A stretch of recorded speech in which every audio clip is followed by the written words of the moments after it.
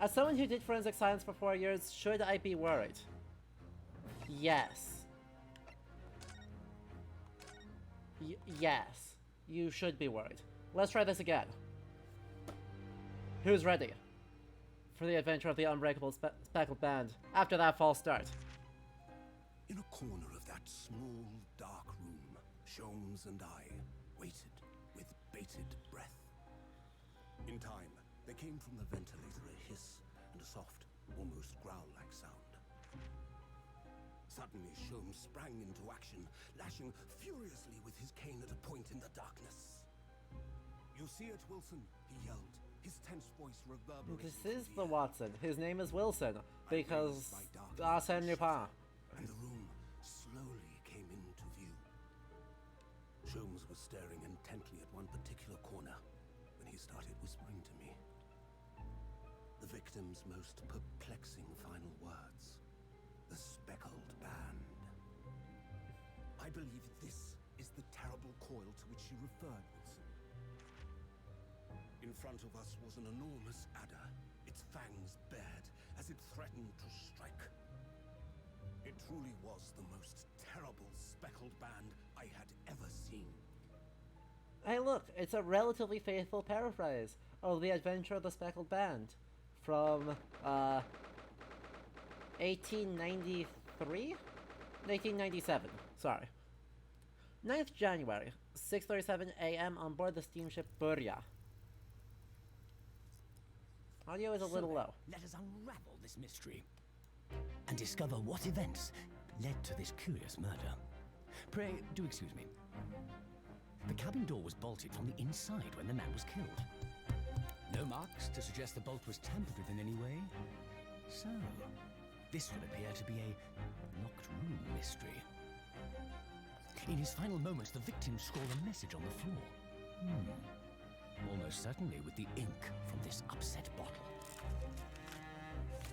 A Russian word. So the victim was a Russian man then. And the letters are well formed, suggesting he was compos mentis at the time. This is a most extraordinary script. And evidently not penned by the same hand as this message. In fact, I deduce it was written by someone of a different... Gee, Sholmes, my lad, how could you have not...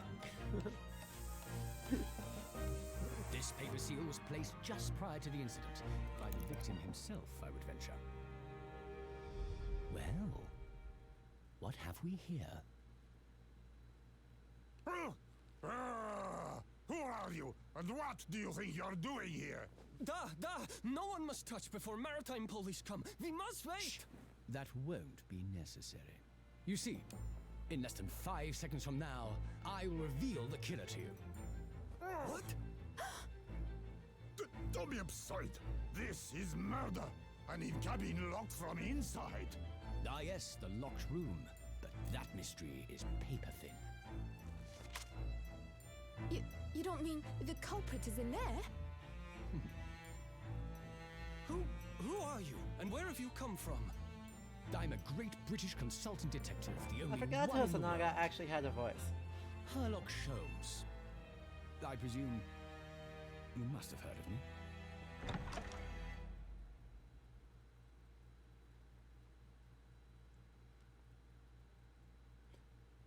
What a strong opening. My head is throbbing. What's going on? Something's not right here. There's trouble in the air.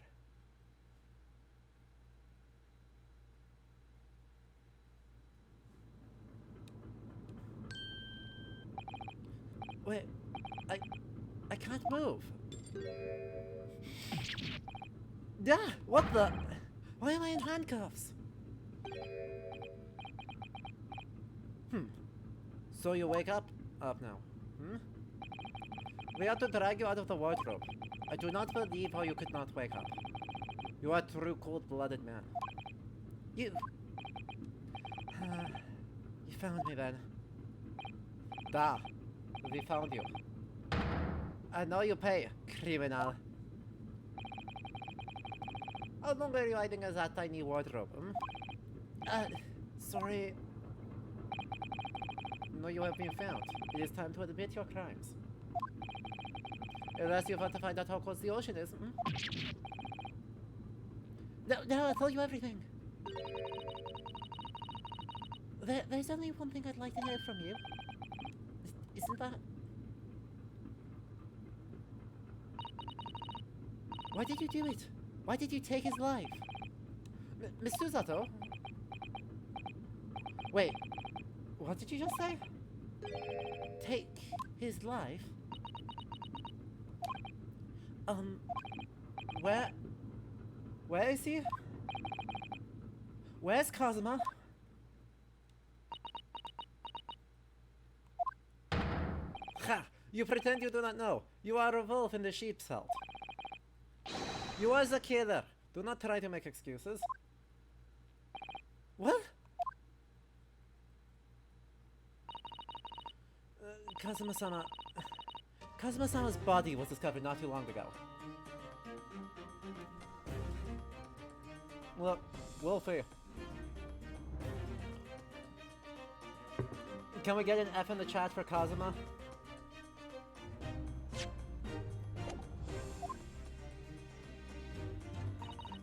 Here, in this very cabin. That was bolted shut from the inside.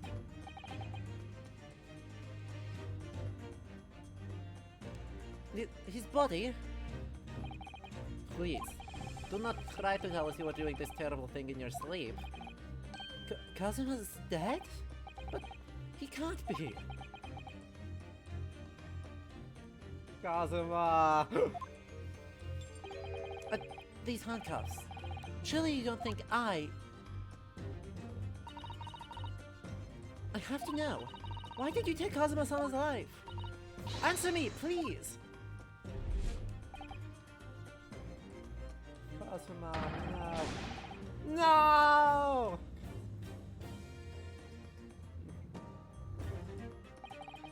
Kazuma, it was just 2 short weeks ago. Are you sure about this? Won't we get in trouble? Don't you find it fun being a stowaway? Besides, how else could you come to England with me to study? It was really something else when they brought your luggage in here earlier, though. The way that Russian crewman just tossed your traveling case onto the floor. I thought I was going to die. Yes, I still can't quite believe that. I really didn't think you'd be able to fit inside my trunk. You must be even less of a man than you look. Hey! Honestly, I thought I'd broken every bone in my body. Well, it's about 50 days until we dock in Great Britain. But if you confine yourself to my cabin here, I don't expect anyone will discover you. Yeah, I hope not. I get the feeling those Russians wouldn't be very forgiving of a stowaway. They're a sturdy bunch, that's for sure. What I want to know is, why do we need to keep it a secret from the young lady? From our faithful judicial assistant Mikotova, you mean? From your close friend, more to the point. Surely we could confide in her, shouldn't we? I don't believe she'd give me away. No, but if she knew what we'd done, that would make her guilty by association. It's best that only you and I know about this. I suppose so. Anyway, it's about the time that the steward is supposed to come and clean the cabin. I know it's cramped, but you'd better get in there, I think. It won't be for long. And anyway, compared to traveling inside my traveling case, it'll be a breeze. Yes, but what if the steward decides to open the wardrobe for some reason? Then I'll be in for it. Stop worrying. I'll tell you what. Why don't you write keypad or something on this piece of paper? What? Then I can stick it over the wardrobe doors once you're inside. I don't know. We've only been at sea for about 15 days. How can this have happened? We're supposed to be going on this adventure to England together. We leave you at the export. Stay quiet until then. Don't make more trouble for yourself. Murderer. No, I'm not a murderer. Duh, you said before. You said you admit everything about your crimes. No, that's not right. I mean, yes, I did stow away on the ship. But murdering my best friend? No one else could have done it. Admit the truth. Susato-san, please tell me what happened. I need to know. Very well. But there is something I would like to ask of you too. Ugh. Those eyes. She looks like she's ready to destroy me. This nightmare is getting worse by the minute. I suppose all I can do is try and find out what really happened. So yes, this dude. We are on a Russian steamship, the SS Buria, crewed by a mostly Russian crew, except for one Hasanaga who's here for some reason, on a trip from Tokyo to London. Which would in fact suggest that this is pre-1904, because in 1904, Russia and Japan go to war with each other. Naturally, this disrupts shipping between Russia and Japan. Though it would not be impossible for it to be later, because international transport ships would still run and be crewed with people from all over the place. Also, yeah, Sword Boyfriend appears to be dead. The hype train went nowhere. He really has been killed, hasn't he? This isn't just a bad dream? And these handcuffs. They think I did it? They think I'm Kazuma's killer? When they found him, the cabin was locked from the inside. What do you mean? There's no access to the cabin via a portal window, and the bolt on the door can't be operated from outside. In other words, after the crime, the culprit couldn't have escaped these four walls. What? Or to put it another way, the culprit could only have been somebody inside this cabin.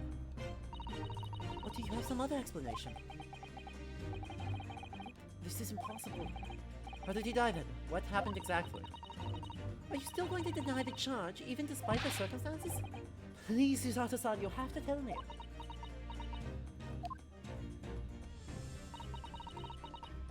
The cause of death is still undetermined. They don't know how he died? The ship's doctor is examining the body, but of course he has no post-mortem analysis experience. I don't suppose we shall learn more until an expert has been consulted at our next port of call. So, presumably that means there were no obvious external signs of injury then? That's true, yes. Can't anyone tell me what actually happened here in this cabin? I don't understand it. Why would anyone want to kill Kazuma? Presumably that's something you know the answer to better than anyone. Please. Whatever you say, you were here in the cabin after all. Well, yes I was, but... he would always wake before dawn and do his training first thing in the morning. I was waiting outside his cabin as I have every day so far on this voyage, but this morning he did not come. I could sense that he wouldn't. Does that mean he was already there when Susato-san arrived at his cabin door, I wonder? I knocked, but there was no reply. Then I started to become worried, so I went to find a member of the crew. The crewman forced the cabin door open, and when we managed to get inside... there was Kazuma-sama, collapsed on the floor.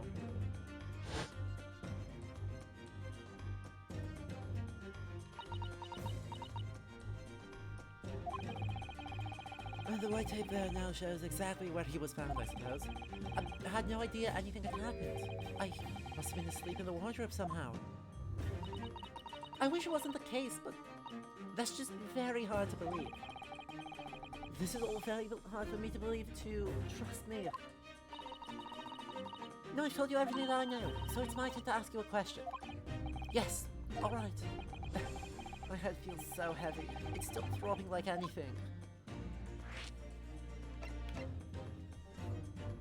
More tape. Well, the first question you would ask is, why did the Japanese man write something in Russian? An excellent question, Blues. If only that was a significant plot point or something. Some nameless punk. The crew knows what it means. because it spells out garderobe, which means wardrobe. The crew is Russian. They have no reason to be suspicious or curious about Russian writers.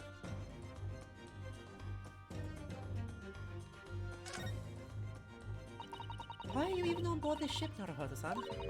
You said something before about being a stowaway, didn't you? Yes, I'm afraid that's true. It's 2 weeks since we left Japan now, and I've been shut up in this cabin the entire time. I had no idea, but how could you have occupied Cosmo-san's cabin for so long without him noticing? No, that would have been impossible, obviously. Yes, of course. Kazuma invited me. He wanted us to go to England together. He actually asked you? But why? I'm afraid I don't really know the reason myself. I don't understand. Kazuma, why do you want this? What's the real reason? Why go to such extreme lengths to smuggle me to England with you?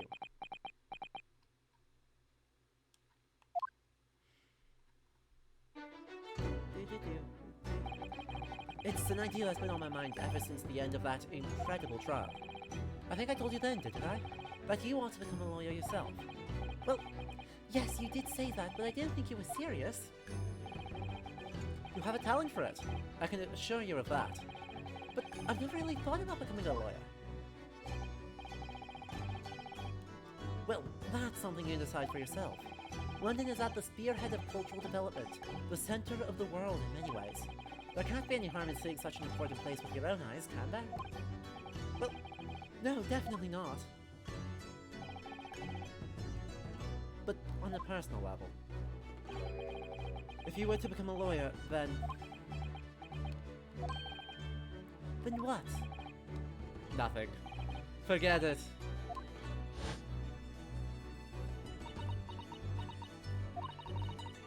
Kazuma-sama he was always saying the same thing, but he wanted to change the Japanese legal system. Perhaps he thought that he could do that with you? Yes, maybe. But something's still bothering me a little. The look in his eyes then. It was darker than I've ever seen it before. Susato-san, I'm sorry that we kept it a secret from you. My stowing away on this ship, I mean. If I know Kazuma-sama, I expect he was trying to protect me, to avoid me becoming guilty by association. That's exactly right, yes. We're perfect, in fact. There's a calling tube in the top left corner of the room, and this is named the Speckled Band. I wonder if it was a snake through that. A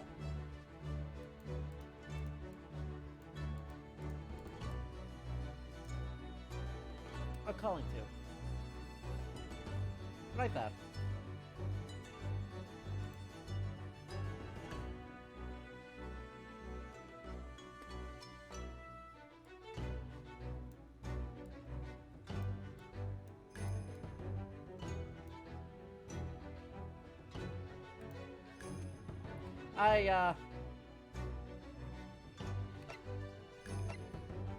Oh yes, also the one right here.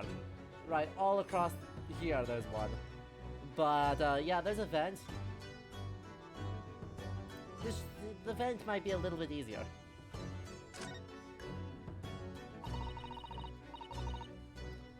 If you're not the culprit, then tell me, what happened last night here in this cabin? Well, the thing is, I don't really remember. Kazuma brought me something to eat, just like he always did. And then I got myself into that wardrobe over there, just like I always did. After that, I fell asleep? Well, yes. So deeply, but you didn't even stir when Cosmo-sama was killed? Well, yes. I know it sounds unbelievable, really I do, but it's the truth. If only I'd woken up, then perhaps I wouldn't be in this predicament. For some reason, my head's still throbbing like anything. Really? Is something wrong? Oh, no, it's... Please, forget it. Susato-san, you have to believe me, I didn't do it! I really don't want to doubt you. But the trouble is, there is no one else who could possibly have done this. Yeah.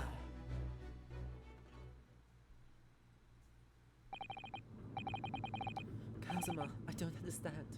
Why? Why did this have to happen? I can't take this.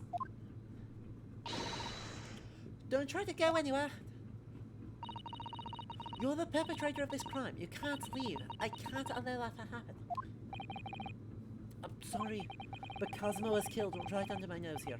And I didn't do anything to stop it. And now I'm supposed to just sit around? My hands tied while whoever did this walks free? No, I can't allow that to happen. Well, what do you propose to do then? I'm going to investigate. I'm going to find out exactly what happened here. I'm going to work out who took Cosmo's life and how and why they did it. So I'm sorry, but you're going to have to excuse me. Hiya!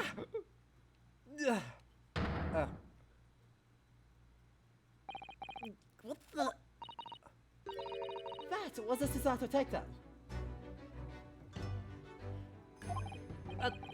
Susato what? What martial art form is that? I'm going to need you to prove it. Sorry? Prove it? Yes, your innocence. I need evidence. But how am I supposed to... Have you gone on already what you achieved just a few weeks ago? You successfully defended yourself in a court of law. Ah, I see. She's expecting me to present some conclusive evidence. I have to get Susato-san to believe me. I'll show some evidence right now that proves I'm not guilty of this awful crime.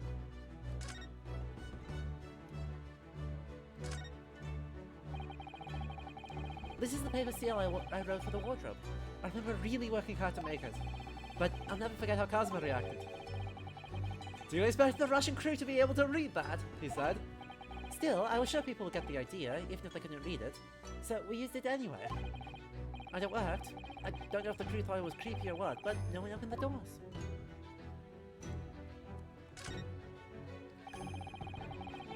You can see the remnants of the glue we used to stick this over the wardrobe doors.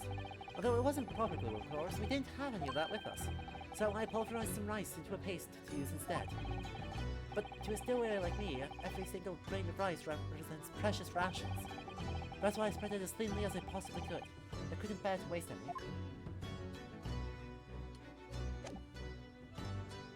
Well. Ah, the symbol of Yume University. Every student wears this pin with pride. It's funny, but most emblems seem to be either round or rectangular. I like this spike design, even though it doesn't really make any sense. Although, it does cause problems. Lots of students end up cutting their fingers on the badges. Perhaps it was the idea of one of the founders. A sharp pin for a sharp mind or something?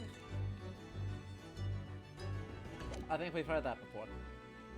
Correct. Ryunosuke couldn't have killed him because he was locked in the closet. Yes! Yes! Tell me, when I was discovered in the wardrobe before, was this piece of paper stuck over the doors? Oh, yes, it was. I remember clearly. I thought so. Cosmo always put it in place whenever I went to sleep in bed. Just in case the cabin steward or another crew member decided to look inside. So, naturally, he did the same last night as well. Ah! Yes, of course! The gentleman who discovered you peeled that sign from the wardrobe doors before he opened them. But if I were truly the culprit, I couldn't have climbed back inside the wardrobe and stuck this on the outside of the doors on my own. Yes, that's quite true. In other words, it's impossible that I killed Cosmo.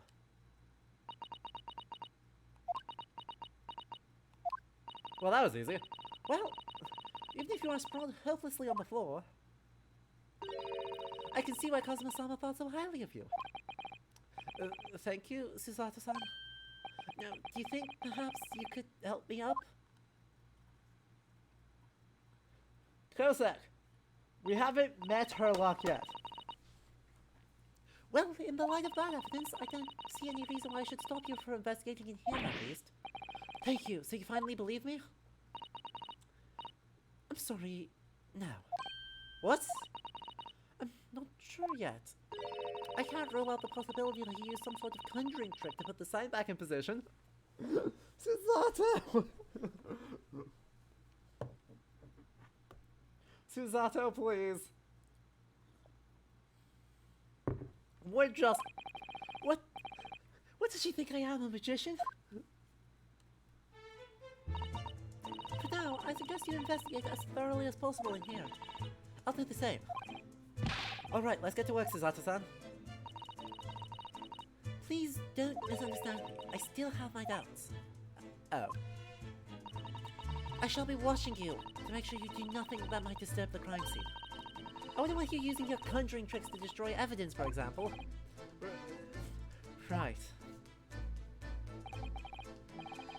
Well, anyway, I should make a start on investigating here. Examine everything I can.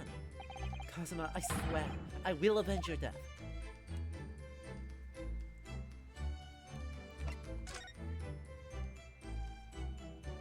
Arrested for witchcraft. Sword. But Kazuma-sama's precious sword. He never went anywhere without it. Yes, he was always saying that Japanese man's katana is his soul. I believe he had to work very hard to convince the government to allow him to bring it on his trip. I suppose that just shows just how important it was to him. And now he's gone. But I'm not ready to let his spirit go just yet.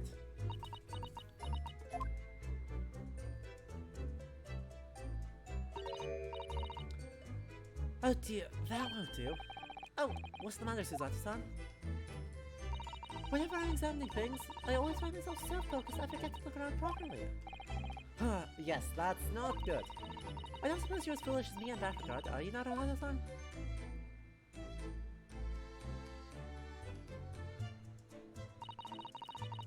I'm sure you're careful to look all around using the D-pad, aren't you? Now let's investigate all corners of the Grand Chicken Lord. You're going to give me trauma flashbacks. Don't hit me with that turnabout Big Top. Don't hit me with that turnaround Big Top energy.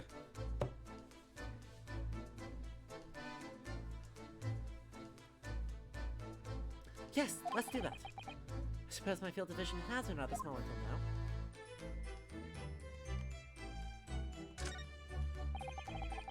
That's my dinner from last night. Roast chicken. It was really tasty. Yes, it was really delicious, wasn't it? Did you eat it on the floor here? I'm not a dog, Susato-san. I ate at the table, of course. Which begs the question of when and how the plate ended up on the floor. But Kazuma-sama didn't like chicken at all, did he? No, that's right. So he didn't touch it. Which meant all the more for me. Oh no, does that mean... Poor Kazuma-sama spent his last night on Earth with an empty belly? It's just too horrible. Yeah, now I suddenly have a guilty conscience and an achy stomach. Apparently Kaz's sword boyfriend hates chicken. There's nothing on this table at all. The plate and cutlery are all over the floor for some reason. Yes, it's strange. Last night when I went to sleep, I'm sure everything was still... No, wait a minute. What is it? That's funny. I can't seem to remember anything about what happened after dinner at all. So then perhaps you are responsible for attacking Kazuma-sama. No! Susato is not earning her brain cells right now.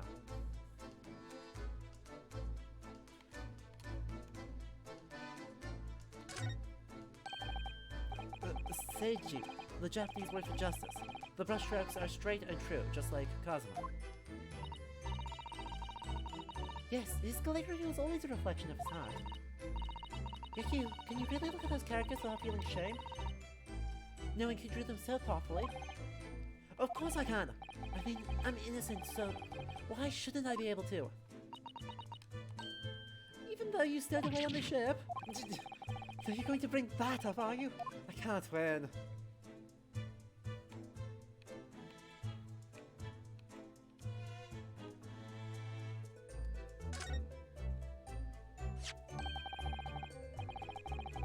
What do you think this is? It looks like a broken piece of glassware.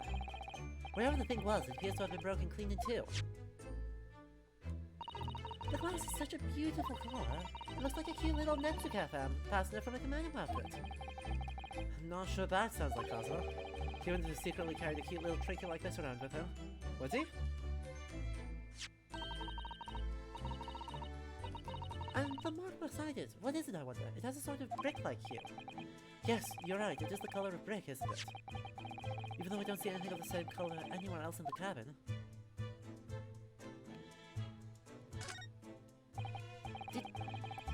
Did Kazuma write that before he died? It looks like it's written in ink. He must have knocked the ink pot from the desk when he collapsed on the floor. And I suppose he wrote this message by dipping his finger in the spillage. Poor Kazuma-sama, I thought he was in terrible pain. It's almost unbearable to imagine it. I suppose he was trying to leave some kind of a clue in his final moments, was he? I'm sorry, partner, but I can't read your writing. I don't think that's Japanese, Naruhodo-san. What? Then what language is it? It pains me to admit it, but I don't know. It's not a foreign script I'm familiar with. What does it mean, I wonder?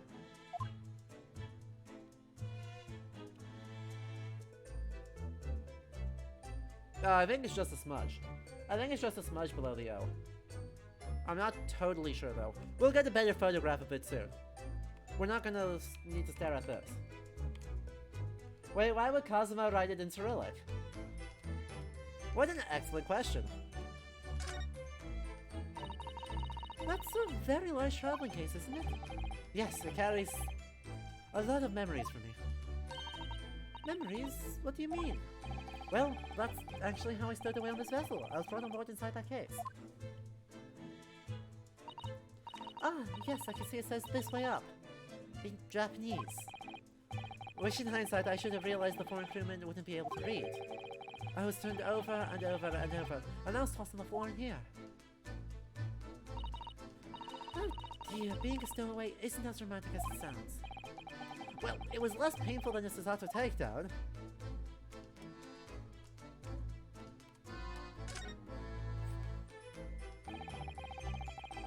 These are the rules of passage for travel above the SS Buria. It's essentially a list of requests from the captain to all passengers on board. Passengers must not keep weapons or other dangerous objects in their cabins. Pets are also strictly forbidden. What? Why are you staring at me? Oh, sorry, I was just thinking, are you more of a dangerous object or a pet? I can't decide. Well, one thing's for sure, either way I wasn't supposed to be in here. And the next object. The books have fallen over on the shelf. Look, they've all toppled the same way. What's this? A statue of some god of the sea? Although he's fallen over as well. Yes, it's all as if the whole shelf has been ransacked and everything mown down at once. I wonder if perhaps it was Kazuma-sama doing his morning sword training, do you think? I seriously doubt it. Then perhaps it was you, Naruhodo-san, in a fit of rage? I wouldn't have bothered leaving the wardrobe just to mess up a few books in the statue. Could the way these things have been thrown about have anything to do with the case, I wonder? Well, I'll just set everything straight again. I don't like to see a mess. Bop. Thank you, Susato. This is where dear Kazuma-sama would have sat whenever he was writing. London Diary. Poor Kazuma. He didn't even make it to his destination. It looks as though the last entry is incomplete. Which means... what? He was in the middle of writing it when the incident happened? Let's see what it says. It could be a valuable clue. Yeah! What's... that's out of the question! What? Kazuma-sama may have departed this world, but you must not read his private thoughts. But what if it's something important? Something relevant to the case? Alright, I won't read it. Susato. Please. Poor Kazuma-sama. I don't like prying into people's personal matters either, but in this case, isn't the need for clues more important?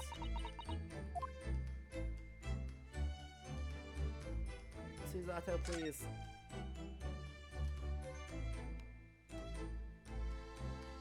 The wardrobe. It's some 2 weeks since we set sail from Japan. Have you really been living in that wardrobe the entire time, Naruhodo-san? I think living isn't quite the right description. Oh, no, I suppose not. Although it must have been rather exciting making this voyage in your own secret hideout. The trouble was, I never knew when a member of the crew might come in. So yes, I did basically have to live in the wardrobe. And last night was no exception. But because of that, you had no idea what's happening out here in the cabin. No. Sadly not. Oof.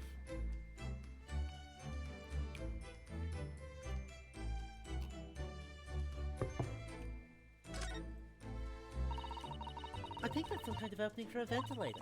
A hole through which fresh air can circulate into the cabin. Isn't that a little odd? What do you mean? Well, this ventilator, if that's what it is, looks like it must connect to the next door cabin. Yes, it would appear to. You're right. But if its purpose is to allow fresh air into the room, surely it should be connected to the outside. That's true. Perhaps it's so that rain and spray don't find their way in when seas are rough, or something like that? I suppose. Maybe that's it. My boy. Who's that? He wasn't there a minute ago. As far as I can tell, it looks like he might be European. Oh, how did he... You've noticed the man too, have you? I've no idea who he is or how he got in here, but he looks suspicious. And tall. Suspiciously tall. Naruhodo-san, don't tell me. Do you really not know who that is? Well, no. I don't have any foreign friends or acquaintances at all. He doesn't look like a member of the crew. There's something very unusual about him. Does he investigate Cosmo's desk, or is he just playing on it? I can't tell. Well, in that case, we simply must talk with him. I was just imagining it, or does Susato-san look almost uncontrollably excited? By the way, I suspect you've noticed already, but just in case, if you press A on people when they're in the crosshairs, you can converse with them. Alright then, I'll get that suspiciously tall gentleman in my sights and see what he has to say for himself. Oh, please do! Heck. How about first, the drawstring? This is... Yes, it's a bell cord contraption, I think. What do you mean, contraption? I read about it in a book I was studying that talked about life in Great Britain. Large households often have bell cords like this, which you can pull to ring a bell to summon servants. Really, that sounds almost magical. Shall we give it a little try? Yes! In the interest of cultural research, obviously.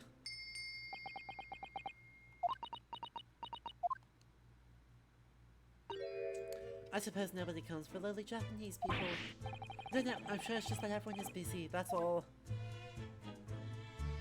Now then, chat. Shu Takumi's masterstroke. What if Sherlock Holmes was a himbo? Excuse me. Excuse me, do you have a moment?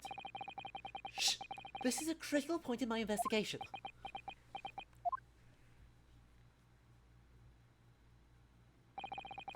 Maybe I should leave him alone. He seems a little unfriendly. Yes, perhaps that would be for the best. Greetings! I hope I haven't kept you long.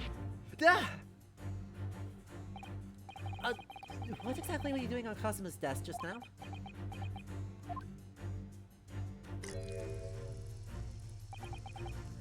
Ah, I see. Fascinating. Sorry, what do you see? It feels like he's looking right through me.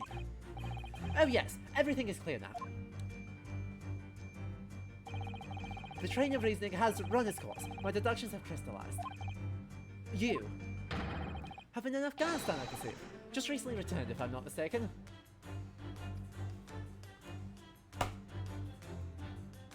reference to a study in Scarlet, in which the first thing he does upon meeting John Watson is identify that he has recently been in Afghanistan.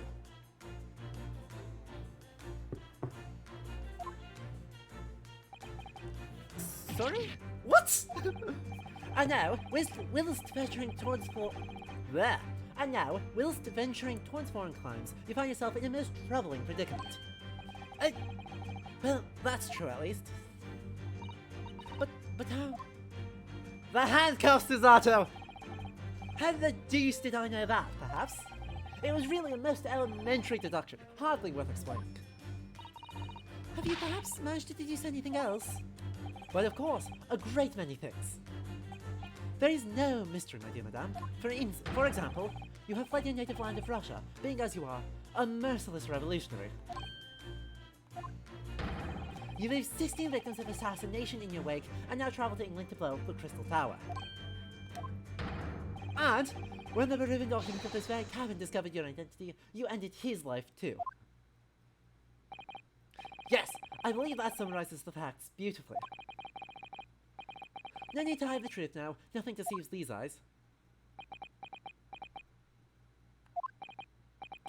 Just to be clear, you are talking about me, are you?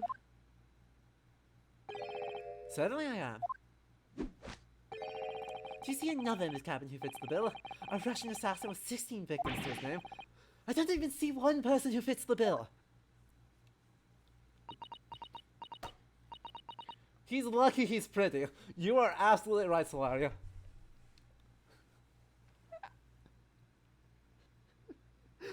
What if Sherlock Holmes was a himbo? So it's true. It was you who did this to Kazuma-sama. What? And you're plotting a revolution too.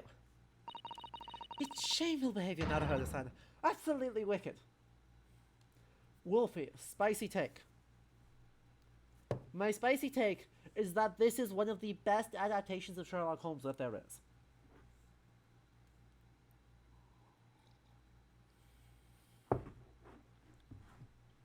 He's a dumbass, but he's our dumbass.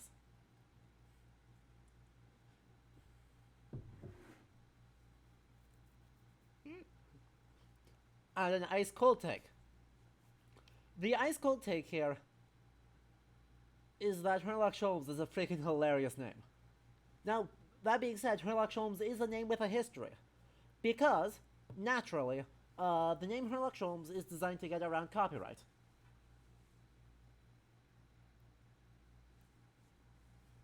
Right? The thing is, they're using this because it is not the first time it was done. Because in 1903, I believe, Maurice Leblanc published the first iteration of Arsène Lupin meets Sherlock Holmes. And Arthur Conan Doyle was like, excuse me, that's my character?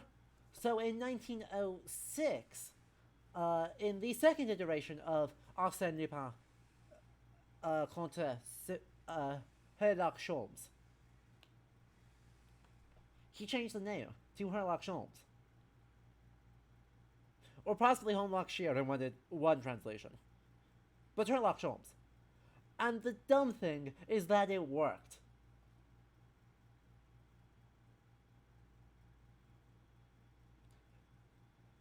They tried to challenge it, and it worked.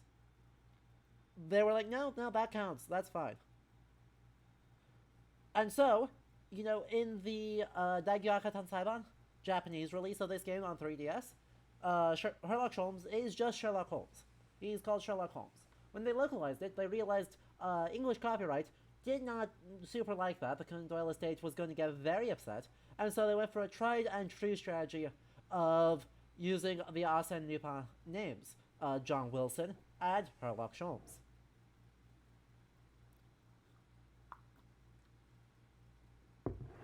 So we've got a lot of references to Lupin, but I don't think we're actually going to see any explicit references to Lupin. That being said, I'm not totally familiar with Leblanc's stories, so if you guys do see anything in here, do shout it out. It's great. I love it. Also, this game is set almost exactly when Hound of the Baskervilles releases, arguably. But it's after Sherlock Holmes dies in 1893. But it's sometime around either when Hound of the Baskervilles releases in 1901, or when Sherlock Holmes is revived in 1903. But we're going to talk a lot more about Sherlock Holmes stories and the Victorian aesthetic in the next case. The next case doesn't have a lot to do with Sholmes, so we may need to wait partly until case 4. But I think there's something in the construction of Victorianism that'll be really fun to deal with once we get into London itself. No, listen, there's no way I... Ow! Now explain yourself, tell me everything! This is ridiculous.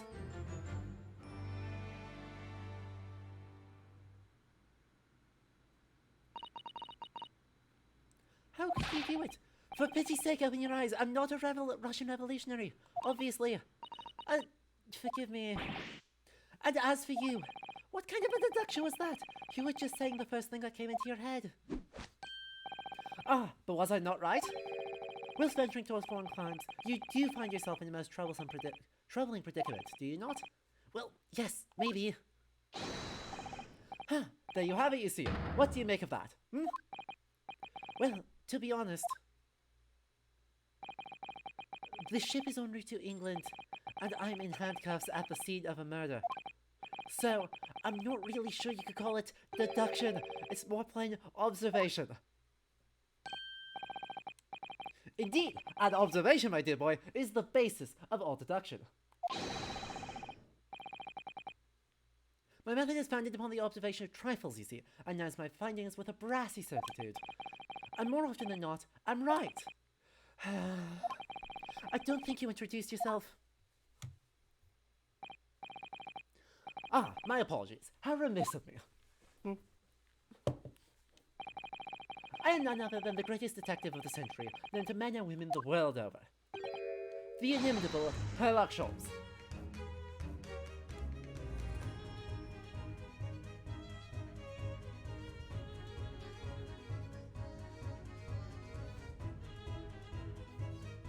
Solaria, these are the two smartest characters in this video game.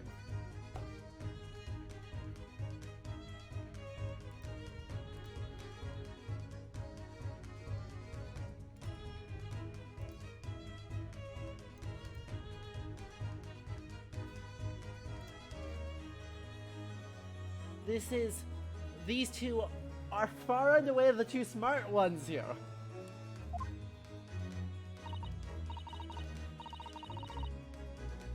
So, it's really you, the actual Herlock Sholmes?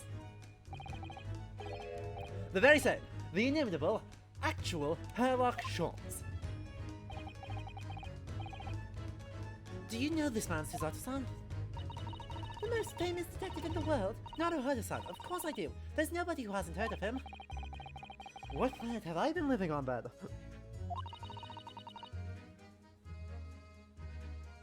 We must ask him what he's deduced. He will have worked out the entire case already, I'm sure. Really? Why do I feel uneasy about this?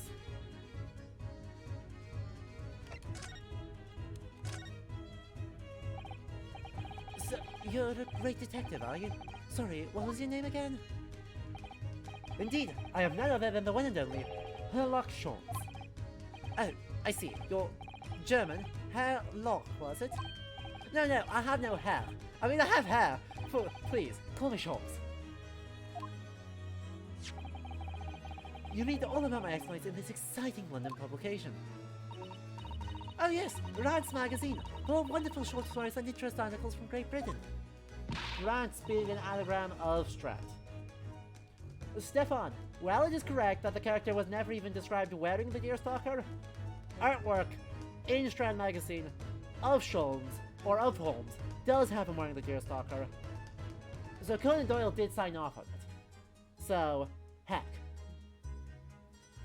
I never misunderstood you. I heard sent from England especially. Herlock Sherlock. Nailed it. Ah, yes, here it is. The Adventures of Herlock Sholmes. So, you're the protagonist of a series of short stories, then? Indeed I am. And you've read so many of your own stories, you start to think you really are a detective? Make no mistake, I'm not the poor deluded fellow you take me for. Your inference is backwards. Backwards? My trusty biographer records my greatest detective achievements and chronicles them in the magazine. You have a biographer, do you? Doesn't everyone? Mine goes by the name of Dr. Wilson, presently keeping shop in London. Dr. Wilson?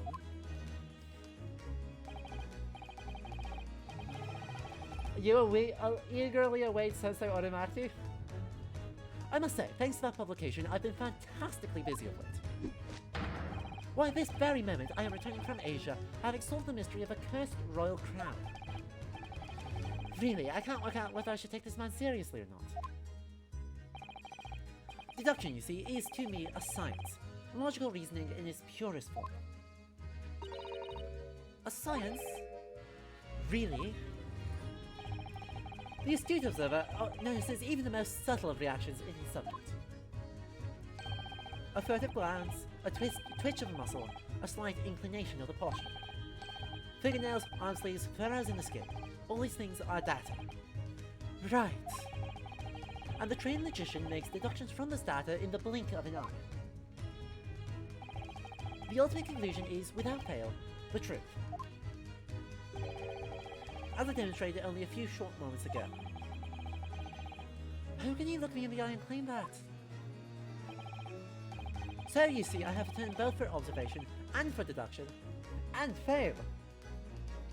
Yeah, let's also not forget, you make a good point. You make a good point, Grand Chicken Lord.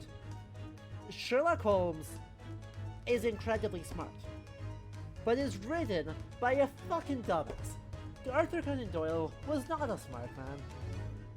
He just asserted things, was wrong about how, like, physics works most of the time, and was persuaded by paper cutouts that fairies actually existed.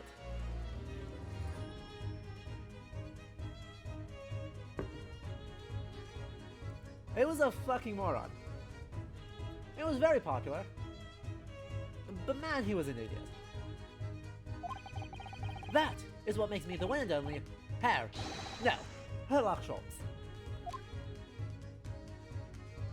Houdini could have convinced him that his tricks weren't actually magic. You see, nailed it.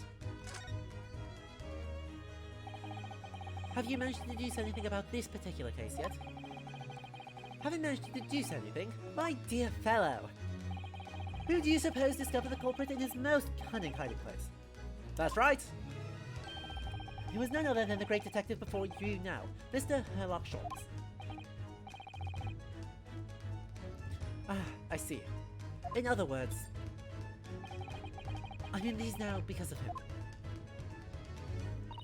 When I became anxious about Cosmo-sama this morning, I summoned all of the crew members to force the cabin door open. And I concealed myself among the number, gaining entry to the scene of the crime. Yes, luckily for everyone, the great detective, Herlock Sholmes, was on board. And the handcuffs seemed to be an excellent fit, Mr. Naruhodo. Yeah. The very moment I laid eyes on the scene, two facts were immediately apparent to me. Oh, really? Two facts, you say?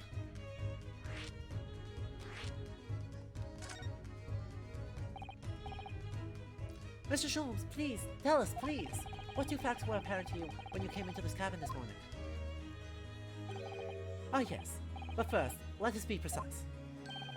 The two facts in question were immediately apparent to me. Yes, I understand. But what were they? Allow me to elucidate.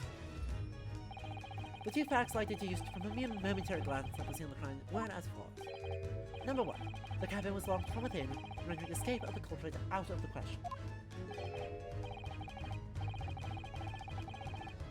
Parisian, we really won't see that much more. We'll see an entire news article in Russian if you can hold on for like 5 more minutes.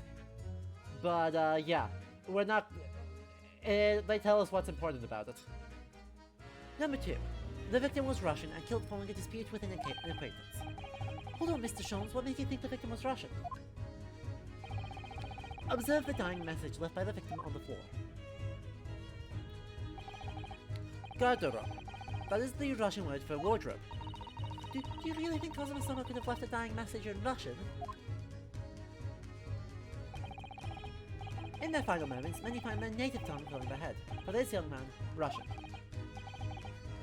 Cosmo was Russian, was he? Initially, I considered Garderobe maybe the name of the killer, a certain Robert Garde, perhaps? But in the interest of thoroughness, I decided it'd be wrong not to look inside the wardrobe there at least. Where you found Mr. Naruhodo sleeping soundly. Quite so. I found you, the renowned Russian revolutionary killer. Why is it that I'm Russian too? I observed that you were wearing the same attire as the victim. In other words, you are acquainted. And if my memory serves, that outfit is the traditional dress of the Russian people. Our school uniforms are the traditional dress of the Russian people. I had no idea. And I had no idea that a detective could get something so wrong. I took a photograph of the victim and the message, that I might analyze it for possible hidden details. Garderobe. This was taken immediately after the young man was discovered, before the body was removed. Yes, Cosmo had already been taken away when I woke up. This is the first time I've actually seen him like this.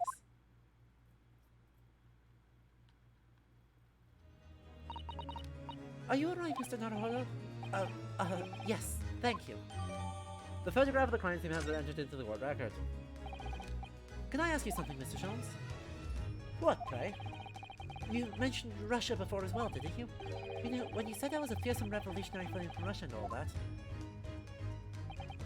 Ah yes, the train of reasoning that led me to the truth. Would you mind explaining that train of reasoning to me, do you think?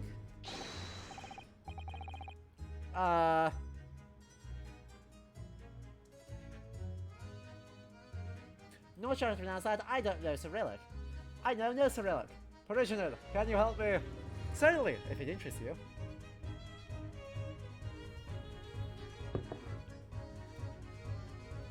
Solaria, we are all morosexual here. Koniečno?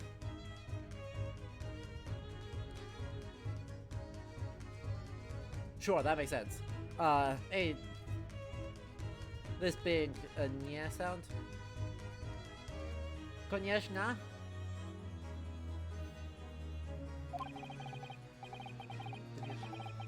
How many times? I'm not Russian and I don't speak Russian. Your deduction, Justin. Can we talk about your deduction before? The things you concluded about me, I mean. Oh, the now famously accurate traveling predicament you find yourself in. Actually, it was the other details that I was more hoping to discuss. You know, the merciless Russian revolutionary and assassin of 16 part?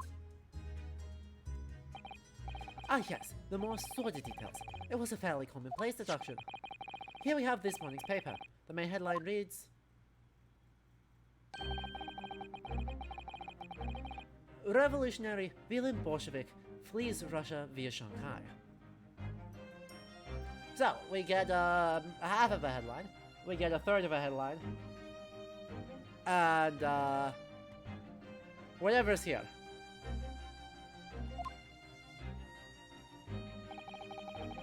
This vessel made a port call at Shanghai yesterday, and last night the young Russian was murdered. Since when was Cosmo Russian? It sounds like Mr. Sholmes has concluded he was Russian because of what Cosmo somehow wrote on the floor. It was a simple act of reasoning to realize the culprit of this crime was the same merciless revolutionary. Villain. Exactly. Villain Bolshevik. A bit on the nose. Anagram of Vladimir Ilyich Lenin. You know, villain. He's a Bolshevik villain. Puns. Puns. One who had killed the very man who helped him to escape after his true identity was discovered. Yes, you. Villain Bolshevik. No, how could it be me? I don't look anything like this man. Just look at his face. Well, you are a fearsome revolutionary after all.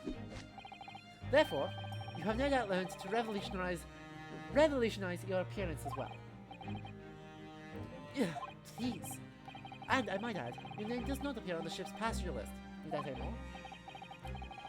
Well, that's because I'm a stowaway. What about the other details? The 16 victims of assassination and blowing up the Crystal Tower? Oh yes, the journalist clearly interviewed the man and printed all those particulars in the article. The deeds this man has perpetrated thus far and those he is plotting. Yes, everything about this revolutionary Bolshevik was included. There can be no mistake. Do revolutionaries usually agree to interviews with newspaper reporters, I wonder? And what about the part where you said I was just returning from Afghanistan? Also quite clearly stated here in the article. Bolshevik is recently returned after a period of subversive activities in a war-torn region of Afghanistan. Where even is it anyway? This Afghanistan place. Here, take the paper for yourself, as a little memento of this great deduction. Thank you. I've absorbed all that is of interest to me within its pages, but I see no rubbish bin nearby. The article about the revolutionary has been entered into the court record. And you may find the article on the back page as of interest as well. On the back, cast your eye over it sometime if the interest takes you, though you may need someone to interpret. It's all written in Russian, I can't help to read it, but I suppose it wouldn't hurt just to glance at the article, but maybe there might be a picture or two. Alright, let's look at it. Come now. Examine.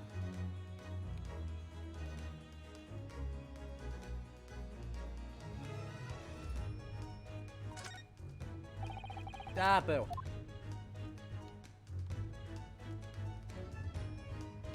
I know this is risky.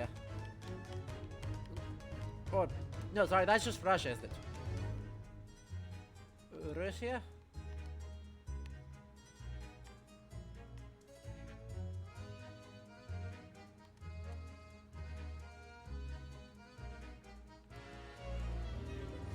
It's a revolutionary flees Russia. Alright.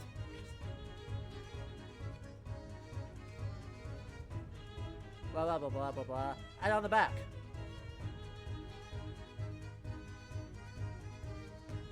Heck. There we go. Nice and straight on.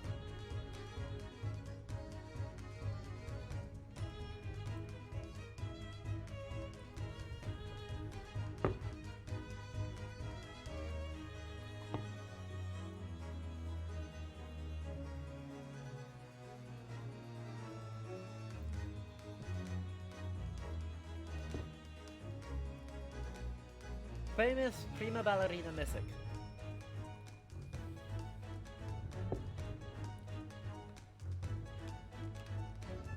So on the front, a revolutionary.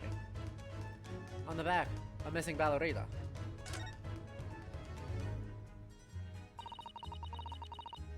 I'm afraid I can't read a word of Russian. No, me neither. I have no idea what any of this says. The pair of you floundering is a sorry sight. Allow me to offer some assistance. The article on the front page of this newspaper is concerned with a fearsome Russian revolutionary. It reads, "Revolutionary feeling Bolshevik flees Russia via Shanghai." Yes, you told us that before. It reveals also that those who see the man's beard within their eyes never lifted on the tail. Oh my goodness, he is fearsome. Well, presumably the newspaper photographer was alright, wasn't he? The solution is obvious, of course. If he despises his beard to that degree, he need only shave it off. I'm not quite sure that's the problem, Mr. Sholmes. And on the back, the only thing of interest is this this is interesting. Have you found something relevant, Narahoda-san? Well, no, I mean, it looks like it might be interesting. I can't read a single word, I'm afraid. No, nor can I. Look at this picture. Perhaps it's about a beautiful young Russian princess, do you think? She is very pretty, don't you think? I suppose you enjoy articles like this, do you? I don't know, I can't make any sense of it. Oh, I'm glad you've noticed this article. Ah! Allow me to give you a short summary of its contents. Oh, thank you. He pops up everywhere, this Mr. Sholmes. It's about the disappearance of a young lady last night. Renowned prima ballerina of the Novovich Ballet disappears from Shanghai. During a performance in Shanghai, the famous dancer was reported missing. I see it, Shadow Reaper. I see it. She's, of course, the talented young Nikolina Pavlova. Why are Russian names so hard to remember? It would appear that the woman was in costume when she was found to be missing from her dressing room, wearing the diamond tiara you see pictured, which is worth some 20,000 rubles. Oh, how much is 20,000 rubles? I have no idea, but I'm quite sure. It must be an unbelievable sum of money. That's a lot of cash. Those eyes are shining like diamonds themselves. The tiara is the property of the Novovich Ballet. I assume the director is beside herself with worry. Yes, I'm not surprised. The company is most anxious to recover both Miss Pavlova and the valuable tiara. They requested international assistance at all ports with sailings to Great Britain. Could this be another case of a Russian fleeing his or her country? It does seem to be the Russian thing to do. Ugh. I'm not even going to dignify that with a response, Mr. Naruhodo. I'm afraid to say that this sequence may not age well in present moment. And thank you, Parisian, for confirming that the actual newspaper text is gibberish. Nah. Lowering... There's no good place for me to be on the screen, unfortunately.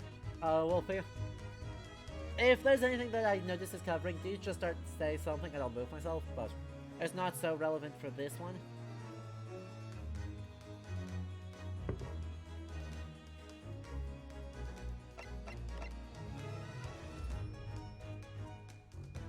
Know that she's more Serbian than Russian? That's fair.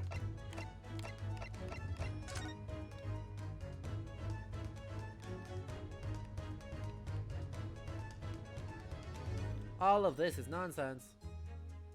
And then there's just one headline here.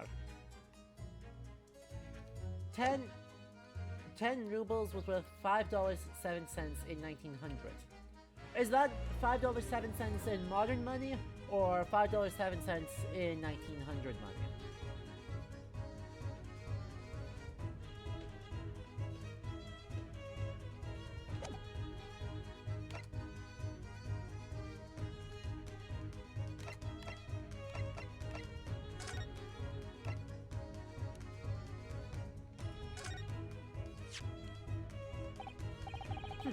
I've never seen anything like this. Most extraordinary, right? The text everyone reads detective stories is in there. Love it, Parisian. Love it. You said the same earlier this morning, I think. Indeed, but its uncommonness is so remarkable I felt the need to say it anew. Yes, I do believe these characters may be a crude attempt at a Japanese script. What? Mr. Naruhodo, I don't like to be the one to tell you this, but I think Mr. Sholmes is trying to say that your handwriting is a little untidy. Is he making fun of me?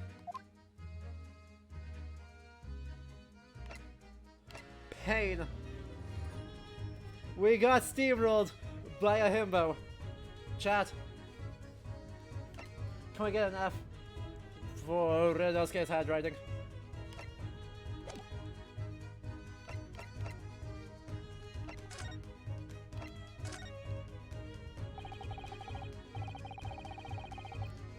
Before we started talking, you were examining Cosmo's desk, weren't you? Cosmo? Ah yes, the victim. Did you notice anything useful? Anything at all? Observe for a moment the desktop of the victim.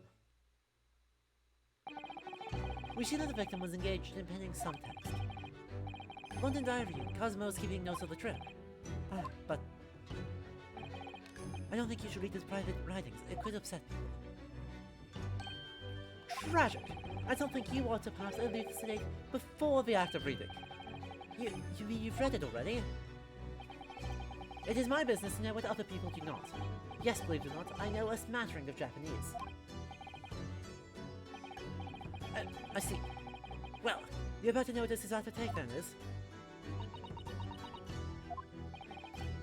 Susato-san, Aren't you going to throw the detective up on your trademark takedowns? I'm sorry, no, Hana-san. What on earth do you mean? Life is so unfair. Anyway, to return to the matter at hand, namely, this diary belonging to the victim. It would appear the final sentence is incomplete, as if the author were cut short. Tell me, what is the nature of the writing? Pray be precise as to details. But I thought you knew Japanese. A smattering, my dear boy, a smattering. Sayonara, bonsai, mikado. Nado. I trust you're suitably impressed.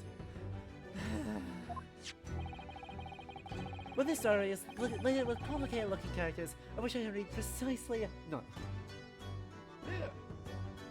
Oh yes, he is absolutely a weeb. Now, the reason why he's a weeb is actually quite wholesome, but he is nonetheless a weeb.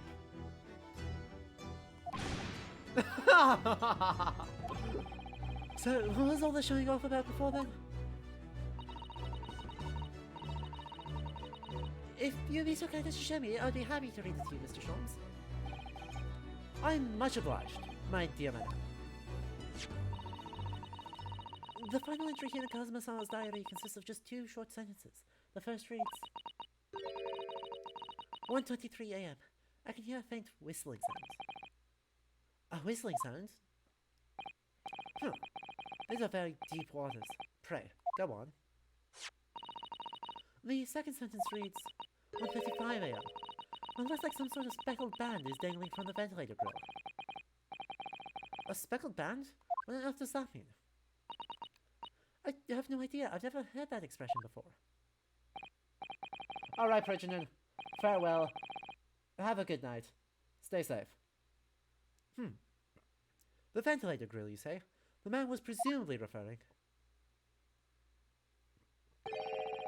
to the lattice there on the wall, which connects to the adjoining cabin. Yes, the adjoining cabin. Kazuma's diary has been entered into the court record.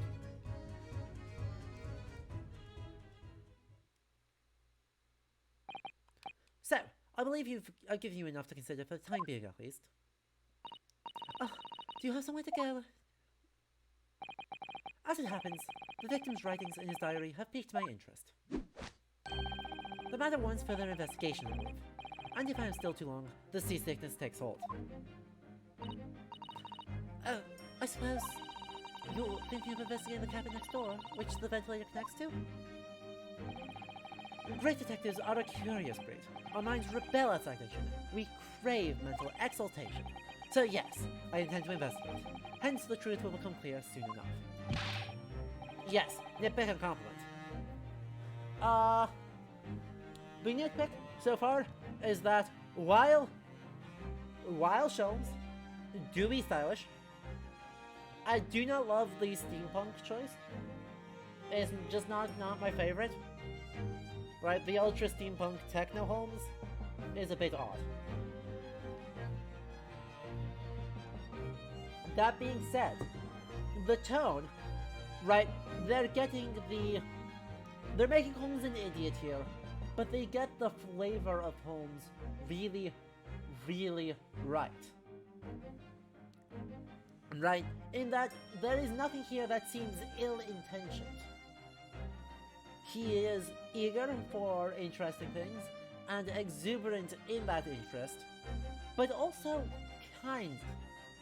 Right, that's the thing a lot of Holmes adaptations are not great at. Even the Basil Rathbone ones are not very good at making Holmes kind. Sorry, I will just speak up. I'm not gonna keep fiddling with it because every track is a different volume in this game. So I'll just speak up here. Right. Like, let's look at the, I can actually click over here real quick to the beginning of, oh sad, I closed it. Unlucky. But, anyway, in the beginning of the adventure of the Speckled Band, the first thing he does is tell the woman who starts the adventure to please calm down, right? It will all be okay, I promise. And then actually attempts to be comforting. And is actually quite thoughtful in that. So, ends up actually working quite well. So, they're getting that flavor of Holmes really quite right. Do you think perhaps that we could go with you? No, that would be somewhat complicated. What? But why? A simple glance at your wrists should reveal the answer. Oh, these. After all, you're the prime suspect in this matter, no? There's no point trying to turn it into a question. You're the one who decided that I was the culprit in the first place. Whatever you mean. I have no recollection of naming you as the culprit at any point. You must be joking. You just said it only a moment ago. Oh dear me, you are clearly misguided. I would have no cause to say such a thing. Well, actually, Mr. Sholmes, I did hear you say that too. You're quite sure? Well, that's very strange. I wouldn't have said you had the face of a criminal, you know? Not really. So what? Were you looking at my knees before? Again, a reference to a home story. This one being the Red-Headed League. Some great detective you are. Well, anyway, that was then, and this is now. What do you mean? What I mean, sir, is this. If you are the culprit, then you must blame the part more convincingly. Roll over and accept your fate. No, he's just being plain rude.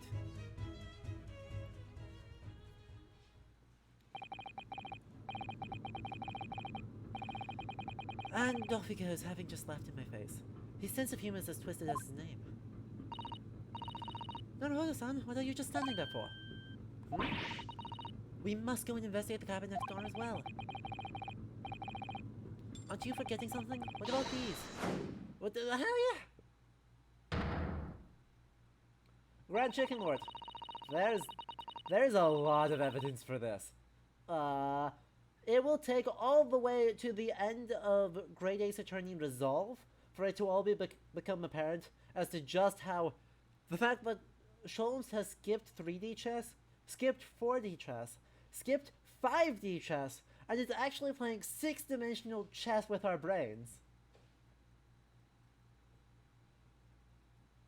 But I promise you he is. And you will fall in love with him for it before we are done. After Kazuma-sama started his dying moment struggling to give us a clue, you're willing to give up? You're just going to roll over and accept your fate? Yeah. As if you gave me any choice in the rolling over part.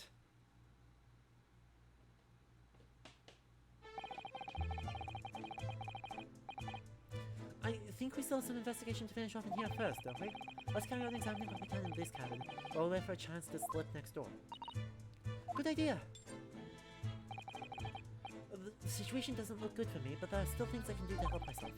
And I owe it to Kazuma to do everything I can to find a way out of this, and bring the real culprit to justice.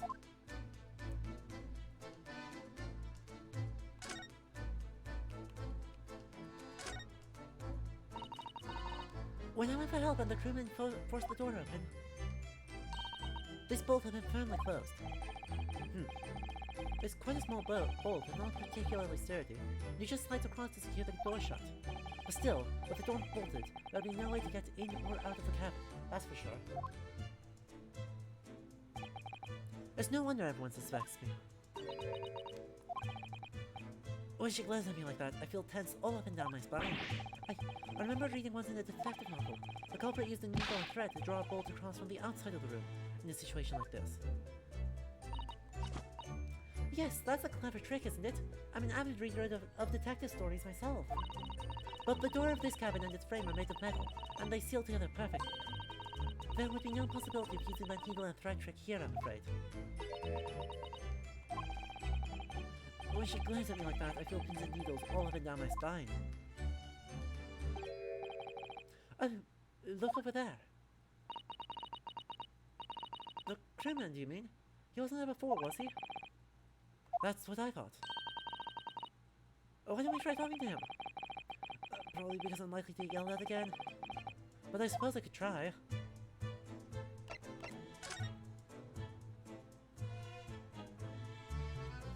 Wolfie, her sleeves. Her sleeves are magical. She keeps so much in her sleeves. By the way, another compliment for free. Very appropriate for traditional Meiji period women's garb to actually like store things in the sleeves. To have little pockets sewn in that you store stuff. Actually, quite legitimate. You'd sew pockets into them. Right, you don't just have the sleeves loose.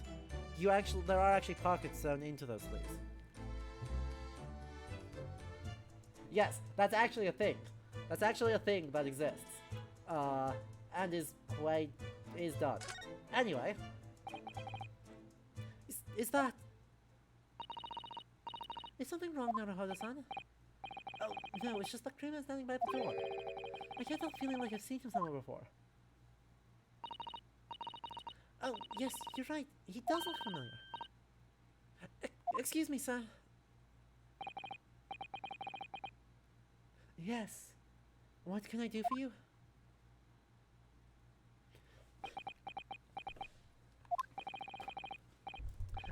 I recognize that face, but it can't be.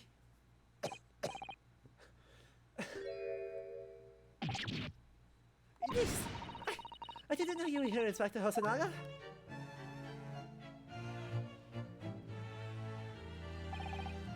Hello again.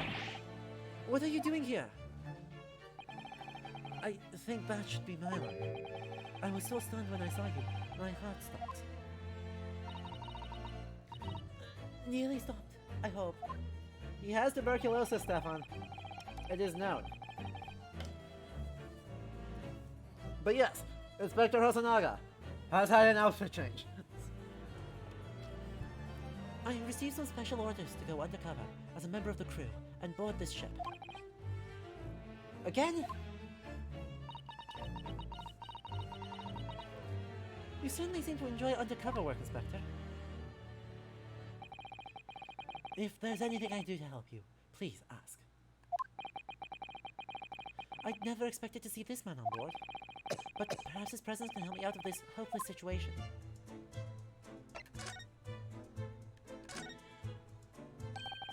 So, what are your special orders this time, Inspector? Yes, why are you dressed as a member of the crew?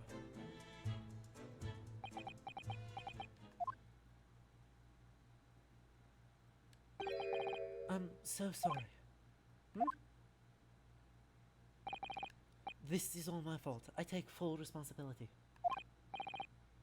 For what? My orders were to act as Asogi-san's bodyguard. It was Minister of Justice Jigoku who pushed for this overseas study tour to go ahead. And he entrusted me with ensuring that Asogi-san reached Great Britain without being assassinated. Assassinated? How could that even have been a possibility? I'm not sure, but these are complicated times. There are tensions between the world's greatest powers. Minister Jigoku said that we should be prepared for all eventualities. This is incredible. I don't believe it. Kazuma-sama was assassinated? Obviously, we couldn't give Asogi-san a visible security escort. Which is why I'm undercover now, posing as one of the crew. Some nameless punk. It is not nodding to the Russo-Japanese War, although it does generally fit the tense environment of the turn of the 20th century, with everyone attempting to do a colonialism and be better than everyone else at doing a colonialism.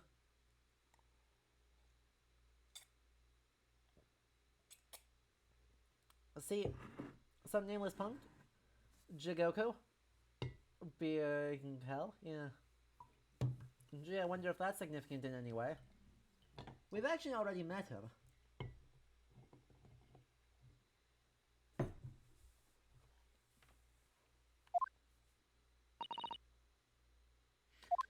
I see. And I didn't take my eyes off him the entire time we've been on board, from morning until night, every day. But I never imagined it would happen here, inside his own cabin, not here on the first class deck.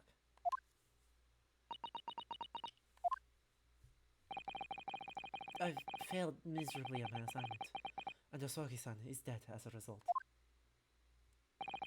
I'm a disgrace. All I can do is humbly apologize.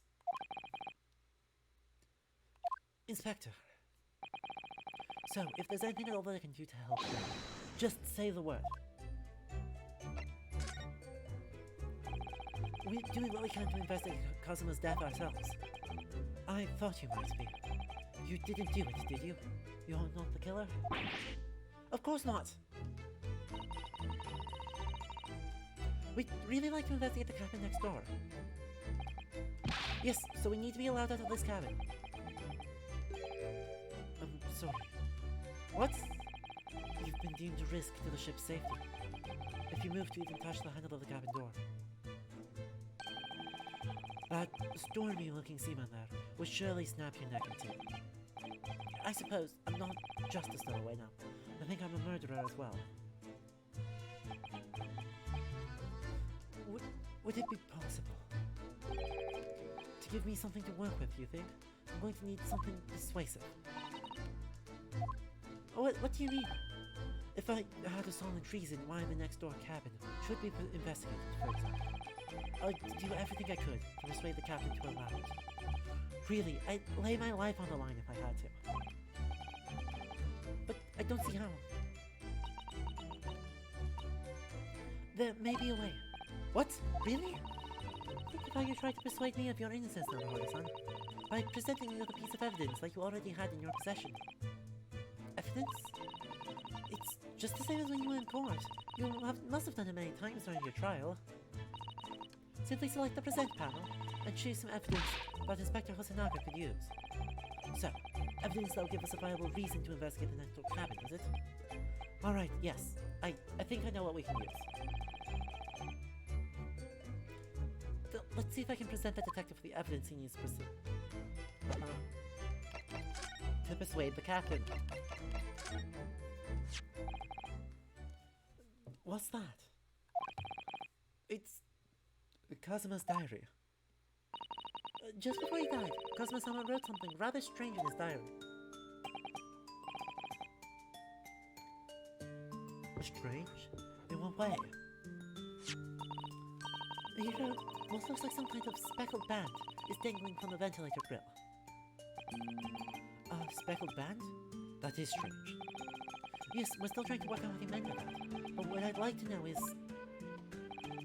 Don't tell me. The ventilator, is it? You're very astute, Inspector.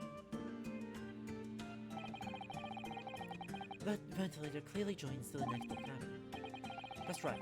So if we can investigate it now, we might be able to work out what that speckled band was. Alright then. I can't leave this cabin at the moment. I'm stuck here until we arrive at the next port. The captain has given me strict orders to guard the scene of the crime, you see. I'll have to entrust the investigation to you. Really? You're willing to do that? Yes, as long as you don't leave the first-class cabin area. I'm afraid I can't remove those handcuffs, though. But what about the captain? Aren't you going against his direct orders? I'm a man of my word. And I promise you that I'll lay my life on the line, if that's what it takes to convince the captain. After all, I failed to keep Asogi-san safe. This is the least I can do. Thank you. Let's seize the moment then, Naruhodo-san. Just like move, and we can leave this cabin at last. Move. Alright, let's see what we can find out. First class passageway. 9th of January, 7:48 AM, SS Burya. First class cabin passageway. Phew, we're finally out of that cabin. I have to admit, this isn't quite what I was expecting. It's less spacious out here than I thought it would be. And this is the most luxurious accommodation. Yes, indeed. Cosimo-sama was being sent on this study tour by the government. That's why he was being put up in a first-class cabin. Even still, this is about twice as large as my accommodation in steerage. Really, that must be awful. Oh, look over there. That's another crewman keeping watch. He looks enormous, even if he is sitting down. The door next to him leads to the second-class accommodation. It's supposed to make sure that no one comes in here who shouldn't. I suppose. Like, people in handcuffs. Naruto-san, you look like a little boy visiting a toy shop for the first time. I'd have thought you'd be used to the ship by now. We've been at sea for 2 weeks already. Well, yes, I know, but the thing is, I was inside Cosmo's trunk when I first came aboard, and ever since then I've been shut up inside that little wardrobe. It must have been a very trying time for you. Oh, please don't give me that pitying look. Examine the ship. This looks like a plan of the SS Burya. It shows each deck, look. The Burya is a large-scale steamship with a triple-skinned hull. What a marvel of engineering. Well, it's been playing on my mind for a while now, actually, but how is it that such a huge lump of metal doesn't just sink to the bottom of the ocean? Oh, that's really quite simple, Naruto-san. It is? Well, consider the Japanese archipelago. The islands of Japan? Yes, they're not metal, but they are enormous lumps of earth, many, many times larger than this ship. And they don't sink, do they? They've been floating halfway on the sea since the gods created them. Well, I suppose so. Seems sound to me. Hello. Excuse me, but could I ask you something? You little story murderer? That wasn't a good start, was it? Alright, let me try instead. Good day, Mr. Sailor. I'm so sorry to trouble you, but can I perhaps ask something of you? You? You little third-class ladies' maid? We seem to have got this sailor in a bad day, Sudato-san. I am not sailor. My mother gave me name. I am senior crewman, Beef Stroganov. The best thing is to just avoid eye contact, I think. Mr. Stroganov, about this first-class cabin area. Here we are in finest part of Burger steamship, for very important persons. What sort of very important persons? Government officials, kings and queens traveling in secret. Many important persons.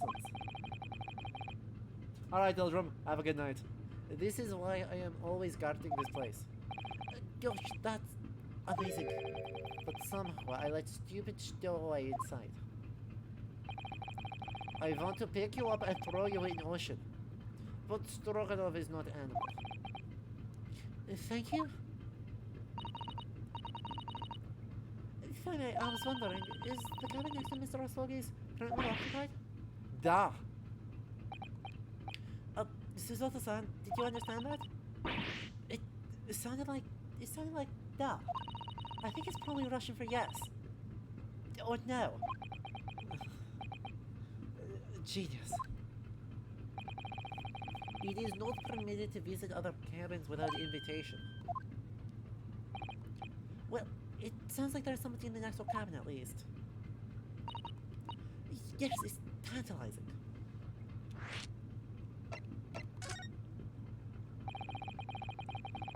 Wolfie, I'm not attempting to do a good Russian accent here, but fair. Could you tell us who's traveling in the cabin next to Mr. Vasogi's? His name is Mr. Grimsby Roylott. He is a very important Western gentleman. A Western gentleman? Do not think about it. He has nothing to do with murder of student boy. How can you be so sure about that? Mr. Roylott is authentic Western gentleman. Such a man would have no interest in lowly student from insignificant Far East Island. That was harsh. Could you tell us when Mr. Roylott came aboard? That is not your business. Come to think of it, even though we've been at sea for 2 weeks now, and I've been in Cosmo's cabin the entire time, I've never once heard anything from the next door cabin, or even felt like there's anyone there. Well, presumably, since this gentleman is occupying one of the first-class cabins, he must be rather important, is that right? Well, that is not your business.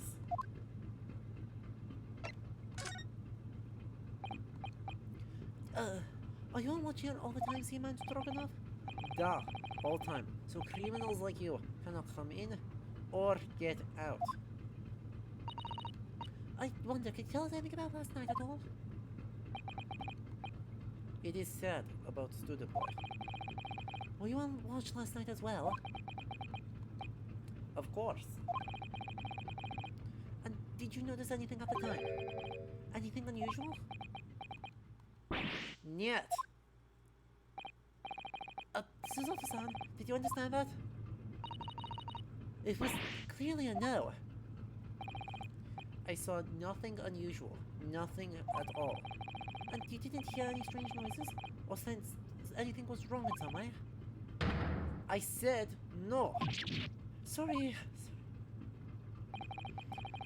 Not so sure. I could have sworn he wouldn't catch my eye for a moment there. This is enough. I cannot say more now. Oh, it is time for me to report to Captain. You must return to cabin. Yes, alright. Bulkhead to second class area is staying locked at all times. You will escape when the lobster whistles on top of the mountain. Or, as English say, when the pigs fly.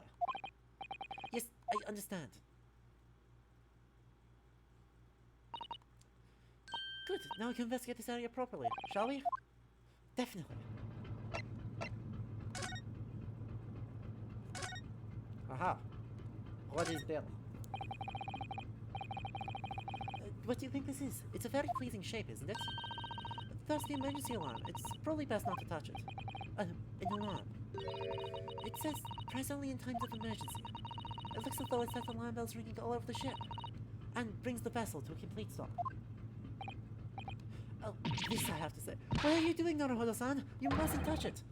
But this is an emergency situation. Just look at these handcuffs. You know full well that's not what the alarm is for. If you were to bring this vessel to a standstill for no good reason, you'd be in an even worse situation. I wish everything would just stop.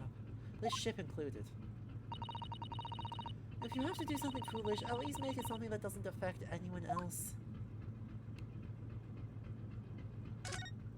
A mousetrap. Ah, a trap for catching mice. Yes, we have plenty of those back home in Japan, although they seem to be using a lump of chalk or something as bait. Well, let me see. Yes, I think that's what is called cheese. It's made from the milk of cows. Cheese? I wonder what that tastes like. You can't eat it, Naruhodo-san. The trap will snap shut on your fingers. Really? But... I suppose you're right.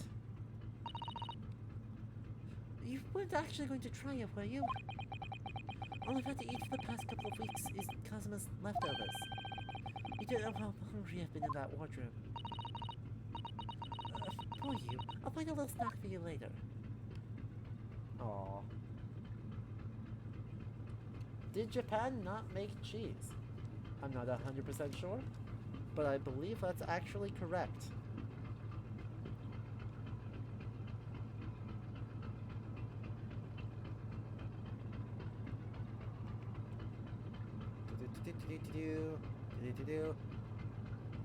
So yeah, cheese was only introduced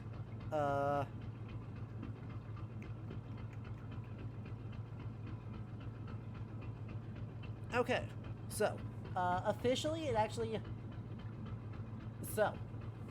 I just looked it up here.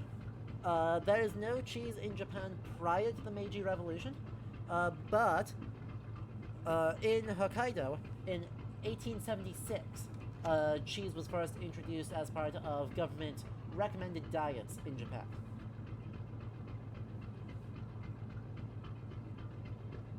It would be unlikely that in the 1890s or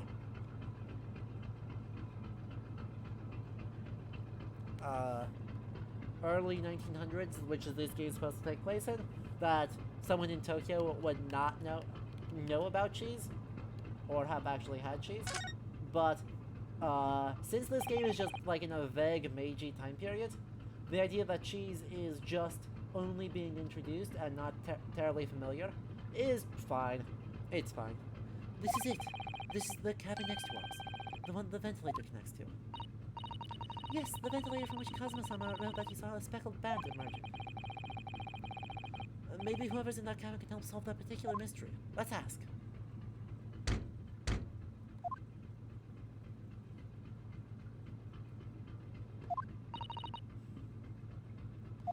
No answer. We're out of luck, it seems. There's no one in there to help with our enquiries. How annoying. Ah! What was that? It came from inside the cabin. Such a high-pitched scream. It must have been a woman. Stand aside. I'm about to break the door down. Mr. Sholmes! I shan't be stopped. When the fit is on me, I revel in kicking doors off their hinges. Please, wait, Mr. Sholmes. The door doesn't appear to be bolted. It doesn't? But how the deuce can I dispatch this muscular urge? What pray can I kick? I think we should go in. There's no time to think about stress relief.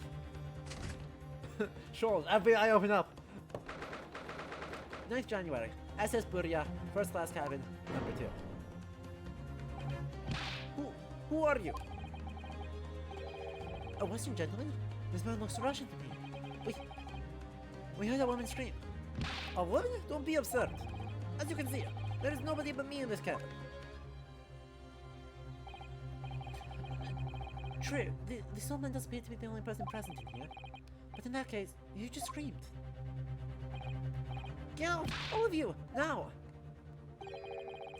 Please excuse the intrusion, but you're Mr. Grimsby Royal, I believe? Yes, that's me. And you are? I am the one and only, the actual Herlock Sholmes. You've heard of me, no doubt? No. I am a great detective among great detectives, one who adorns the covers of popular magazines, no less. So I assure you, you may trust me completely. The man uses that magazine like a business card. A detective? I do not trust detectives. We distinctly heard a scream emanating from within these walls. But there wouldn't appear to be a lady concealing herself within the wardrobe this time. So I'd be bold as to ask you to open that small traveling case. Well, don't be stupid. How could anyone fit in a small trunk like that?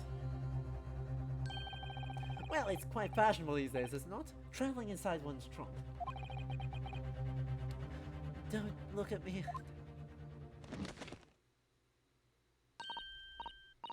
Oh, like, did you just see that, Mr. Naruhodo? Yes, the case just shook. Leave, now, otherwise I'll call the steward. So, this is Cosima's neighbor, Mr. Grimsby Roylott. There's no doubt about it, this strange Russian man is hiding something. I couldn't agree more. Let's see if we can find some clues before that burly sailor returns.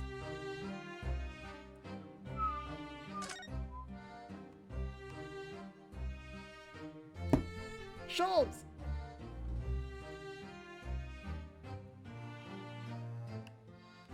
Sholmes, please! Do you have a moment, please, Mr. Sholmes? You need only address me as Sholmes. That's what I just did, didn't I? Well, Mr. Sholmes, what are you doing in there? Why, I was resting, of course. Resting? Indeed. I was contemplating our sea voyage from the confines of the wardrobe whilst waiting for the inevitable time. Though you would need to call my great powers of deduction into service. And it would seem that the hour is upon us now. But the time has come. Am I mistaken? Well, no actually, you're spot on. For once. Observe closely. Our Russian host in this cabin, Mr. Roylott, is clearly trying to hide something. And do you know what the most effective weapon to use against a Russian hiding a secret? Why? The truth, of course. Though it should be pointed out that such methods are not exclusively for the Russians. Right. Can you imagine how the Russian will react when the secret he guards so closely is exposed? Would you like to witness it? Oh yes, please! Well then, what you are about to see may well astound you. For I'm about to apply my great detective's greatly admired great deduction to the case. Great. Could this man be a more hackneyed portrayal of a dubious Russian, I ask you? What? From time to time, it occurs to me. Is the fellow dubious on account of his Russianness, or Russian on account of his dubiousness? I really don't think either of those things should be occurring to you. Or anyone. That's right, and Mr. Sholmes. I know this man's beard and dark glasses are hard to ignore, especially in this meeting, but I once read, it is a capital mistake to theorize before you have all the evidence. It biases the judgment. Shh! I must have complete silence. What are you doing? Why are you peering out my face like this? Ah, just as I thought. Yes, I have quite made up my mind now. There can be no other explanation that accommodates all the facts. Mr. Roylott, I have reached two incontrovertible conclusions. What do you mean? Number one, your true identity is that of a villain. Using those shears, you are about to end the existence of something most dear. Are you not?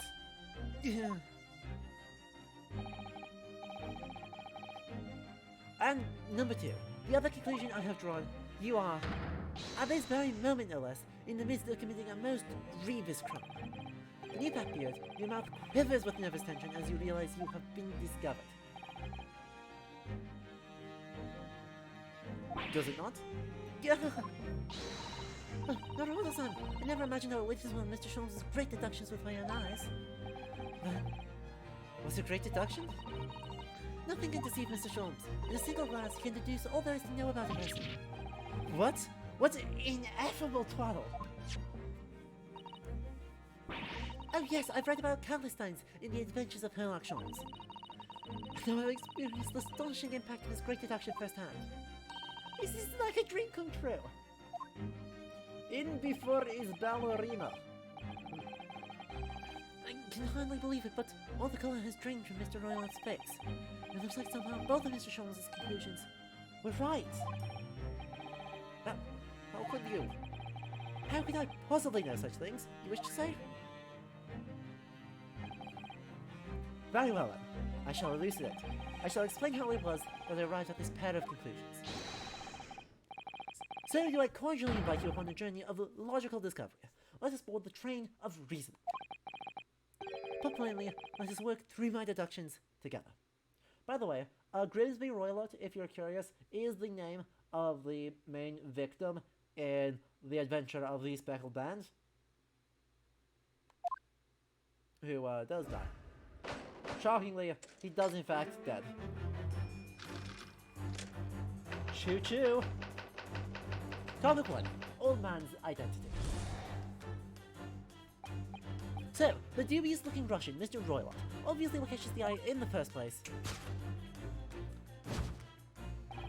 is the enormous pair of shears in your hand. Now, we ask ourselves, what could you possibly want with such an implement? The answer, of course, is staring us in the face. You were on the verge of using the shears to cut away the copious beard you sport. Now, moving on. The question then begged is this: why do you desire to rid yourself of this magnificent beard, Mr. Roylott? Once again, the answer is clear. We have clear evidence to shed light on the matter. Look at, if you will, this morning's newspaper, in particular, the fascinating front page article. Which would appear you have read also, Mr. Roylott. I'm sure it needs no further clarification. The evidence that reveals your true identity is the article about the revolutionary. In translation, the headline reads, Revolutionary Villain Bolshevik flees Russia via Shanghai. As you cannot fail to observe, the subject of the article possesses an extremely copious beard. Having noted the article yourself, you decided to remove your incriminating facial hair before it gave you away. In short, your true identity is beyond doubt. You are the fearsome Russian revolutionary himself, Villain Bolshevik. Everyone on the ship is Bolshevik. Not that I've heard of you myself, you understand. Conclusion. A revolutionary on the run. Topic 2. Wrongdoing.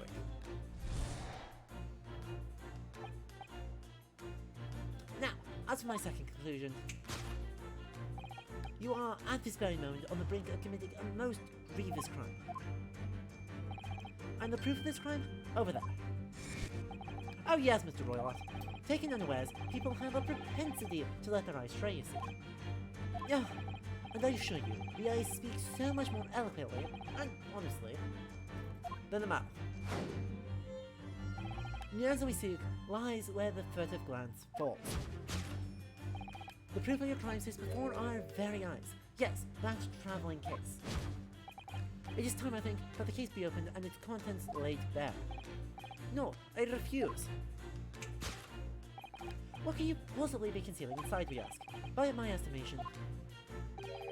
A young lady, perhaps? One slight enough to fit that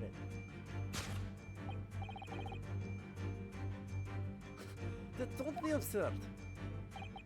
And what, pray, would be the identity of the young lady in the travelling case? Dear me. We are not well suited to a life of crime, are you? Your careless coup d'oeil betrays you. Once again, we need only follow your furtive glance to find the answer. Yes, the reason you refuse to open your travelling case can equally be found in the pages of this newspaper, for there is another most stimulating article. If we turn from the fleeting revolutionary to the back page. Renowned prima ballerina of the Novovich Ballet disappears from Shanghai. Such a headline can lead us to but one conclusion. Your crime is that of abduction, and according to the article, the young lady's name is Nikolina Pavlova.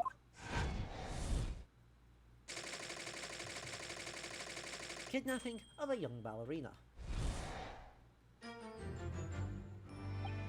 Thus concludes Herlock Sholmes' great deduction of this Russian enigma. Elemensky.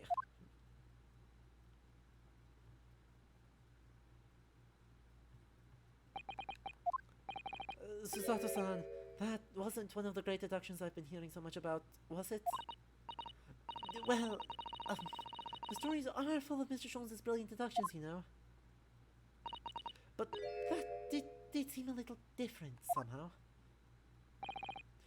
Excuse me, Mr. Sholmes, could you come over here a moment? Pray, what can I do for you? It's about your deductions, would you mind? Not at all, go on. Well, to start with, there's the newspaper article. I think we had the same discussion before, but... These two men look nothing like each other!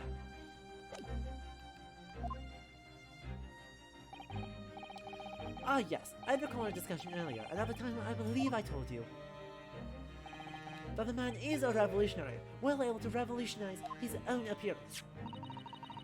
In fairness to Mr. Sholmes, Mr. Herlock does look more like this man than you do. That's not the point. And another thing, the point about him abducting the ballerina. Indeed, a truly startling revelation.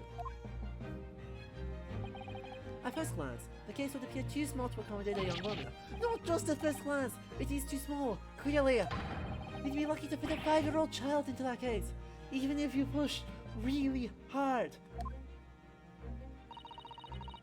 I don't suppose the missing ballerina is a 5-year-old child, is she? You mean you don't know? No, the young lady is 15. No, I didn't know. How could I? Well, if she's 15, then 10 years with her would be working out from the case. Some years ago, I read something pertinent, I believe. A troop of men consuming vinegar daily in order to promote a certain litheness in their bodies. Vinegar? For such a sour bunch, it would surely be simplicity itself to contort oneself into the confines of that small case. Sholmes thinks like he's the main character, which is honestly fair. Oh dear, you might be thinking of contortionists in the circus, Mr. Sholmes. Yeah, this whole thing is turning into a circus. Mr. Naruhodo, something has occurred to me about Mr. Sholmes' deductions just now. I think his powers of observation are, well, magical. His eyes cut to the heart of the matter almost instantly. It's just where he directs his attention and his logic that seem a little off. Your idea of a little may be a little off itself, Mr. Zato. It's just one or two key words in his deductions that seem to let him down. So I was wondering if we might perhaps tactfully switch them for alternatives. What do you think? Switch some key words in his deductions. Yes, but very tactfully. I feel sure if we could do that, we'd unlock the true genius of Mr. Sholmes' great deduction. Precisely the thought that was going through my own mind. This man is a lot of work. At times, I wonder how anyone puts up with me. It's not that funny. Ah, and you, my good fellow. Sorry, take a moment to look at your wrists. My wrists? Yeah? Where are your handcuffs? Huh? How did... I felt they may hinder your ability to follow me in on dance of deduction. I don't believe it. Mr. Sholmes, you are a marvel. Shenanigans are afoot, Nero. Maximum shenanigans. And don't worry, I shall restore the shackles to your wrists when we are finished. I'm not worried. In fact, I'd rather stay like this. So, let us begin. Herlock Sholmes is proud to present his logic and reasoning spectacular.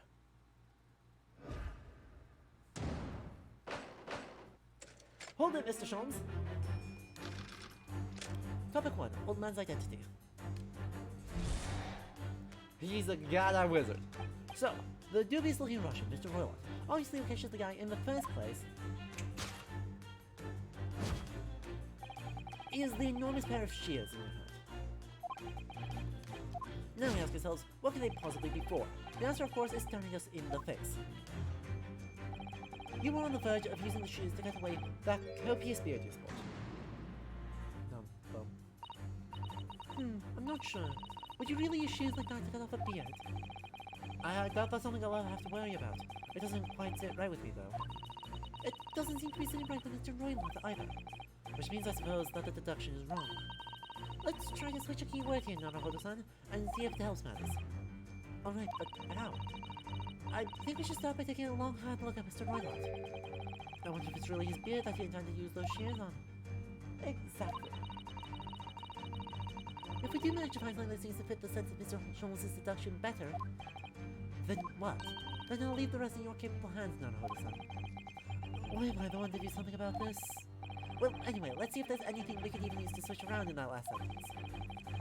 What exactly was Mr. Roylott really going to use those enormous shears for? Gee, I wonder if it is golden rocks. What's this? It looks like a cascade of stunning golden rocks. No, the color is not the point.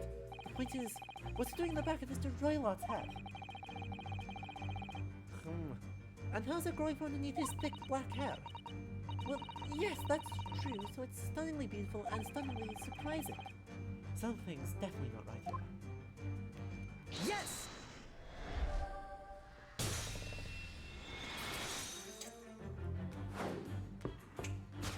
What do you mean you got blood in your key, Wolfer? Excuse me? You're on the verge of using the shears to cut away the golden locks you sport.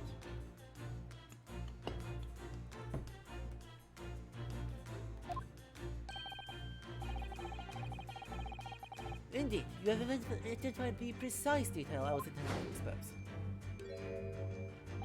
Such lush golden hair certainly does not befit an old man. You're not a man at all, you're a woman, and judging from the length and sheen of your hair, one still very much in her youth. Oh no. If only I managed to cut off my hair, no one would have suspected. The question then begged is this: why would you decide to rid yourself of these magnificent locks? Once again, the answer is plain. We have clear evidence to shed light on the matter. I'm sure it needs no further clarification. The evidence that reveals your true identity is the article about the revolutionary.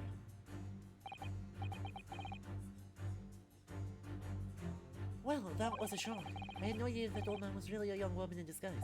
Did you? What? Why are you staring at me like that?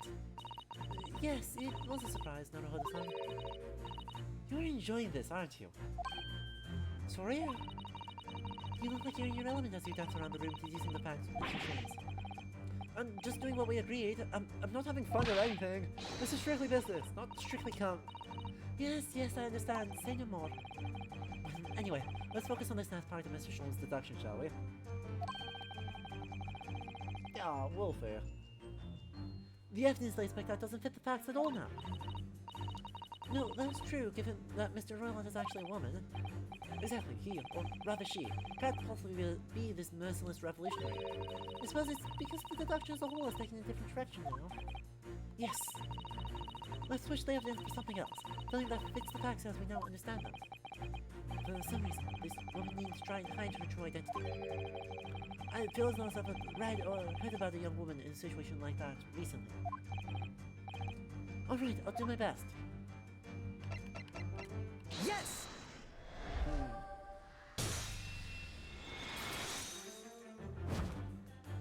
The evidence that reveals your identity is the article about the ballerina. That's right, you've hit the nail on the head. Renowned prima ballerina of the Novovich Ballet disappears from Shanghai. It would appear that we are finally able to address you by your true name. Yes, because your true identity is that of the Novovich Ballet's prima ballerina. Miss Nikolina Pavlova. Yeah! Heck. Thank goodness for Rushenka. Oh, hello.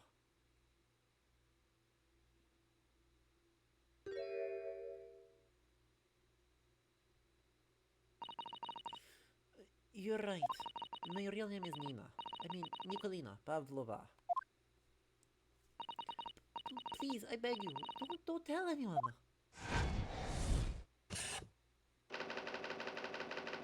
We did have a port call in Shanghai yesterday, Nameless Kong. We had a port call in Shanghai.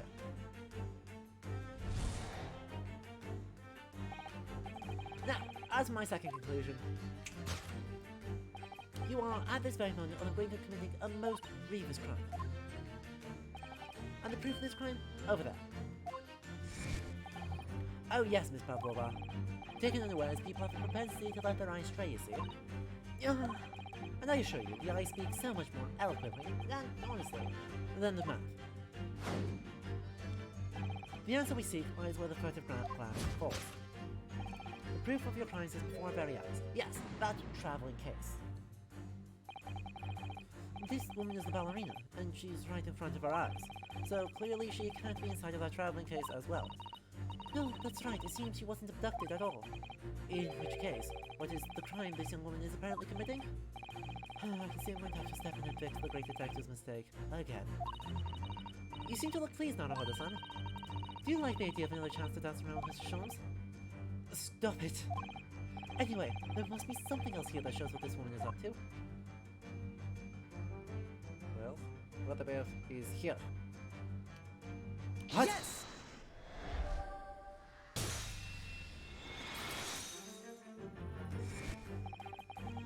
The proof of your crime is surely this tiara. I believe this tiara is worn on stage by dancers in the Novovich Ballet, is it not? Indeed, it would appear to be identical to the tiara pictured here in this newspaper article. As the reporting is to believe, it's an item worth 20,000 rubles. In summary, the crime you have committed is theft. Oh no! Yes, you left your ballet troupe unlawfully taking their precious tiara with you. Yeah!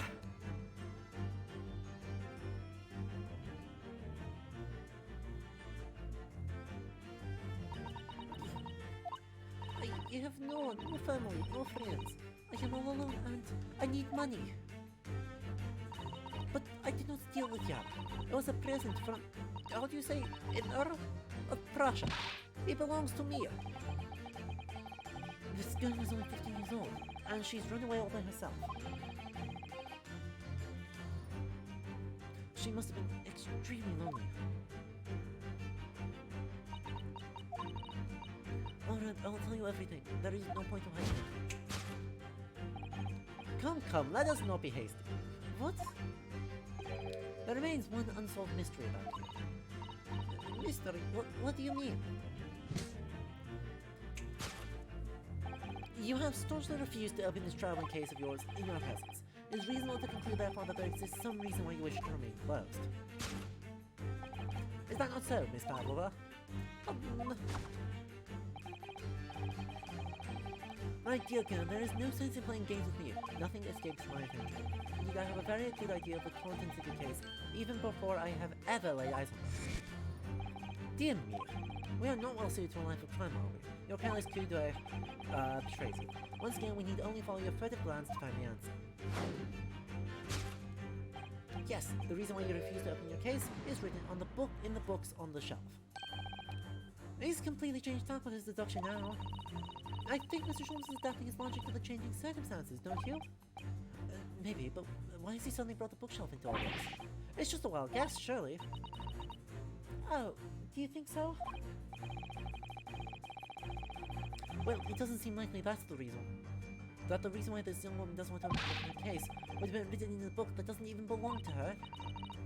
Yes, that's true, but still, Miss Pavlova certainly did cast her eyes in that direction, and just it myself. Then there has to be another reason why she won't open her case. And it must be somewhere in the same area, if that's where her gaze was involuntarily drawn. I agree, that's the only answer. Whatever she has hidden inside that case should be revealed by following her gaze in the direction of the bookcase. Yes! Is written in the rites of passage. Yes, the reason why you refuse to open your case is written in the rules of passage. Passengers must not keep weapons or other dangerous objects in their cabins. Pets are also strictly forbidden. Inside that case, of course, is something forbidden from carriage on this vessel. That is the real reason why you refuse to open it, thus revealing its contents.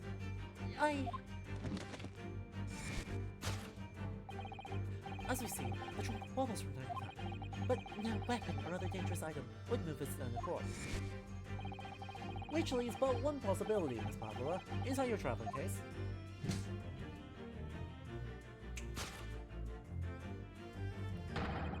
It is the last item listed as forbidden in the vessel's rules of passage.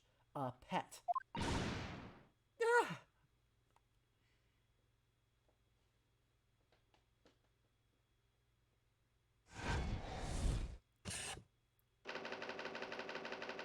Possession of a prohibited animal. Solved. Deduction complete. Elementary. Is she hiding a swan under that? I don't know. We are only mostly safe from swans at all times. So clearly, you aren't who you said you were. No, I'm not Grimsby Royal. My real name is Nikolina Pavlova. Everything you said was correct. You absconded during one of your ballet company's performances in order to escape your homeland. Later that same night, you stole aboard this vessel. Which couldn't have been easy, the Burya is a huge steamship with a vast crew. She really snuck on board without being noticed? Apologies, this way of acting is very rough on my throat. In order to obscure your true identity, you somewhat recklessly took the guise of an old gentleman, and you intend to sever all links of your past by severing your own hair. Yet to a woman, hair is no trifling matter. My personal recommendation is to leave well alone. Sorry, I do need to get more water or get some other drink. I'll be right back. We'll leave Sholmes being unhelpful.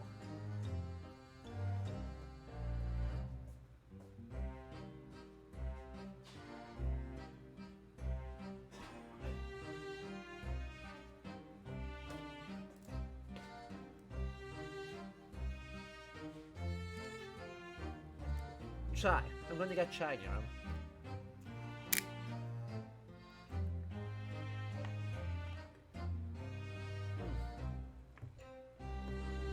Right. We may have some more tea afterwards. In which case I'm going to get Russian Caravan to you, because it is appropriate. Well, now your pun is dead. This is what puns deserve. Shoot to kill me? I'm coming for you. All those puns? So, if it was just you about to cut off your own hair, who was it that let out the scream we heard from outside the cabin? And that variable tinkling of a bell? Why, none other than this young lady, naturally. More like a full set of pipes, if you ask me. I was scared when I ran away in Shanghai. I was sure that they would come looking for me. That's why I decided to, how do you say, discuss myself? So no one would recognize me. As a result, you transformed yourself into that questionable man. I see. I put on the fur hat and the fake beard. Then, just before you came in here, I saw in the newspaper, right on the page, there was a picture of me. I was so frightened, I couldn't stop from screaming. I knew that if I didn't change my appearance completely, they would find me. So I decided to cut all my hair as fastly as possible. I picked up the scissors in my hand and... At that precise moment, we walked in through the annoyingly unlocked cabin door. Things like that happen sometimes, don't they? Things do indeed happen like that from time to time. Are those two even talking about the same thing? There's just one more thing I'd like to know. What exactly do you have inside your traveling case? You were right. It is maybe a friend inside. The only friend in the whole world. Please, don't tell anyone if the captain finds out. If you say it to any of the crew. Your secret is safe with us, I assure you. But in return, you must tell us, in as much detail as you can muster, about the events of last night. No, Stefan. It's William Shakespeare. Get your puns right. Yes, alright, I will tell you. Well, Mr. Naruhodo, wasn't it something, Mr. Sholmes' great deduction? It was certainly something, yes. I'm just not entirely sure what. But at least Miss Pavlova has agreed to tell us what she knows. That's incredible. Indeed, it is incredible. Ah, and one more thing. Yes? What? Observe your wrists. No. Yeah. Your hands are cuffed again. What? But how? True to my word, I have restored your shackles. When? And why? There is still a shadow of guilt cast over you, Mr. Naruhodo. I'm sorry to say, it can't be helped at the moment. Can't it? Really? Anyway, let's listen to what Miss Pavlova has to say. I can't go on not knowing. I have to find out what the Speckled Band that Kazuma-sama wrote about in his diary really was.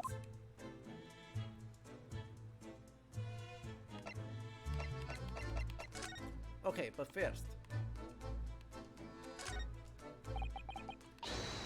Don't touch! Huh? I will tell you the novel last night, but please, you must not touch my things.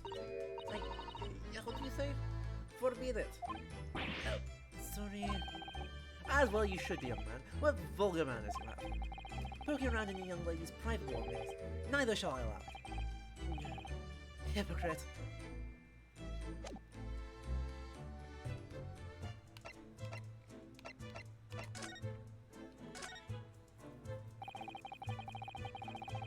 Did you know someone was killed in the cabin next door to you, next to this one, last night? One of the crewmen told me this morning when I was eating breakfast. The man who died, he was a friend of mine. Oh, that's why we're trying to find out what happened. Did you notice anything unusual last night? Perhaps you heard a strange noise, for example? Perhaps people talking? Perhaps the ship was absorbed in a wild tempest? Perhaps the steam engine exploded? Perhaps everyone on board would have noticed if that had happened.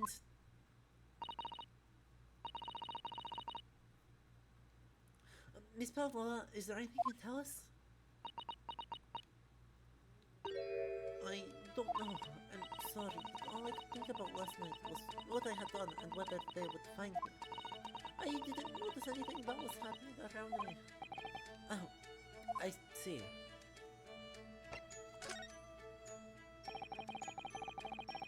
You've run away from your ballet company, haven't you? The Nevovich Ballet? Yes. I'm traveling to Great Britain, and from there, I want to go to America. I will never dance again. I want to forget everything about the ballet. I will start a new life. You wish to forget a challenging proposition when you have that striking tiara as a reminder. But the tiara is mine. I need it to live. I have no money of my own. The Novovich Ballet gives us only a little food advantage, and we must dance all over the world. I had to run away. I had no choice. If I stayed, it would have killed me. So, you ran away to protect yourself? Yes, and the crew of this ship, they have all been kind to me. They let me from aboard, and they said I could hide in this cabin. If that is indeed the truth, Navarro, it creates a most intriguing conundrum. Yes, it does. What do you think about it, Mr. Naruhodo? Me? Oh, well, yes, of course. I think we should hear Miss Pavlov's explanation. To what conundrum, I'm not sure, but... Conundrum? No, she did not have a choice in the matter. Miss Pavlova, allow me to pose you a riddle. According to this newspaper, it was only yesterday that you absconded from the ballet. Now, that being the case, it must have been last night that you boarded this vessel. However, the SS Burya stopped by no port last night. Oh, that's it, of course. So, how is it, pray, that you came to be aboard? Now that I think about it, the crewman outside the cabin acted very strangely when we mentioned that. It was just after we asked him about when the occupant of this cabin came aboard.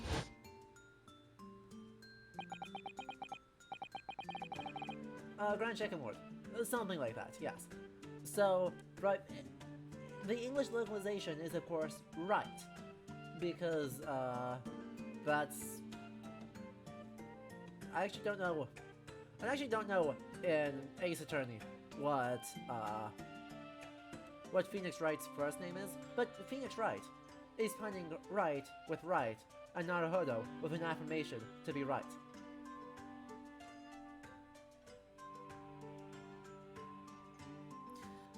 That is none of your business. Yes, you're right. He did seem to be hiding something.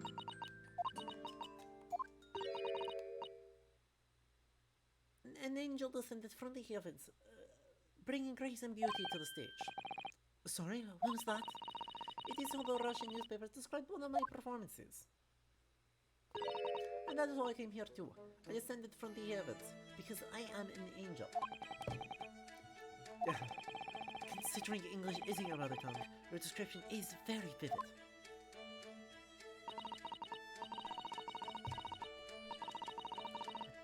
Mr. Sholmes once said, I never can resist the touch of the dramatic. It seems Miss Pavlova is the same.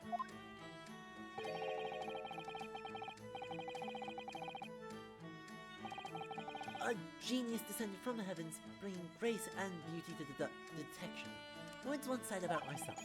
A quote from a wonderfully extravagant advertisement for the adventures of Herlock Sholmes, in fact. Yes, Mr. Shelley. Ryoichi, thank you. That Phoenix Wright is Ryoichi Naruhodo. Anyway, it doesn't look like Miss Pavlova is going to tell us what really happened. And who is the friend? So, the friend you mentioned is still inside of your traveling case, is that right? I don't think animals are allowed on board according to the rules of passage. Oh please, don't tell any of the crew. If they found my precious, Then the burly Russians would bestow themselves in unison to throw you and your case overboard. Ah! So reassuring, Mr. Sholmes. But what sort of pet is your friend?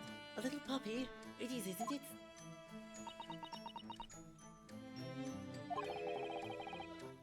Maybe an adorable little rabbit? Ha! You credit Russia as a land with small rabbits, do you? Oh, don't they have small rabbits there then? You may well ask. I have no idea. You two are miserable bunglers when it comes to understanding the nature of young ballerina's friends. Isn't it obvious? It must be a chicken. Really? Consider the benefits. A rousing wake-up call, daily fresh eggs, and when adversity strikes, it could satisfy the needs of sustenance. So, you'd eat your friends. I'll remember that.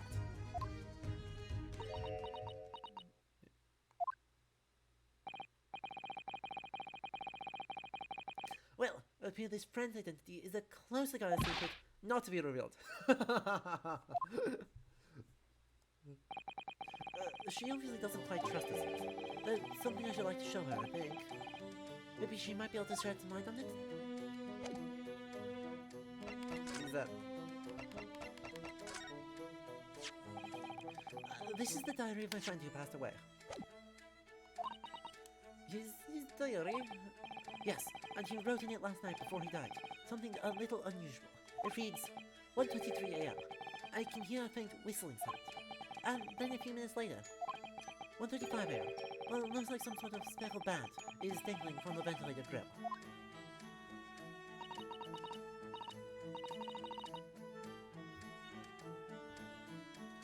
Oh, speckled band. I don't understand. It's strange, isn't it? But the ventilator he mentions joins to this cabin, you see?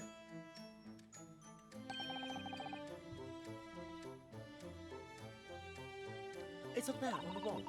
In other words, this cabin and the victim's cabin are connected together. Oh! Miss Pavlova, has something occurred to you? Does the speckled band the victim mentioned mean something to you? Or the whistling sound, perhaps? No. I don't know anything. Oh.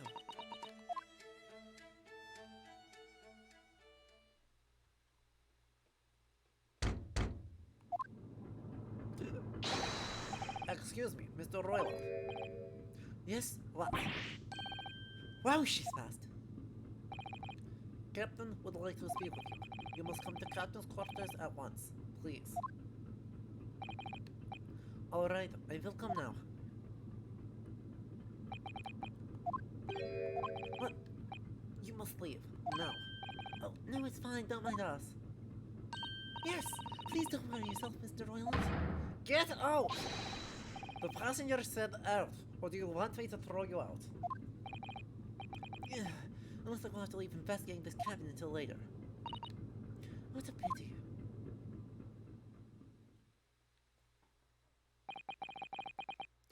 And so we lost our chance. Having still not managed to investigate Miss Pavlova's cabin, we were unceremoniously chased out. That is to say, we were quite literally picked up and thrown into the passageway outside.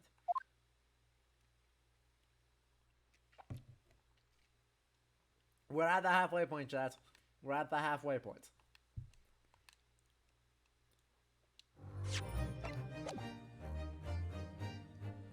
Oh, or should I say it?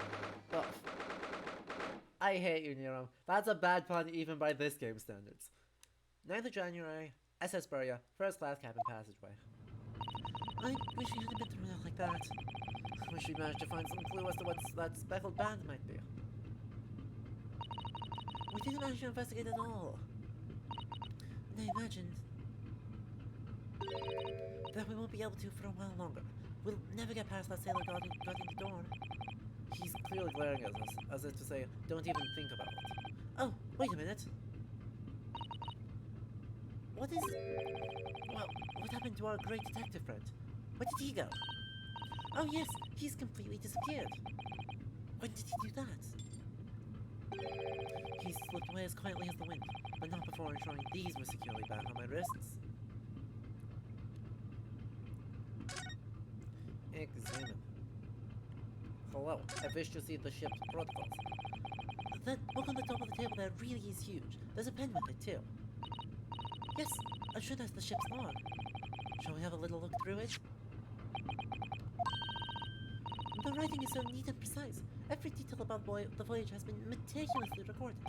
You wouldn't expect a rough and ready sailor to have such beautiful handwriting. Anyway, look here. Last night's log is mostly blank. Presumably that means there was nothing to report. Well. Beef. I really wish we'd had a chance to look around in Miss Pavlova's cabin. What? Why you look like that? You want something? Hmm? Maybe you want me to throw you out again? Hmm? Oh, no, definitely not that. Next time I have to throw you out, make sure you wear lobsters in winter. Understand? Understand. Maybe I should steer clear of him until he's forgotten my face. I don't think he'll ever forget your face, Naruhodo-san.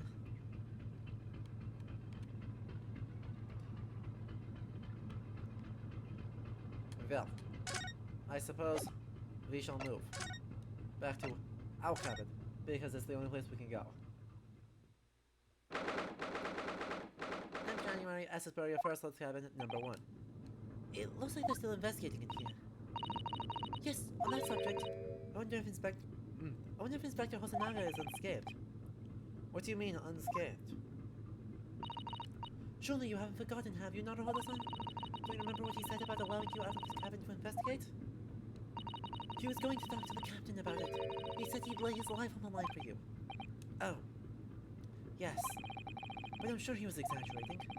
Let's see what else he has to say for himself. He might have some new information for us. You never know.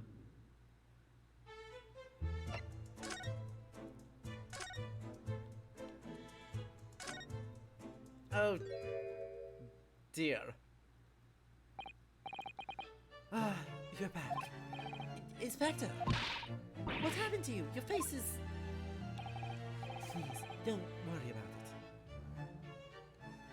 it. They're just scratches. Made by a bear, maybe? When I told the captain I'd given you permission to investigate, he told me he'd pummel me with his fists, and then toss me overboard. What?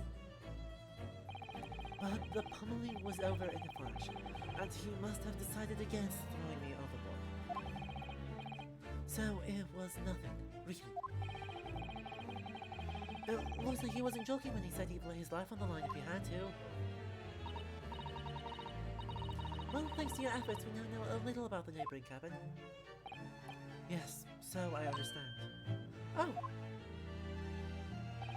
I bumped into a man claiming to be a great detective a little while ago. I think his name was something like Herlock Sholmes? I don't think he was German, though. Ah, that explains it. I love Naruhodo. Or, sorry, not Naruhodo. I love Hosonaga. He's a bro. Hosanaga's an absolute champion. Shall we compare notes then? We tell you what we found out.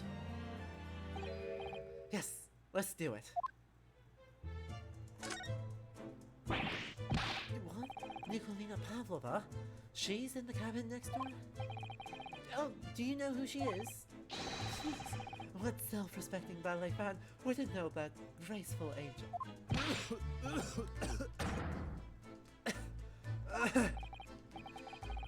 Oops, I think I upset him there. Well, that tells us the neighboring cabin is unrelated to the case, please. Oh? How? Because angels don't go around committing crimes, do they? Oops, now I've definitely upset him. Inspector, has your investigation here proved truthful? You come on, there's very little more I can do. Our duty is to make sure the scene isn't disturbed, ready to hand over to the Hong Kong police. So I'm just keeping watch here, trying not to take my eyes off the job. Oh, I see. There is one thing. I do have a small piece of new information for you. Oh, yes, do tell us, Inspector, please.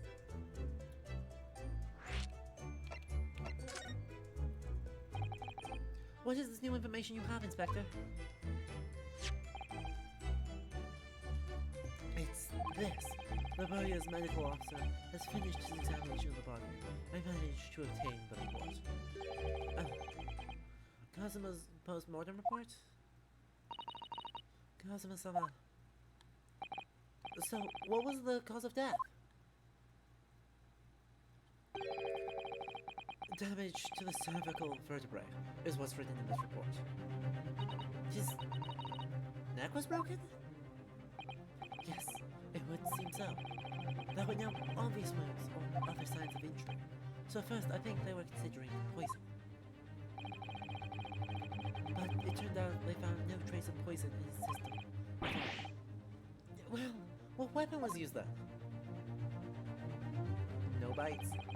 Nothing has been found as yet, but the fact that there are no signs of a wound suggests that it may have been a blunt object, something that wouldn't leave a mark. I see.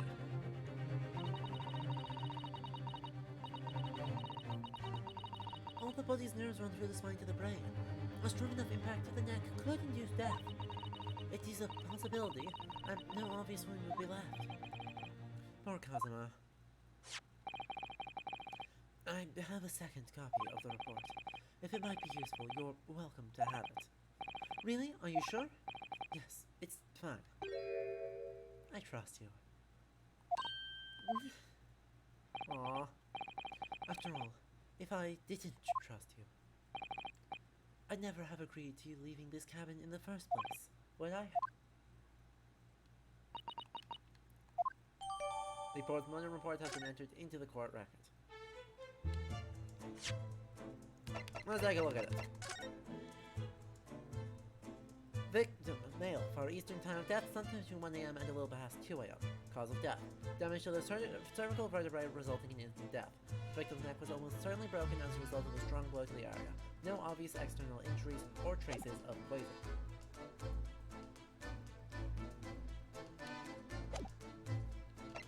The great detective.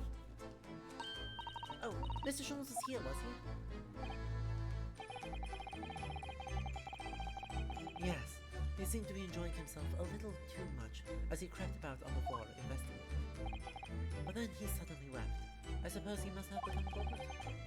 Did he say anything at all? Actually, now you mention it, yes, just one thing, but he practically shouted it. It's shoe polish, was all he said. Shoe polish? I wonder what he meant. It was when he was over there, by the piece of broken glass. Do you see? Perhaps he was talking about this brick-colored mark, do you think? Yes, that must be it. About 1:35 a.m. Way too much of a fangirl. So right within the time of death window. But how could Mr. Sholmes know that it's shoe polish? That leaves me cold, I'm afraid. I have no idea. What is it, Suzuto-san? Well, Kazuma-sama was wearing leather shoes with a very dark tan hue. Dark tan? A sort of dark brownish red then. Yes, a little like the color of red wine, but darker. I often repaired them. Oh, does this mean that this mark was made by the polish on Kazuma's shoes as they scuffed on the floor?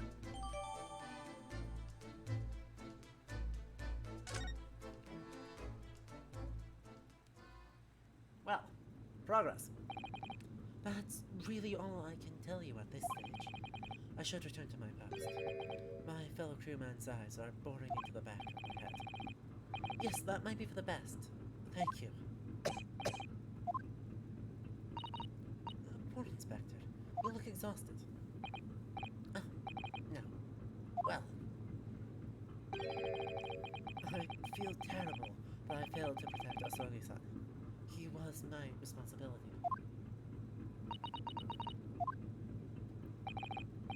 Of course, my pain is nothing compared to yours. You were his friends. truth is, I seem to have had a heavy head ever since I woke this morning. A heavy head? That's interesting. My head's still throbbing too.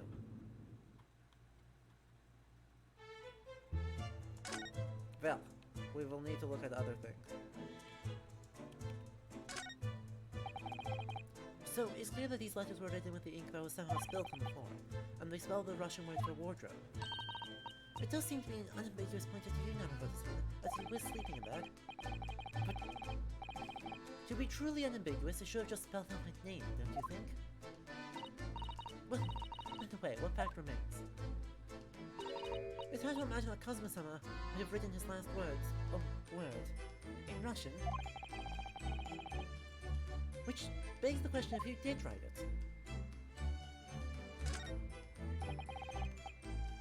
This is where Cosmo spent his final moments, writing in his diary. 1:23 a.m. I can hear a faint whistling sound. 1:35 a.m. It looks like some sort of speckled band is dangling from the ventilator. Looking at his writing here on this page, it's almost impossible to believe that he's gone. Cosmo-sama left us a valuable clue in these words, I'm sure of it. We have to solve this mystery, Naruhodo-san. We will! Hello. It really is such a beautiful color, this glass. It looks like whatever it was has broken clean in two, but the other half is nowhere to be seen. And then there's this brick color, which is shoe polish, according to that great detective you seem to know all about. I suppose it must be from Cosmo-sama's shoes. Maybe. What I'd like to know is, how can the detective be so sure that it's shoe polish and not something else? Because he's a great detective, of course. That's hardly a reason, is it?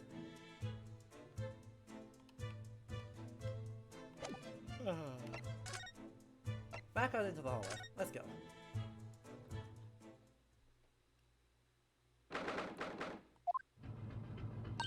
Ah, look, Naruhodo-san. Seaman Stroganoff has gone. Strong enough?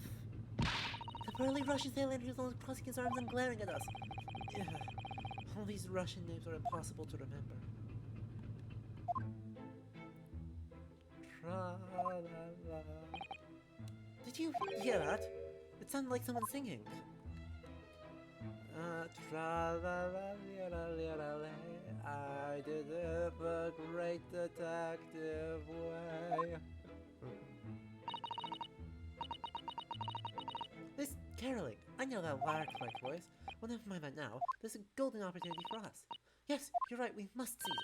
Look inside Miss Pavlov's cabin while we can and investigate. Definitely. Before the stringy knot cream man comes back. It's Stroganoff, not stringy knot. Examine. Oh, it's Mr. Sholmes, look. You never know where he's going to turn up next, do you? He seems to be stealing a look at something as he sings to himself.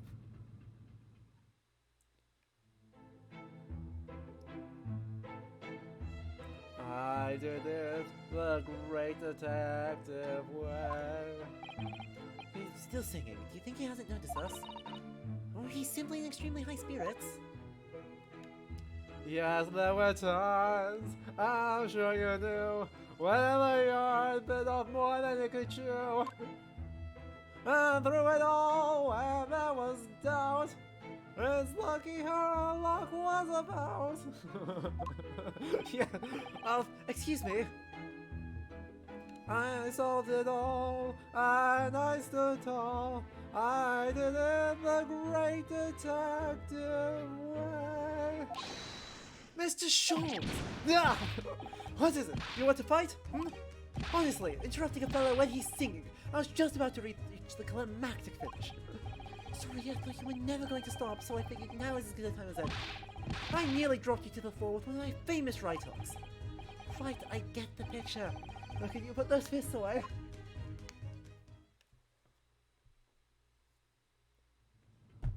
I fucking love his fall down animation.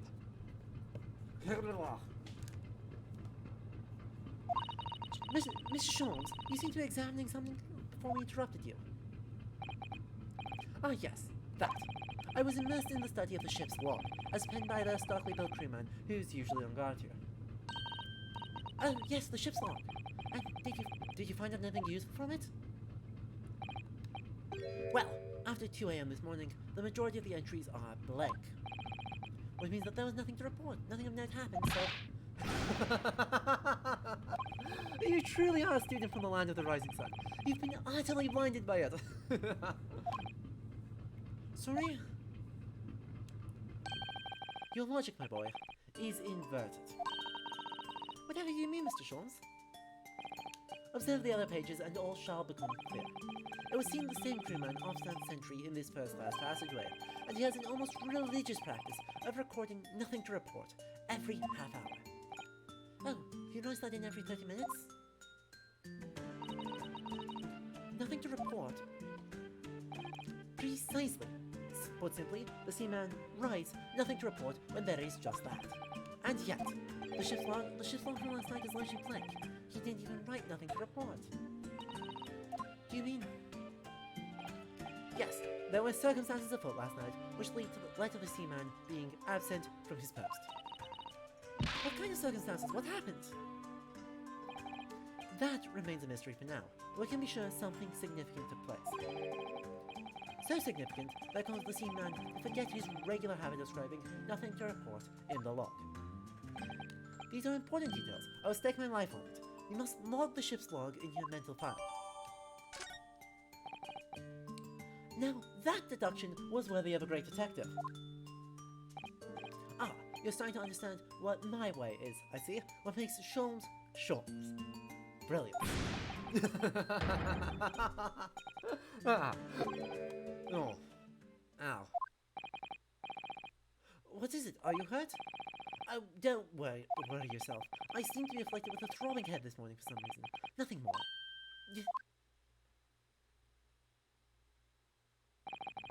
Well, my friends, until our next encounter. He's still thinking to himself. I can hear as he wanders off down the passageway.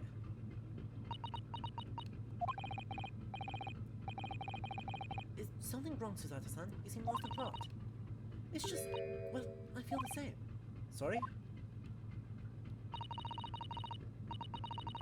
Ever since I woke this morning, I've had something of a headache. Sort of continuous throbbing. Oh, you too?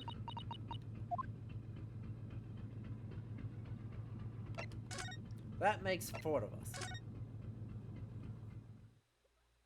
Who notably did not have the chicken last night? They made a big point about how someone on this ship really did not like chicken. This is where your first class cabin number 2. Shit. Miss Pavlova isn't back yet. Susato-san. Oh, where's she gone? Hey, what are you doing? Those are her private things. There's not a moment to waste, Naruto-san. We must investigate as quickly as we can. I suppose you're right, for Kazuma's sake.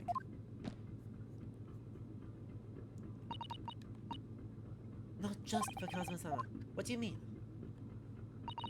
It can't be long now until we arrive at port, in Hong Kong.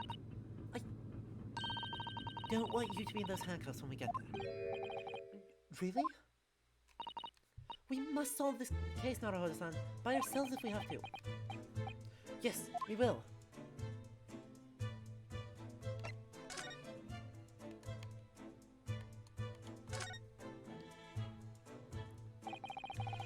This cabin door has the same simple sort of bolted latch that our cabin door has. If the bolt drawn across, there's no way anybody could enter the cabin from outside. Yes, it's not a particularly heavy-duty bolt, is it? But still, it wouldn't slide across of its own accord, would it? No, and the door is made of metal, so there's no chance of trickery using magnets to unbolt it from the outside. And it seals up perfectly too, to stop any seawater coming in. So you couldn't use the method you told me of passing a thread through a crack around the closed door either. I seem to know a lot of tricks for opening doors. I'm starting to see why they suspect me.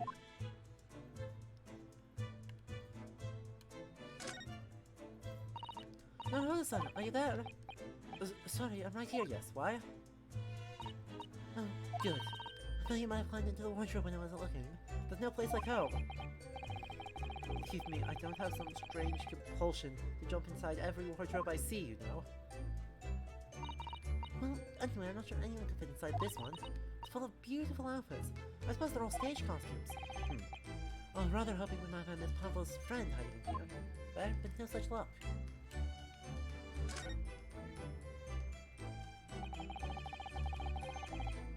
So, this ventilator connects to Cosmo's cabin next door. Yes, although what a foolish ship burglar must be to open a ventilator into another room. Ah, maybe it's off. There's a gas leak next door. The occupant of this cabin would notice and raise the alarm. Or the occupants of both cabins would die of gas poisoning. That is a possibility. Anyway, last night Cosmo wrote that he saw a speckled band coming out of his ventilator.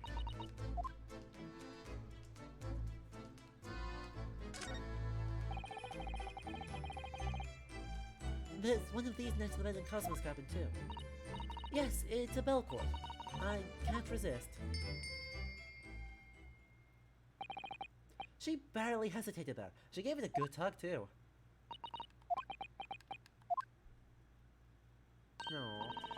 No, I didn't actually expect anyone to come. We don't want them to. We're trying to investigate in secret.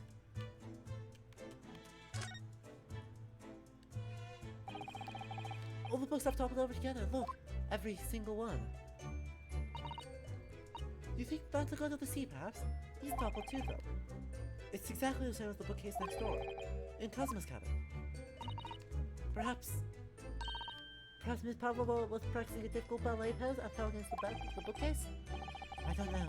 Will she really be practicing ballet on the same night she ran away from her ballet company? Oh, right then. Must have been you. You lost your temper and knocked them all over in a fit of rage? Not everything bad that happens on this ship is because of me, you know. Well, anyway, I'll set them all straight again in here too. I don't like seeing things in disarray.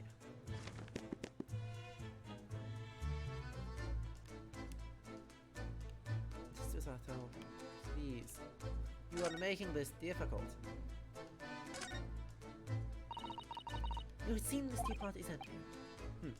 So the natural conclusion is that the Russians are a very thirsty people. Or, because Miss Pavlova only came into the cabin last night, she hasn't had the chance to make any tea yet? I mean, it could be either. It's definitely that they're excessively thirsty. I'd lay 1,000 to 1 on it. Well, I don't know about the Russians, but this streamer certainly is. You're rather obstinate, aren't you, Nada-Hada-san? Hello. I wonder what this little saucer is doing on the floor. Yes, it doesn't look like it's been dropped, not like it was put there deliberately. Ah, do you think there could be a leak in the roof just above here? What? A leak? Yeah, Wolfie. Wolfie? With the 10 Tier 1 gift subs. Is this ship quite safe? I'm sure that even if there's a little leak in the roof, it doesn't mean the whole ship is going to sink. No, you're right. Of course you're right. She's really trying to persuade herself, isn't she? Trash can. Gib. I suppose every cabin has a waste paper basket. Shall we have a little look and see what's been thrown away? Naruhodo-san, it's poor etiquette to go sifting through someone's rubbish, you know? Yeah, those eyes. She's looking at me like I'm a piece of rubbish now. However, these are special circumstances, I think. Exactly, we have no choice. There's hardly anything in here at all. Oh, well, that's a little disappointing.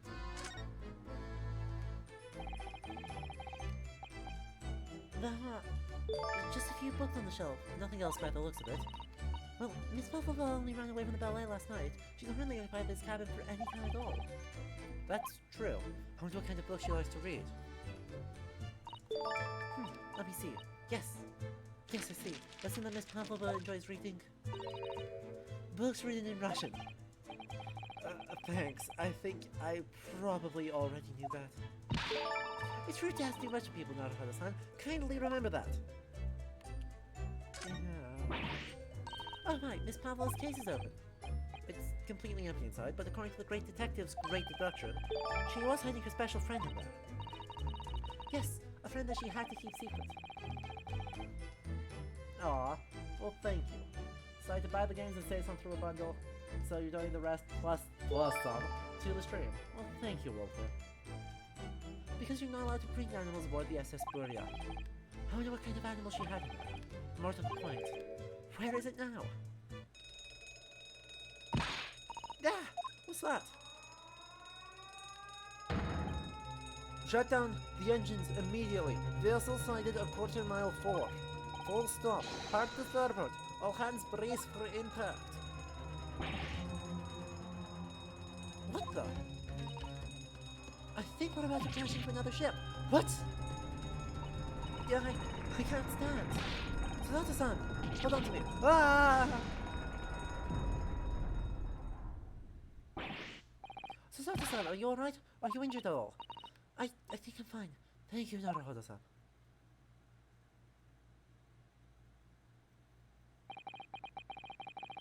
It looks like we avoided a collision. I think. Yes, the ship has come to a stop. Oh my goodness, what about you, Naruhodo-san? Are you hurt? No, I'm fine. Hello, is anyone in there? Shout if you need assistance. Oh, that sounds like... Oh, that was Inspector Hasanada. Is that you in there, Naruhodo-san? Unbolt the door, quickly. What? The bolt? Look at that! The door is bolted. Did you do that, Hasanada-san? No, I didn't touch it. Well, that's strange. How did... and... Look at all the books. They're just like they were before again. Naruhodo-san, aren't you going to open the door and let the inspector in? I'd better tidy this place up first. Wow. Our violent emergency stop had solved one mystery at least, in a very vivid way. But I knew that what awaited us on the other side of the cabin door would not be pleasant. I hurried around, tidying up the cabin, with a new sense of foreboding in my heart. To be continued.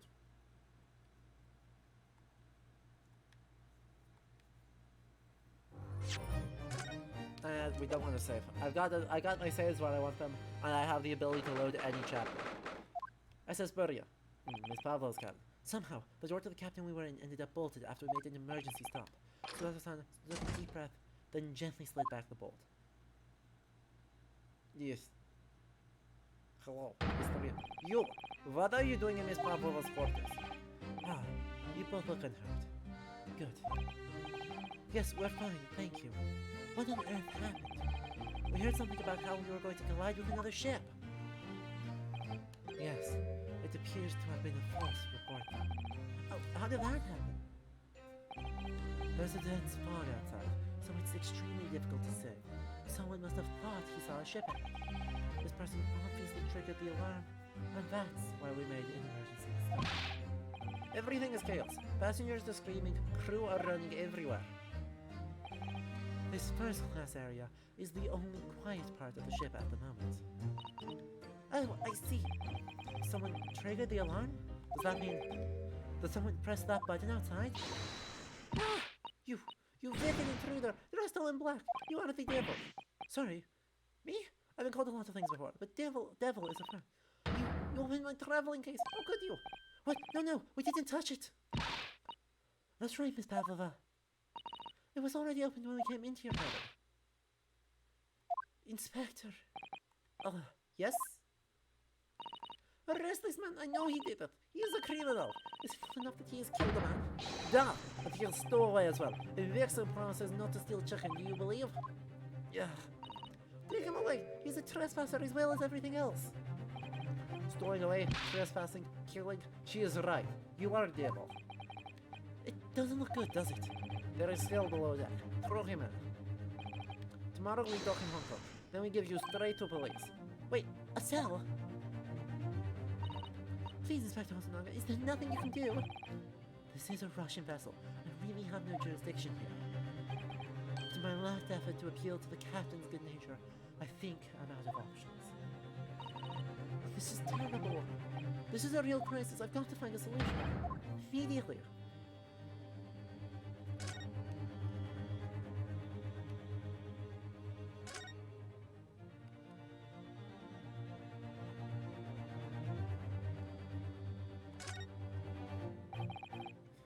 What the? What are you doing up there? Mr. Sholmes!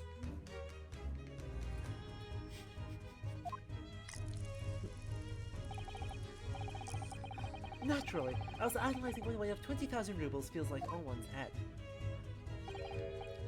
Have I not told you that as a detective, it is my business to know what other people do not? This isn't mere tomfoolery, my boy. Oh, no, no. Why were you hanging for a tuck before then? Isn't it obvious to properly assess the weight of the 20,000 rubles, naturally? I wish to determine if it would bend that conceited-looking hook on the wall, so full of pride and bounce. Yeah, I never know whether to take this man seriously or not. Ah, you again, the great detective. Ah, Inspector, I confess I've been looking for you. I have something to report to you most urgent. Well, you might try looking for me somewhere other than a hook on the wall next time. What is to report? Speak. An urgent report from a great detective can mean but one thing. Yes. The case of the curious murder that took place last night here on this vessel, the steamship Burya, has been solved. By me, naturally. You, sir, are a clown. No, he is not a clown. He is the entire circus. What? Really? No, here. Yes, I have eliminated all other possibilities. No other explanations exist. So, allow me to illuminate all your minds. For I am about to reveal my great detective's greatly admired great deduction to the case. Ha! You have solved it. Even Hedgehog understands this case. We all know who's responsible for killing Studeboy this morning when we found criminal in wardrobe. It is this doorway, and he has the handcuffs to prove it. I didn't do it! The trouble is, there doesn't appear to have been anyone else who could have killed the victim, because as everyone knows, the cabin door was bolted shut from the inside. This means the culprit... Sorry. This means the culprit must be someone who is inside the cabin. Yes, it's what's called a locked room mystery in detective stories. Da, locked room. That is point. The room was locked. Well, I can't deny that. There's no way the bolt could have been drawn across from outside the cabin. You won't quite mistake it. The cabin next door is not a so-called locked room at all. What? Oh yes, there is another entrance. An entrance used last night by the culprit in order to gain access to the cabin despite the bolted door. What other entrance? We never discovered one. Why, it gaps open mouthed at you even as we speak. The ventilator, man!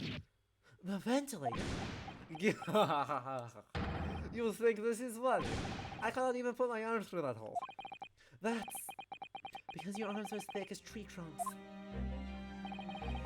Rack and Frack, is there a historical precedent for Naruhodo and Kazuma being such clear boyfriends? So... yes, but no, but yes. On the one hand, the idea of friendships between young men is extremely cross-culturally common, and in the 19th century in Japan, I know, is right the Meiji period, also has a good tradition of young men about the same age being extremely close friends. You can also see expressions of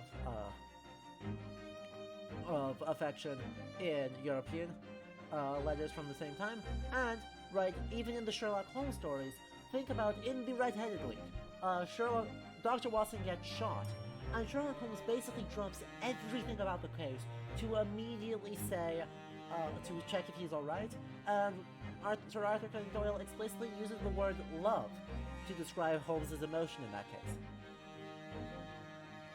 So, yes, that being said, Shitakumi has a very long and glorious habit of knowing exactly what he's doing and hitting us very strongly with the homoerotic gays in Ace Attorney games. As everyone knows, Edgeworth and Wright are obviously boyfriends, and Ryunosuke and Kazuma are obviously boyfriends. And so we just hit them with maximum shippage. And so it doesn't matter about historical precedent, because it fits both the literary precedent and the franchise precedent. And also, he is Sword Boyfriend, and I love him.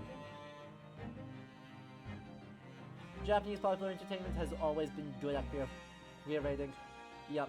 Obviously, they don't go anywhere, and unfortunately, it has to be non-canon, but Shugo Takumi absolutely knows that he's queer baiting the heck out of us. Edgeworth and Wright are just the courtrooms, Zagreus, and Thanatos. Oh, that is cursed.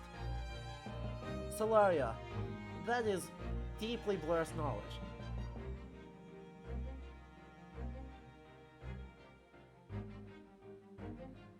You're suggesting that the culprit entered and left the victim's cabin through that tiny opening?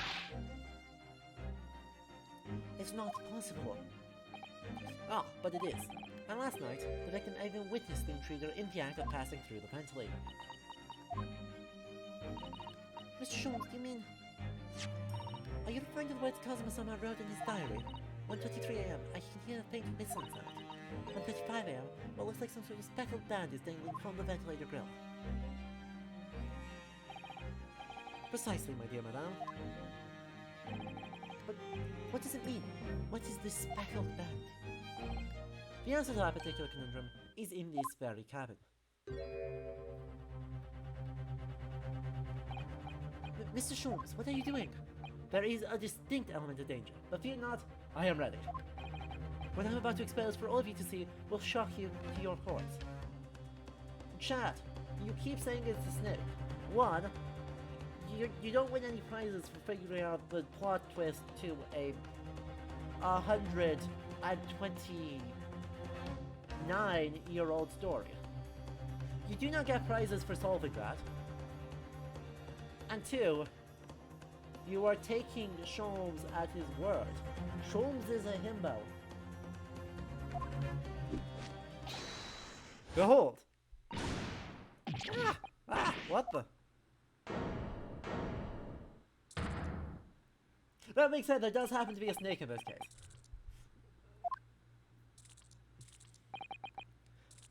Allow me to introduce you all to the band, the Speckled Band. A snake? Indubitably. Look, this snake is French-shaped. This snake is in fact French-shaped. Look at the snoot. Look at the eyes. Look at the stripiness. He be your friend.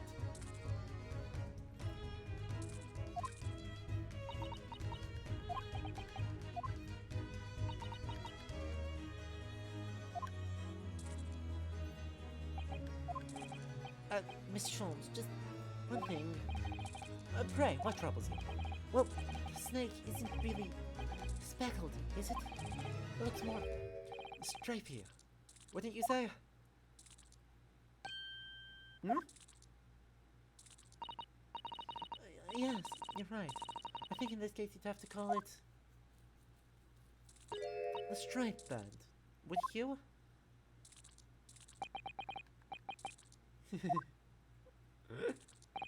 You will see and observe with distinction. However, do you not think that is precisely the trap in which the culprit wishes you to fall? Oh my goodness, really? It's a trap? How exactly? I think perhaps it is time to explain the intricacies of my train of thought. Are you ready, Miss Pavlova?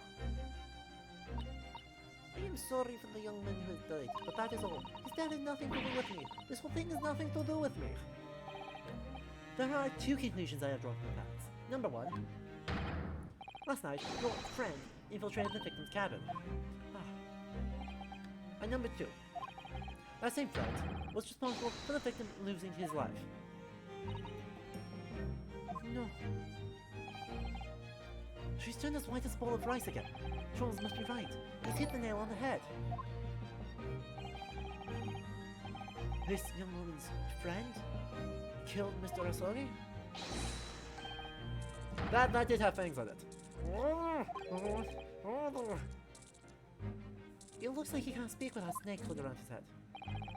I would advise as little moving as possible, Seaman. You wouldn't want the fangs of that long friend in your neck. So, everyone, let us begin. Herlock Sholmes is proud to present his logic and reasoning spectacular. The Great Deduction. The game is afoot. Intruder's identity. Miss Pavlova, moments ago you claimed the following. There's nothing to do with me. This whole thing is nothing to do with me. Yet you cannot deceive yourself. Yes, you call those horrid events your aching heart smarts with pain. And it is that very pain that evidences your inextricable link to the victim's death. So we ask, what was the nature of this intruder that stole into the victim's cabin on that portentous night? Why, naturally, it was the friend with which you boarded the vessel, was it not? Ah, as I suspected, another telltale class. Without doubt, your friend is the writhing serpent we have seen before us.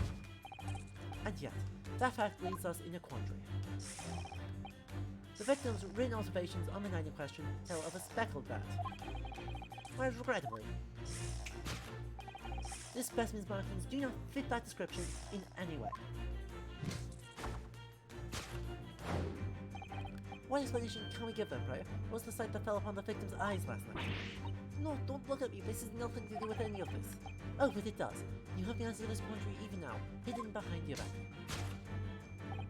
Yes, that was your trying, but failing to conceal, and only be the snake's sloughed skin. Evidently, after the subtle and horrible crime, this most deadly friend of yours shed its original skin. No? I don't know what you're talking about. Last night, through the ventilator visible in his cabin, your then speckled friend slid in next door. Using the bell cord on the other side as a bridge, the serpent silently descended into the victim's quarters. In the dim light, it appeared to the young gentleman who was about to lose his life as a speckled bat. Well said. The red marks the sailor already had matched the snake wrapped around now? Correct. In summary, the nature of this friend of yours, which last night infiltrated the scene of the crime. It's a rather rarely snake, its markings change each time it sloughs its skin.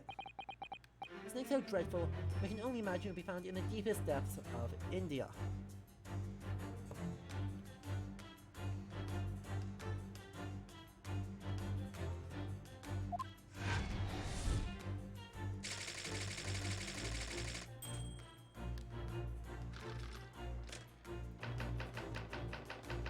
How Mr. Asogi died. Moving on, we come to the heart of the matter, the grim demise of the victim. How did this young man lose his life, and why? According to the data of which I have been apprised, there were no visible signs of injury. In fact, the circumstances of the victim's death can only be explained by a terrible burn. Now, if we take that as fact, we can reasonably imagine that there remains evidence to affirm it after seeing the crime. Oh no, could there be? Yes, an examination of the deceased body will prove the cause of death conclusively. The almost but not quite imperceptible puncture wounds left by the venomous fangs will seal the truth. Yes, the vestiges of the snakebite delivered by your terrifying friend. This makes no sense. There is no point feigning ignorance, Miss Pavlova. After the incident, you endeavored to hide everything, didn't you? But now your involuntary glance betrays the hiding place you chose. That's right, you have the evidence that links you to the victim's death in that traveling case. When we first met in this cabin, it came to my attention that your case moved periodically. Your serpent assassin was restless inside. You You don't. Is telling the victim made note of a low whistling sound, like minutes before he said it. This was your signal, was it not? The sound you used to train your service rat. To train?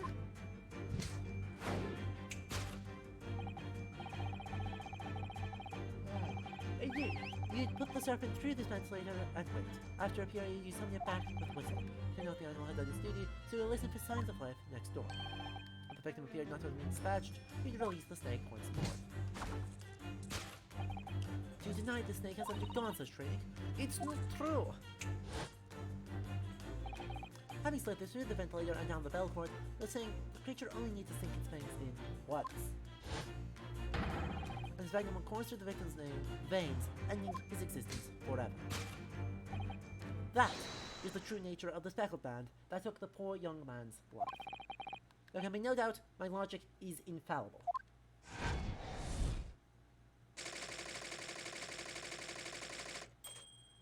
Conclusion. Death by a venomous snake's bite. Thus concludes Herlock Sholmes' great deduction of the Speckled Band.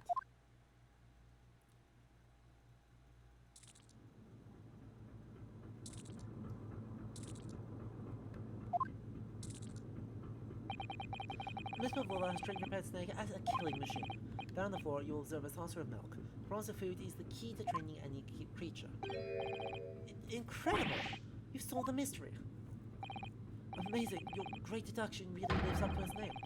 I see now why your Herlock Sholmes has become such a household name. A spicy take.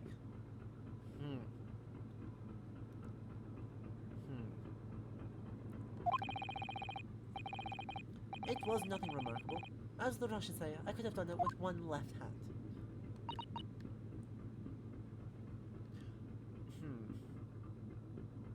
Besides the fact that Sholmes is, the fact that Sholmes is irredeemably stupid and also a genius, but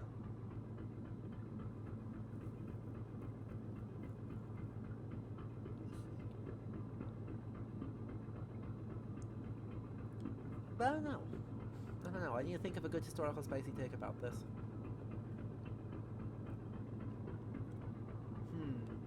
Let me think of that for a moment.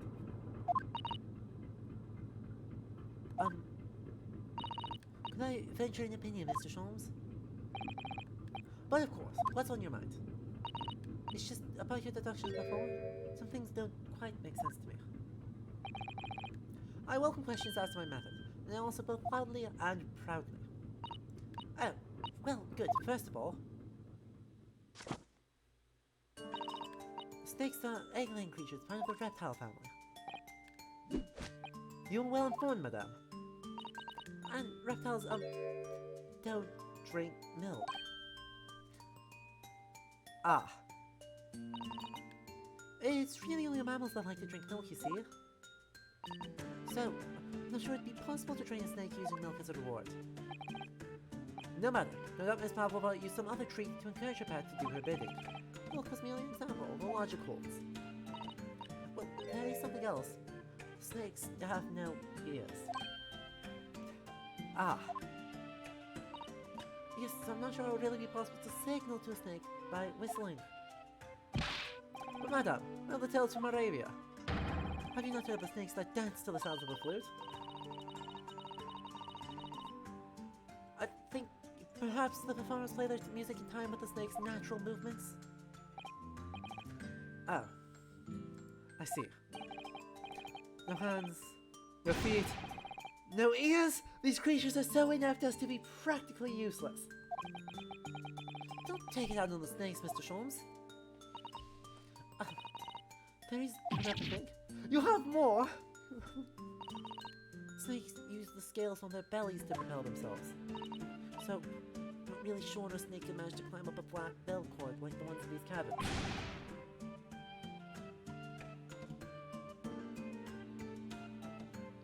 Then they should try harder. Please, don't be angry with me, Mr. Sholmes. The point is, even though Snake had gone through the ventilator to the next door cabin, it couldn't have come back without help. What I'm trying to say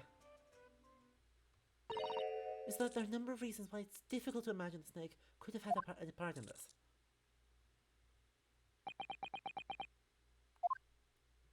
Aw, depressed Sholmes. My lad. They can still hear. This is Susato is not quite right. They can hear.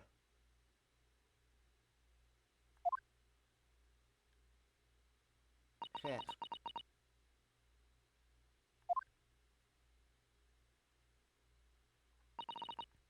I think we need to step in and help again, Mr. Naruhodo. Oh no, you don't mean... Yes, we need to modify Mr. Sholmes' latest deductions and turn them into the great ones they ought to be. I had a feeling this was coming. Alright, let's give it a try. Just what I was waiting for, Mr. Naruhodo. Yes, right. So, cast your eyes down to your wrists again. What? Yeah? You've done it again! Your handcuffs are gone. Where did they go?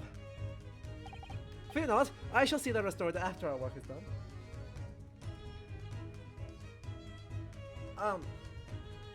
Anyway, I need a spicy take before we get too much further.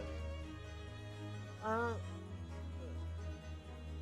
don't know, it may be a spicy take, but I appreciate that Sholmes is a problematic fave. Right, because he just did 2 Orientalisms in the last 5 minutes. This solidly puts him in the realm of problematic fave territory. And I love that they're doing that.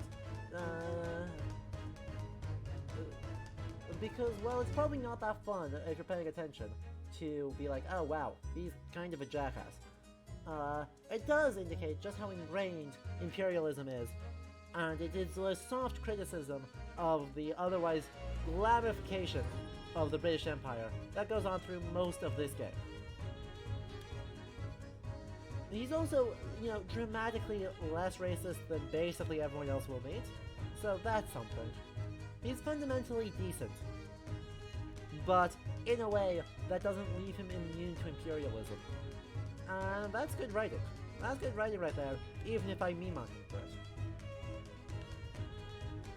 Fear not, I shall see them restored after our work is done. Maybe we should leave them off. Now, everyone, let us begin. Herlock Sholmes is proud to present his Logic and Reasoning Spectacular.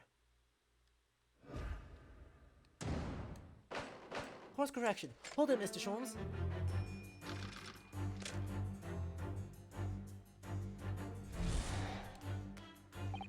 Miss Pavlova, moments ago you claimed the following. His death has nothing to do with me. This whole thing has nothing to do with me. Yet you cannot deceive yourself. Yes, when you call those horned events, your aching heart smarts with pain. She does have a pained expression on her face. Yes, that's true. She looks at the Cosmosoma's death is weighing heavily on her mind. But you're not sure Mr. Sholmes is trying to quite correctly, is that it? Could there be some other way to interpret her expression, then? Let's take a moment and really look very closely at Miss Pavlova. Well, gee, aren't those suspicious? Yes!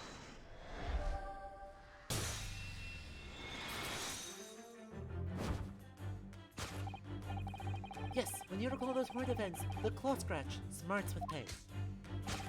Indeed, and simple observation reveals that the wound is fresh. Miss Pavlova, did you in fact receive that scratch sometime last night?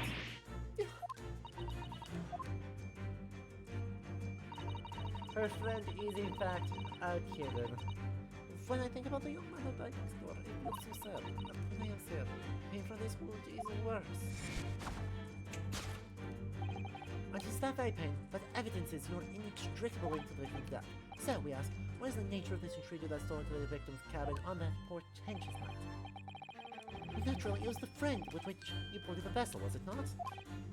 Yeah, as I suspected, another telltale glance. Without doubt, your friend is the writhing set that mislead the forms. It seems like the scratch mark on the back of Miss Pavlova's hand was made by this friend of hers, doesn't it? Except, snakes don't have claws, do they? No, they don't. They don't even have hands or feet in which claws might grow. Well then, if our snake isn't her pet, what is? What's the true identity of this friend of hers? We should follow her gaze now, Hodo-san. That's where we'll find the answer.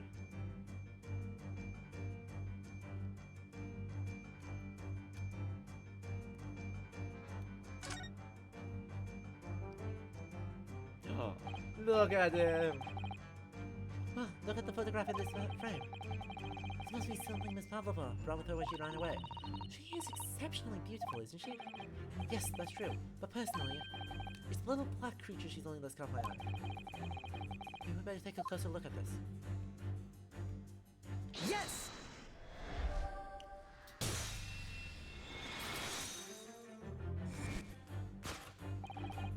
Without doubt, your friend is the little kitten we see before us. Yes, the scratch on the back of your hand makes that abundantly clear. No. Kata. Whereabouts of this black kitten isn't clear, but what is clear is that you brought the animal with you when you ran away, didn't you? Ah! Darka is my best friend. You couldn't leave her behind. Darka would appear to be a Russian blue. But yet, that fact leaves us in a quandary. The victim's real observations on the night question tell of a speckled band, whereas regrettably... It's so cute! This specimen's markings do not fit that description in any way. What explanation can we give them, right? What was the sight that fell upon the victim's eyes last night? No, don't look at me. This has nothing to do with any of this. Oh, but it does. You have the answer to this quandary even now, hidden behind your back. Yes, that was you trying, but failing to succeed can only be the snake's sloughed skin. Did you see that? She just took something out of your pocket and hid it behind your back. If she just left it in her pocket, no one would ever have known. Oh yes, plays like that are Mr. Shawn's specialty. He's ever so cleverly forced to reveal something. I thought deduction was his specialty. Or maybe making me believe that was a ploy too. Anyway, I find it hard to believe that that's the skin of a snake. In which case, just what is Miss Pavlova hiding behind your back?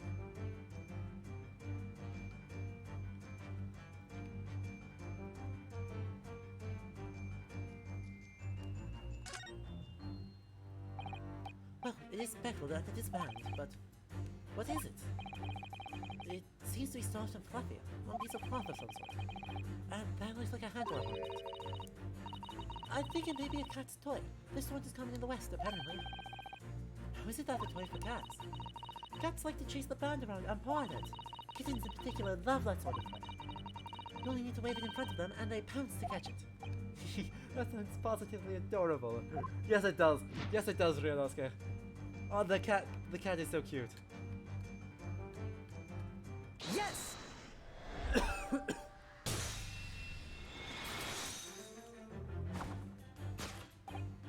Yes, the thing you are failing to conceal is a cat's toy. Precisely, and the true nature of the now infamous Speckled Band. And it was this toy that you dangled through the ventilator. You waved it around, I presume? Naturally, the victim could not fail to notice it. But why? For what reason? My dear boy, there can be only one answer. After her feline friend disappeared through the ventilator into the neighboring cabin, Miss Pavlova attempted to use the speckled cat's toy to incite the creature to return. Ah. In summary, the nature of this friend of Miss Pavlova's, which last night infiltrated the scene of the crime, is a blithesome Russian blue breed of cat by the name of Darka. Yeah! A truly troublesome feline young Darka is proving to breed. She must be caged once found. You will forgive us for borrowing the photograph of your pet, Miss Pavlova.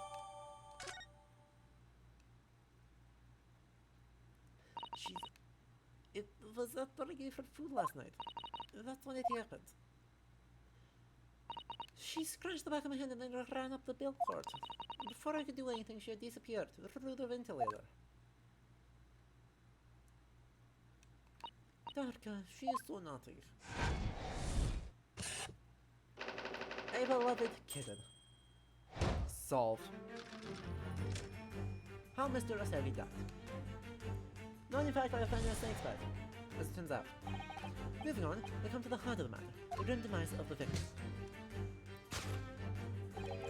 How did this young man lose his mind, and why? According to the data which I have been apprised, it appeared there were no visible signs of injury. fact, the circumstances of the victim's death can only be explained by a terrible event.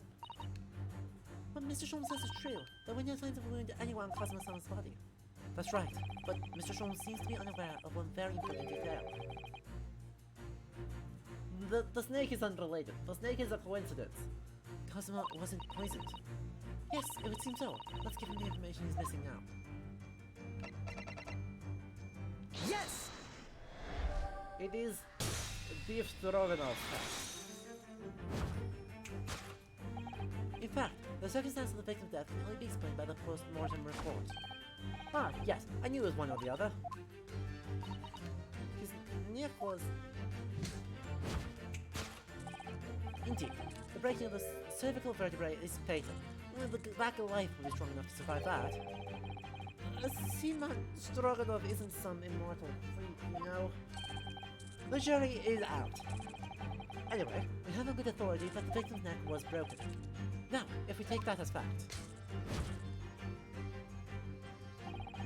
we can readily imagine that there remains evidence to affirm it at the scene of the crime. Let me... Yes, it is now known the deceased body will prove the cause of death conclusively. Cosmo died because his neck was broken. In other words, he was probably struck by something, or someone. Yes, that's a distinct possibility. As of yet, no weapon has been found, though. Presumably, Barker didn't silently creep up behind Cosmo and deal him a fatal blow.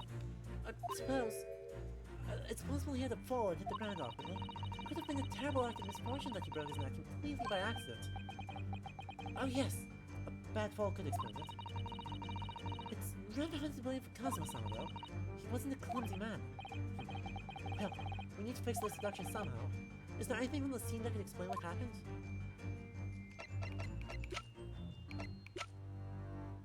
Yes! His boots. Yes, an examination of the mark on the floor will prove the cause of death conclusively. This particular mark, so prominently visible next to the victim's body, is a deposit of shoe polish. Shoe polish? Indeed, positively identified by a little analysis device I constructed, which I carry now as a matter of course. Beeswax, tallow, and dye were my results, the undeniable ingredients of shoe polish. And the color of the polish is a perfect match to the color of Mr. Asogi's laced leather shoes. Looking at this mark, it's not hard to imagine what happened. For some reason, Mr. Asogi must have caught his foot at that point in the floor and tripped. Please, no. And, by a dreadful turn of misfortune, caught his neck against some immovable object as he fell to the floor. Suffering a fatal blow to the spine, the victim's vertebrae is shattered, and in that instant, he lost his life. No! I don't know anything about this. Is that really true, Miss Pavlova? Wrong voice, then. What about the evidence left at the scene when Mr. Asogi lost his life? Yes, the facts are as clear as day to me. You did all you could to conceal the incriminating evidence. But now your involuntary glance betrays the hiding place you chose. That's right, you hid the evidence that leads you to the victim's death in that traveling case. I don't believe it. Kazuma-sama merely tripped over and now he's no more? It can't be true. I refuse to accept it. I know it's hard to believe, but the mark on the floor does seem to suggest that's what happened. But if this point Mr. Shawn's deduction is right, Miss Pavlova is trying to hide some evidence that would prove it. Here in this cabin, somewhere in the direction that she just cast her eyes. Where, I wonder? Let's have a good look around. The answer must be here somewhere. It's not the tiara. It's not the traveling case.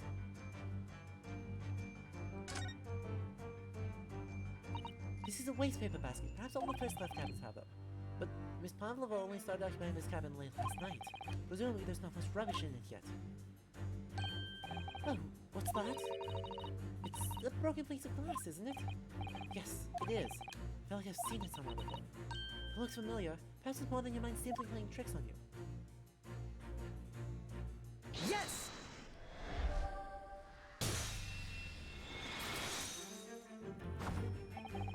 That's right. You hid the evidence that links you to this victim's death in that waste paper basket. Here we have a fragment of some intricate glass object, it would seem, one that has a familiar air. Precisely. We found another piece of broken glass on the floor in Mr. Asogi's cabin. Oh, wrong voice. And as you can see, the two pieces fit together perfectly. Oh no. So, Miss Pavlova, shall we consider what this tells us? How would it be that part of this glass object, which was evidently broken at the scene of the victim's death, should be found in the waste paper basket in your cabin? Yeah. You're well acquainted with this glass spell, are you not? I don't know, in that hushed Russian accent of yours won't save you this time, dear girl. Why? Because we have conclusive evidence linking you to the valid question. What? Take it away, Mr. Naruhodo. Yes. The evidence that linking Miss Pavlova and the little glass bell, that was yes! If you look at this photograph, you can clearly see, hanging from darkest color, the very glass bell in question.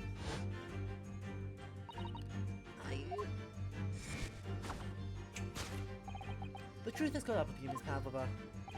The young man who lost his life last night did so after a truly inauspicious fall.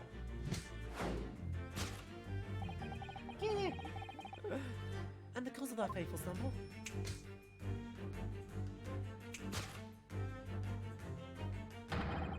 your absent feline friend, Darka.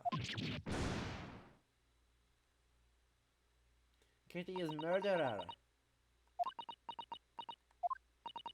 I couldn't tell anyone. I'm sorry. No.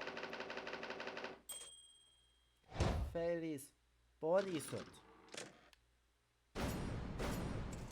None of this fellas Mali sons.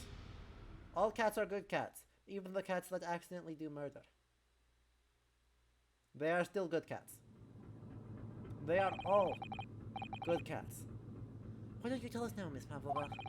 Tell us exactly what happened last night. It was a little after 1 in the morning. It was so late that I hadn't time to feed Darka, so I gave her some food. But then all of a sudden she scratched me and jumped out of my hands. People do say cats become very anxious and nervous in new environments. She was so fast, she disappeared through the ventilator before I could stop her. And that is how you acquired the rather nasty wound on the back of your hand, I take it? Yes. I had read the rules on the wall, and knew that I was not allowed Darka with me. Yes, modern science suggests that animals can carry infectious diseases. It's a precaution, really. So I listened and listened, trying to hear if there was some noise in the next cabin. It was very quiet. I'm sure if someone was there, he must be sleeping. So at that point, you are safe to try and lure the kitten back again, by nailing the end of a toy through the ventilator into the adjoining cabin. Darka always loved this toy, but it didn't work. Nothing worked. I tried using my favorite toy. I tried to whistle to her softly, but nothing. She didn't return. So the whistling sound caused by Rhino in his diary was Miss Pavlova trying to retrieve her pet. Cats have a propensity to remain hidden in the shadows when frightened. Yes, so there's nothing else I can do. I just have to wait until she has calmed down. But then...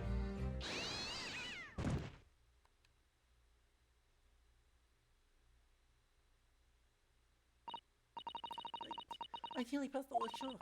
I heard her cry out and then... Oh, such a dreadful bang. Then afterwards, nothing. It was totally silent. Cosmo was...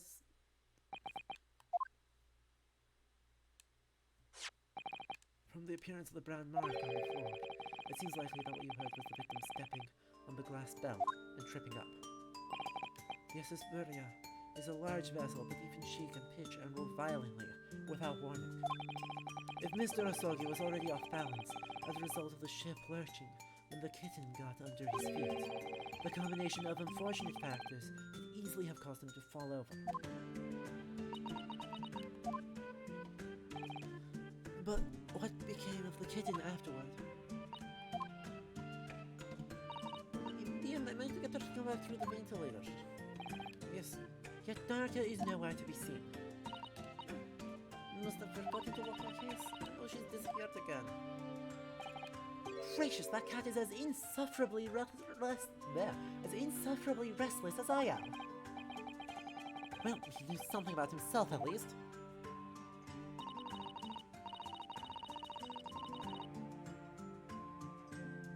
When I woke this morning, I heard the young man in the cabin next to me had died, but I couldn't bring myself to tell anyone what had happened. I was too scared. Scared that they would send me back. Oh, hold on a minute. What about the snake? You're right, where is it? If the snake isn't your friend, Miss Pavlova, then whose is it and where did it come from?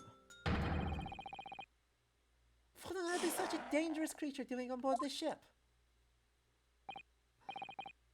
Oh, it didn't say? Snake is my friend.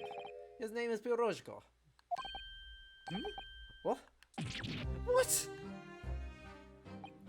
That snake belongs to you? He escaped from cage when the emergency alarm said. I was looking for him. I did not expect to find him in here. Yeah, how did the snake get into this cabin? But animals are not permitted on board. Ha! We are at sea for 1 year! You want to be someone without a close friend? Or without someone who understands? Could you find someone a little more human who understands you better? My dear burly fellow, I don't down to invent a snake. Surely you can appreciate the danger you're putting everyone in. No venom. Pirozhko does not have venom. He is harmless, very long, but very gentle. He is adorable, like Granny. It's venomless. Yes, now he is hungry, so he is in bad mood. Once I feed him, you will see big smile. And you feed him what? Milk, I suppose? Ha! Snakes they say milk chickens? Ridiculous. Snakes let drink milk only in sleeping. Pirozhko eats mouses. Big, fat, rolled mouses. Ah. Oh, so, is that what the mousetrap in the passageway out there is for? Of course. How else can I catch my friend's favorite food? And nothing says top of the food chain like that look in their eyes right now. He is anime eyeless. It refuses to drink milk, it can't hear a whistle, it can't climb a billboard, and it's not even venomous. How the deuce did something so inept land a starring role? Can we get an F for Holmes? Sorry, Sholmes? Mr. Sholmes just perished.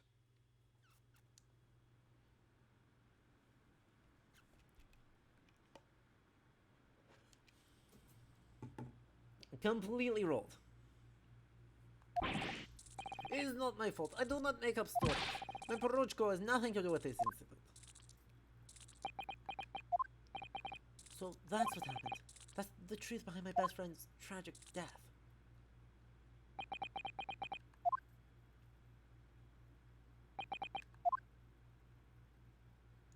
So, chat, do you all recognize the problem? There still is a hole in the testimony. Chat. Who knows what it is?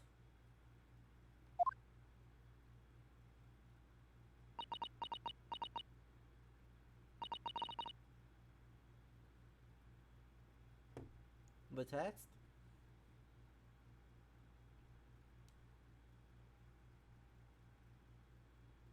The writing in Russian? How she got in? And how did half the bell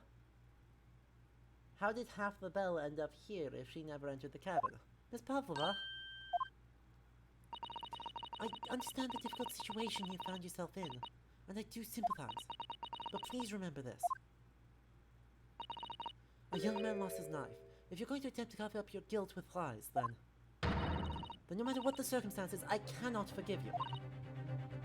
What are you talking about, Miss Mikotova? What lies? Miss Pavlova just confessed everything. It was just a series of unfortunate events, an accident. no great detective like Mr. Sholmes. I don't have a gift for knowing the truth. But even I can see, that was not the truth. Don't you agree, Mr. Naruhodo? To be perfectly honest, yes. There's a discrepancy in Miss Pavlova's story, I'm sure of it. Just can't quite put my finger on it. I confess, I was intending to let Scotland Yard deal with any outstanding issues on this matter. Oh. And you're only present here for a very specific reason. The truth is, you, Mr. Naruhodo, are simply a distraction. A distraction? I do hope you've not been finding your shackles too uncomfortable. Not again, when did you do that? Especially if they're on your wrist as a result of my intervention. I was rather hoping I'd resolve matters before we made our next port call. You were, Mr. Sholmes? Yes, but I overlooked one important detail. The deceased young man was a very close companion of yours, was he not? Yes, Kazuma was my closest friend. I owed him my freedom, even. In that case, we must follow this to its conclusion. No further distractions. You must uncover the real truth here, Mr. Naruhodo. Yes, whatever that may be. The key to this is the discrepancy in Miss Pavlova's story, I'm sure. If I can chase that down, maybe the truth will become clear. The truth about how you really died, about how that scene in your cabin really came to be. Alright, I'll see what I can do. Excellent. Thank you, Mr. Naruhodo. Chat. Jam session. You know what to do.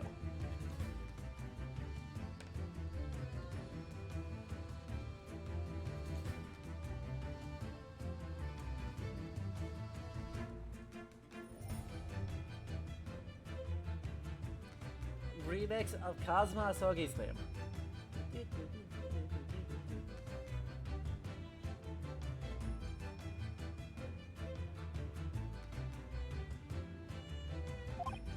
Yes! What we should ponder first is the victim who lost his life in a cabin that was bolted shut from the inside. Was this truly an unfortunate accident, or was it in fact no accident at all? That is what we must establish in the first instance. But we've already established, haven't we? The man tripped over the kitten that climbed into his cabin via the ventilator. Tragic, yes, but still an accident. Wait! Let's just take a step back. It doesn't make sense if that's what really happened, does it? I'm going to have to ask you to spell it out for me, I'm afraid. Yes, it's starting to take shape now. There's a clear contradiction between the facts and Miss Pavlova's story. The evidence is right there in Kazuma's cabin. It's undeniable. This death couldn't have possibly been an accident. Really? Let us show our hand, Mr. Naruhodo. Time to present the evidence. The evidence that proves unequivocally that the victim's death was no mere accident. Yes! The truth is clearly recorded in this photographic print. There's no way Mr. Asogi could have left this message on the floor. That script is Russian, isn't it? Indeed it is. The word written means wardrobe. I see what you mean. Most people will leave a dying message in their native language. Japanese, in this case. But maybe he was studying Russian? It is a simple language. He could have figured it out very fast. That doesn't seem like... That's actually not the point. It makes no difference whether he knew Russian or not. Sorry? What do you mean? Exactly what I said before. There is no way Mr. Asogi could have left this message on the floor. And the reason why is clearly explained in here. Damage to the cervical vertebrae resulting in instant death. Instant death.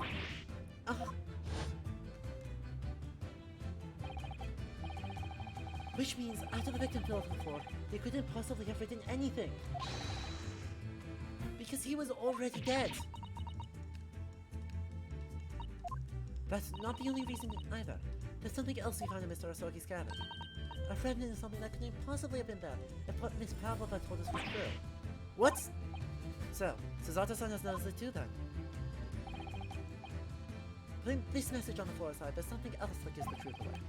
Another piece of evidence that proves this was no accident. In other words...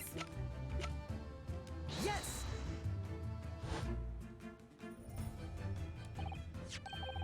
This piece of broken glass next to the mark on the floor.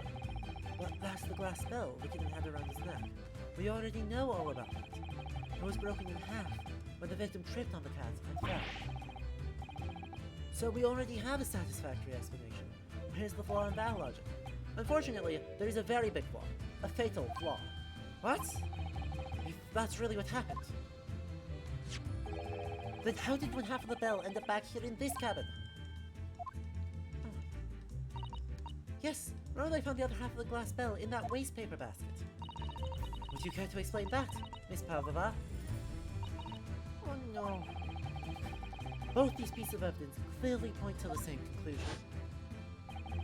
That when Mr. Osogi died last night in his cabin, there was someone else in the room. And that same person deliberately arranged the scene to disguise the truth in order to cover up his or her own guilt. Ah! Yes, there was someone else present in Mr. Osogi's... You are wasting time. Someone else was there? Duh, of course, we know this. What are you talking about? Bolche was bolted shut from inside. There was no way in or out. Oh, yes. And the only other person in cabin when you that it died was you. It's true, I was in the cabin when it happened. You were shut inside the cabin wardrobe, to be precise about the details. But I don't know Russian. There's no way I would have left that message. Not would have. There's no way you could have left that message. To be precise about the details. Would you mind? Forgive me, my dear fellow. As I was saying, the person in question wrote the word wardrobe in Russian on the floor. In an attempt to incriminate me for the crime, even though I had been asleep in there the entire time. And then, the same person picked up the broken glass bell and had fallen to the floor for fear of it becoming evidence that would show how Mr. Osogi really died. But why would this person have taken... why wouldn't this person have taken all of the pieces of the bell away? Leaving half behind was always going to raise questions.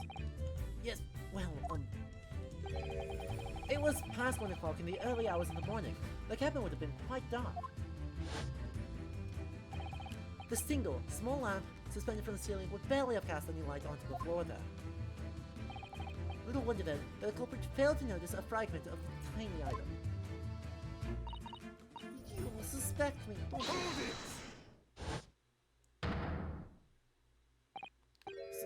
Seaman Stroganov. Nina is woman of sea. She is daughter of strong sailor. 2 years ago, I noticed her dancing skills and she went away to join ballet company. But before, she was dancer on this ship, a member of ship's band. You do not accuse ship's angel of being criminal. So that's it. You say that when young student died, Nina was there in his cabin. But that is not possible. I give my truth. Well, this is all most interesting.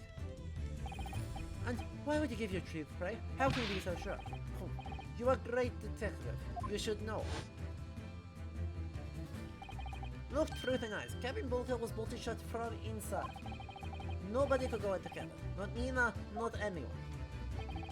Or you want to tell me that killer can walk through locked doors? Yet. It's impossible. He's right. But wait. I've read about this in detective stories. People often tie thread around door latches so they can open and close them from the outside. Thread? Are you stupid? These bolters are not barred doors. Certainly not. These are watertight doors that one would expect to find on any modern steamship. Constructed of heavy steel with not a gap inside, no threads or needles or magnets could have been used. No, of course not. I thought so too. But Mr. Naruhodo suggested earlier, so... This is also sad! How can you shift it onto me like that? So, Seaman Stroganov has a valid point. The cabin door couldn't have been bolted shut from the outside. Not necessarily. What? I put it to you that I could bolt this cabin door without laying a finger on it. And in this very cabin, we can see the traces of the method I have in mind having been used before. I don't believe it. Well, Mr. Naruhodo, I believe you know what I mean, don't you? A way to shut the bolt of the cabin door from the outside? One way does spring to mind, yes. Do you really know what Mr. Sholmes means, Mr. Naruhodo? Yes, and so should you. Because we've seen it happen. Indeed we have. So, would you care to do the honors, Mr. Naruhodo? Point out the telling signs of the method that was used to slide the cabin door bolt across the outside. Yes! Look at the bookcase there. See all the books and things on it have toppled over? That must have happened when the ship made its emergency stop before. Yes, that's right. It's a very powerful vessel after all. When the engines are thrown into reverse, a violent jolt goes across the entire ship. And any small objects that aren't fastened down are bound to fall over. I believe... Yes, that's what's known as the force of inertia acting on the objects. Is there nothing Susato-san doesn't know? Or that isn't in her book at least? Well, whatever it's called, the same force that pushed over those books on the bookcase also made something else in this cabin move. The bolt on the cabin door. Ah! It was very obvious just after the emergency stop that the ship made earlier. We had come into this cabin not long before, and we hadn't bolted the door. But then...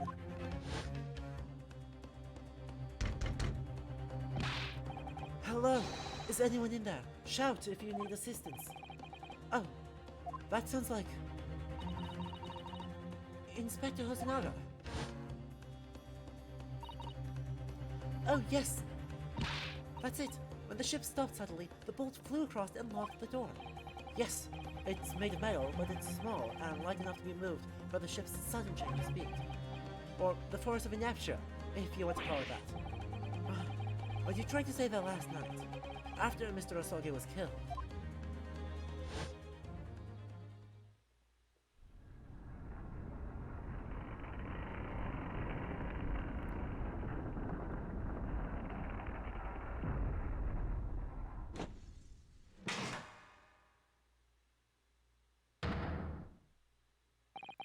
The Asperia made another emergency stop? When I woke up this morning and looked around the room, I thought it looked a little odd. All the books on the shelves had toppled over, and all the ornaments. It was almost as though someone had run their hands across the shelves and deliberately knocked everything over. Oh, yes, I remember that. And I stood them all up again, didn't I? Then, when I came into this cabin, I was surprised to see the same thing in here. All the books and everything had toppled over, just like in Mr. Osogi's cabin. Oh my! Do you have anything to say about this, Miss Pavlova? Are you out of your mind? You say Borio made emergency stop. It does seem a little far-fetched. How could that possibly have happened? Because you're saying that the culprit is actually someone from the engine room? Oh, it is simple enough. Are you forgetting the button in the passageway outside used to trigger the emergency alarm? Oh, yes, of course. There was a notice, wasn't there? Telling you to only press the button in times of emergency. On dark nights, when the fog is dense, the captain cannot afford to rely on the eyes of his lookout alone, hence the placement of a number of buttons around the vessel to allow any crewman to raise the alarm. The sort of button one is almost compelled to press to satisfy one's curiosity. Wait! It was you! When the button is pressed, two things happen in the interest of safety. The emergency alarm bell rings, and the vessel comes to a complete stop. As indeed it did a little earlier today. Sholmes hit the button! Mr. Sholmes, surely it wasn't you who... As I always say, a button has but one purpose in life. To be pressed! Whatever the occasion! He sounds almost proud of himself. How dare you mess with ship! I report you to Captain. You are in much trouble now. No, I'm sure all that can wait until later. Let's not overlook the fact that we've now learned a valuable lesson. When the vessel makes an emergency stop, the bolts on the cabin doors slide closed. So, what we must now consider... Yes, it all comes down to one thing now. Last night, after what happened to Mr. Asogi. Did the ship make an emergency stop, or did it not? You are idiots! Burya is a huge ship with many passengers. If we make an emergency stop, even in dead of night, there would be chaos everywhere. What are your thoughts, Mr. Naruhodo? Well, it's certainly possible that some kind of emergency happened last night.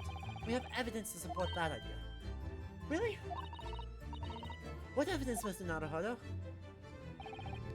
Fascinating. Do show us, my good man.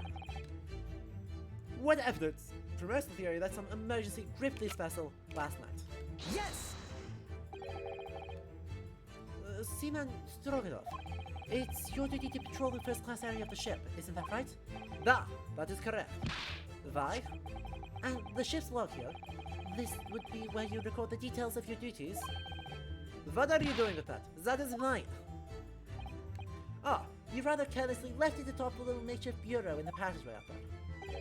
But as responsible passengers, we took it into our care with a mind to return to you later. I left it there on purpose. That is very put it always.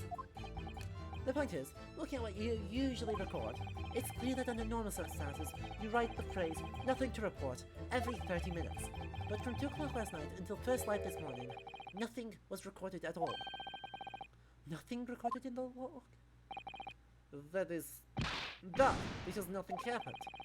But if nothing happened, you would normally write nothing to report, wouldn't you? Indeed so, which tells us that shortly after 2 AM, something happened here aboard the SS Burya. Something sufficiently significant to make you forget to fill in the ship's log, in fact. Are you suggesting that the ship really did make an emergency stop in the middle of the night? Stop talking rubbish! If I'm perfectly honest, I find that a little hard to believe myself. Oh, wow. Well, because of something as major as an emergency stop really had happened. Surely all of us would have noticed? That's very true. Thanks to the emergency stop we experienced earlier, we all know what it feels like now. The ship lurched so violently, and the alarm bell was so loud. I can't imagine that anyone would sleep through that, even if it happened in the dead of night. Well, no, that's a good point. What of the throbbing? Sorry? What do you mean? Your head, man. The throbbing of your head since this morning. We have all suffered with it. Oh, yes. I have had a headache, you're right. In fact, I haven't been feeling myself since I woke up today. Nor have I! My head has been feeling heavy ever since dawn. Yes, you've all been afflicted, haven't you? Just as I suspected. Right, my head's been throbbing today too. And since eating dinner yesterday evening, everything has felt sort of hazy. I can't really remember anything about what happened after I climbed back inside the wardrobe. Then the first thing I noticed this morning was the throbbing pain in my head. I had already been dragged out of the wardrobe. I had those handcuffs put on me by that night. Why didn't I wake up when all that was happening to me? Tell me, Mr. Naruhodo, you boarded this vessel as a stowaway, didn't you? Well, yes, sorry. The stowaway class of accommodation doesn't usually include meals. What did you survive on? Well, Kazuma looked after me. He was always happy to share his meals. They're too cute. So, you enjoyed some of the whole roast chicken dish that was served yesterday evening, I take it? Yes, in fact, I had all of that. Kazuma wasn't fond of chicken. Oh, really? So the victim didn't eat any of the chicken at all? That's right, he didn't touch it. Is that relevant? My dear fellow, how does that not strike you? Oh, Mr. Sholmes, do you mean to say that there was something wrong with the chicken? I do. No. Really? Is that really true?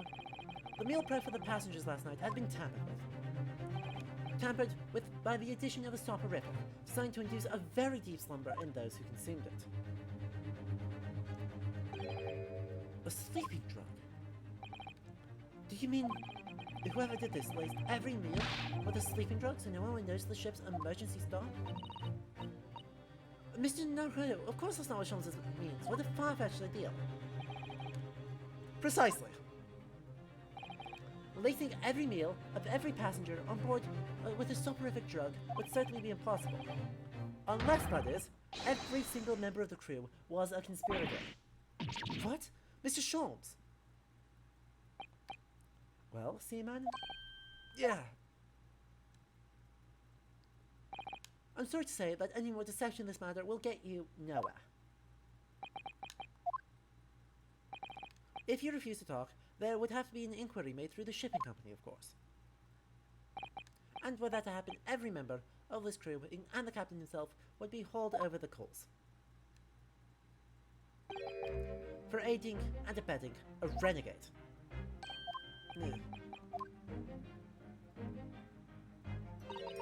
Please. No more. I will tell everything. Yeah. I cannot make problems like this for everyone anymore. These crewmen are your former comrades, I believe. NyQuil chicken. Yes, so when I decided to run away, I asked them to help me. We all agreed to help. Everyone together. She threw away everything. Refrain in the ballet, Mother Russia. We wanted to help our angel. I don't believe it. You are right. We put sleeping drug in chicken last night. Yes, I remember now. I did nose chewing on a lump of something strange and bitter at one point. That.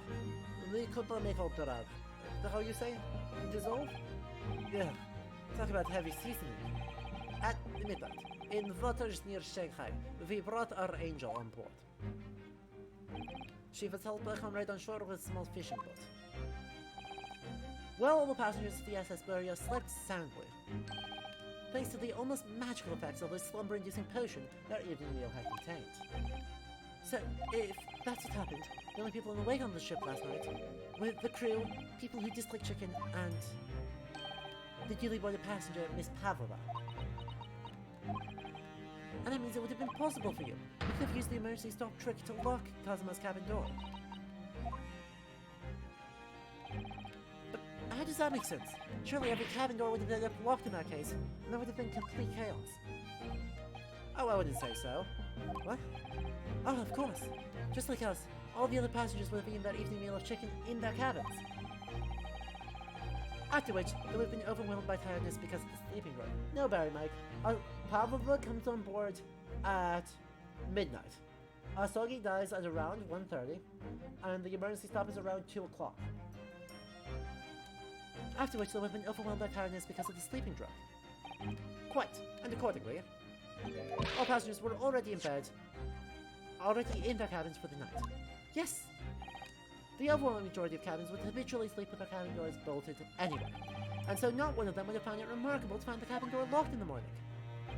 In summary, no one's fastened the bolt of a single cabin door on the ship. The culprit brought the entire vessel to an emergency stop in the early hours of the morning.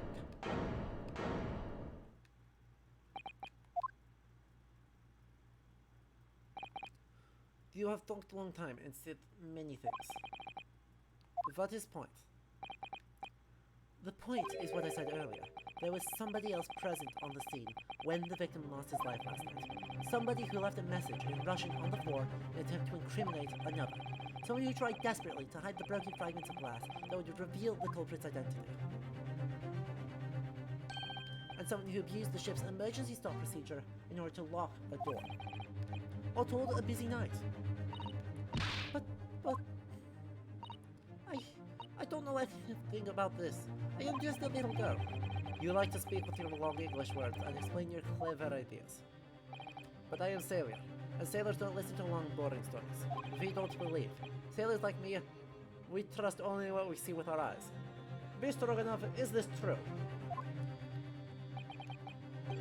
A laudable trait. What? I am quite of the same disposition, my good man. Observation to me is everything. Mr. Naruhodo? Oh, yes. Do you hear it? The accusory cry of guilt on the winds. What accusory cry of guilt? Sorry, you've lost me. Proof of involvement, man. You can't hear such a call with your ears. No, you must hear it with your eyes, for observation is the basis of all deduction. What are you talking about? Well, no, that was a forced analogy. I believe the time has come.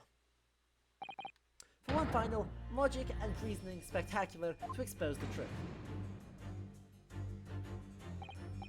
So, Mr. Naruhodo, your assistance, if you please. With what exactly, Mr. Sholmes?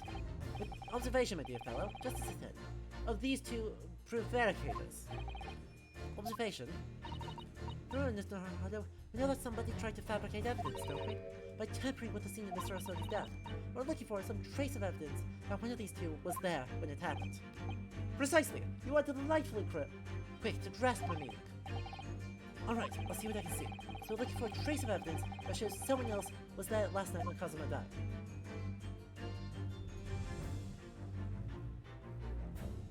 Well, how suspicious. Yes!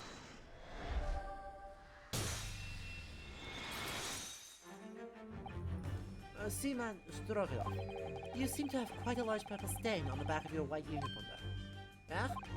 Ah, yes, I don't know where that comes from.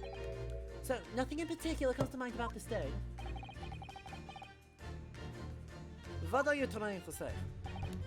It would appear the significance of the stain has escaped your attention, Seaman. Allow us to make it plain. It's a very large purple stain on the back of Seaman Stroganoff's uniform. I think what made it is clear. Indeed it is. So, Mr. Naruhodo, present the evidence that proves it. My pleasure. Alright then, the evidence that proves what that stain on the back of Seaman Stroganoff's uniform really is. I believe is the crime scene photo. Yes!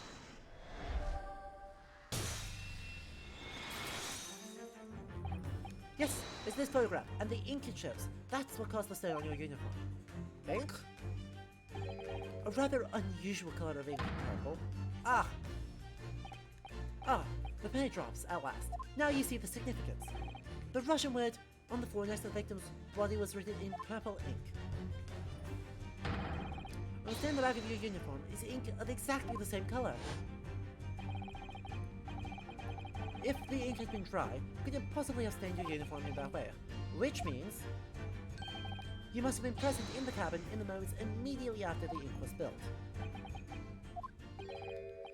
Alright, yes, it was me. I did it. Everything.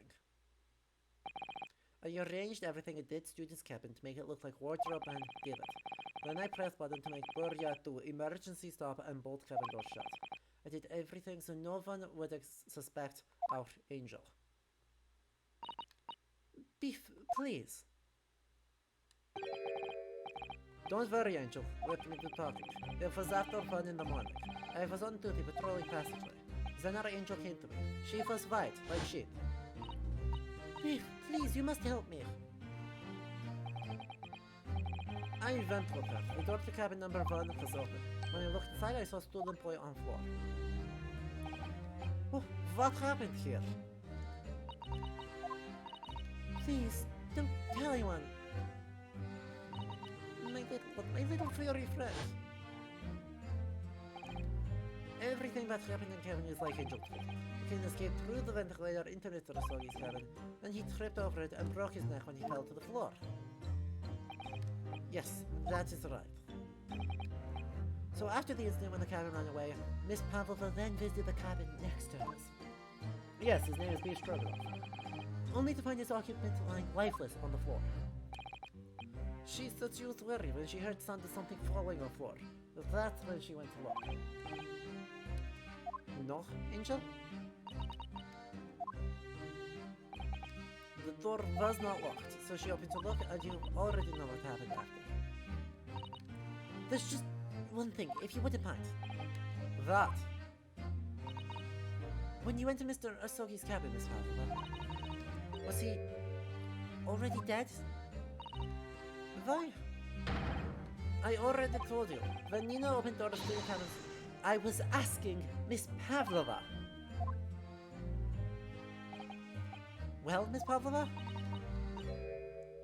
Duh. Oh. Yes, that is right. I saw him. It was dark and he was wearing black, but he was on the floor, not moving. I was scared. I understand, and I believe you.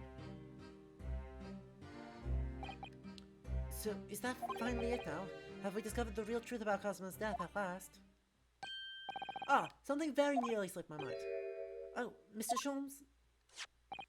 This photograph. Yes, I took this myself, you know. The cause of death was a broken neck. Therefore, the victim died instantly.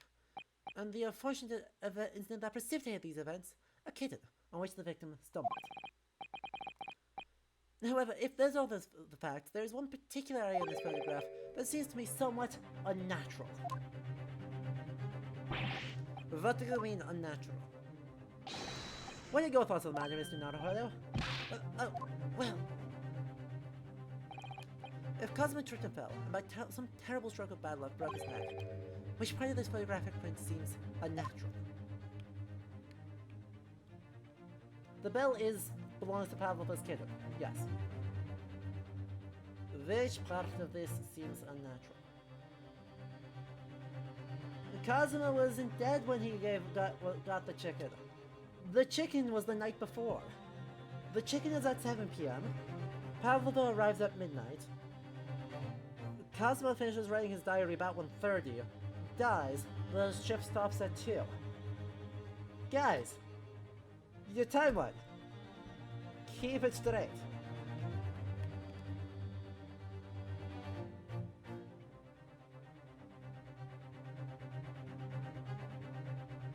What is unnatural? Besides the fact that the headband is all sorts of wrong.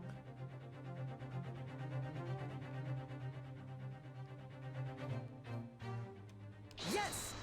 The arms? Alright, if he really fell due to an unfortunate accident, then this fist just doesn't seem quite right. No, Grand Chicken Lord, it was to cover Pavlova arriving on the ship. The exact same thought occurred to me. And if all, one's instinct is to open the palms flat. You clearly see the victim with his left hand tightly pulled into a fist. Almost, you might say, as though he were gripping something. What do you mean? Simply they took the liberty of investigating the victim's fist a short while ago. You did? And what, pray, do you imagine I found there, my dear fellow? Mr. Sholmes, show us, please. Why, of course, my dear madame. Why would I keep you in suspense? This is what I found. A crescent moon with a little gemstone in the middle. Yes, you're right. A crescent moon. It's very pretty, but what does it tell us? Oh, it tells us nothing. I'm not so sure. That crescent moon looks familiar somehow. I'm sure I've seen it somewhere before. Observation, Mr. Naruhodo. That is the key. What? The truth is now tantalizingly close. How did that crescent moon come to be in Cosmo's clenched fist? This is the final clue. The last piece of the puzzle. Ask yourself, what does the little crescent moon mean? What significance has it? And observe. Find the answer with your own eyes.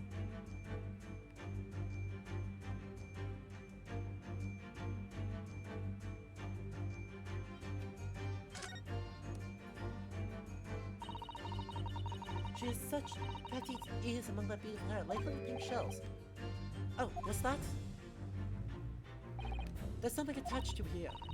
Ah, I expect this was called an earring. It's a little piece of jewelry. An earring, is it? It really is tiny. Perhaps part of it is missing? Maybe it broke off. So now all that's left is the clasp part that attaches to the ear. If that's the case, she doesn't appear to have noticed that it's broken. Yes!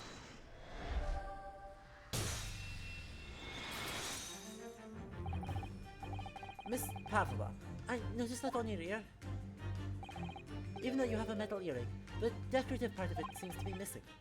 The little link holding it on must have been broken, I suppose. Yeah? What? But looking at your other ear, I noticed a crescent moon. Yeah. I don't believe it.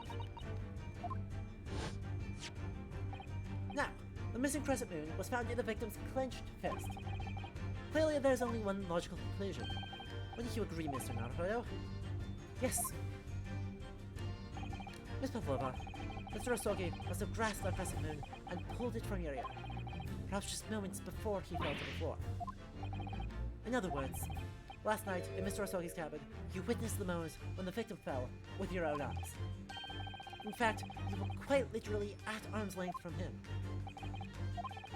But then the question is, why did Mr. Osogi do that? Why did he pull your earring from your ear and hold it in his clenched fist in his final moments? Oh no. Angel? No one can protect you now. Please, Miss Pavlova, tell us the truth. Last night, what did you do to Kazuma? Yet!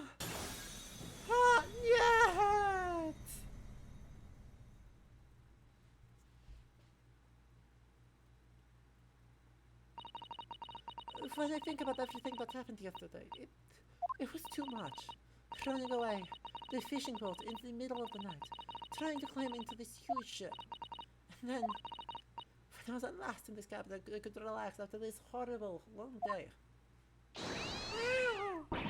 Darka, wait!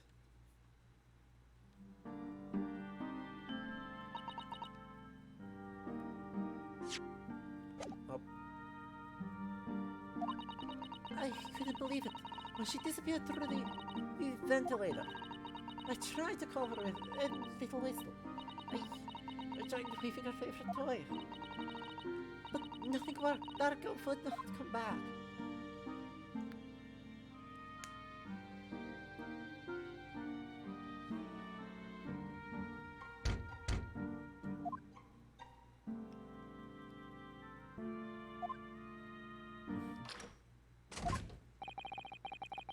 What are you doing here at this time of night, Inspector?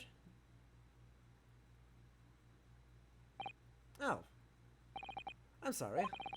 I thought it was a friend of mine.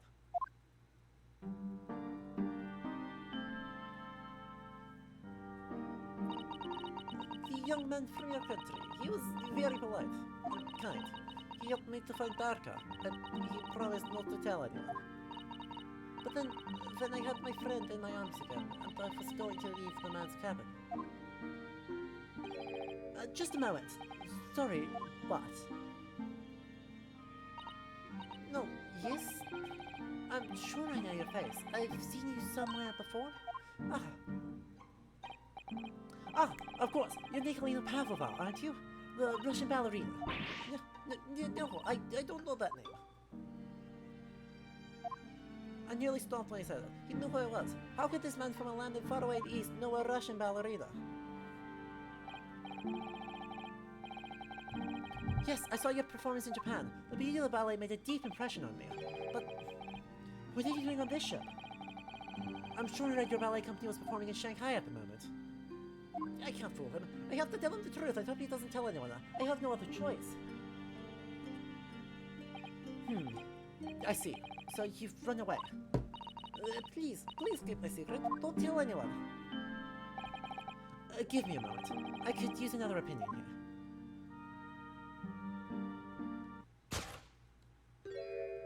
He's going to pull a cord.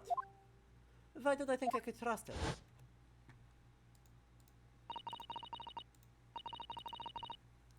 Then it happened, everything at once. It was only a second, but it felt like forever. Wait, I shouted, and then... Darka jumped out of my arms and down to the young man's feet.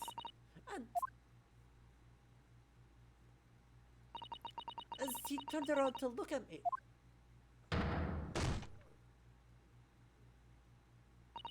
I pushed him. I don't even know why. I don't know why I did it. I was just so scared. I had to stop him from telling anyone about me.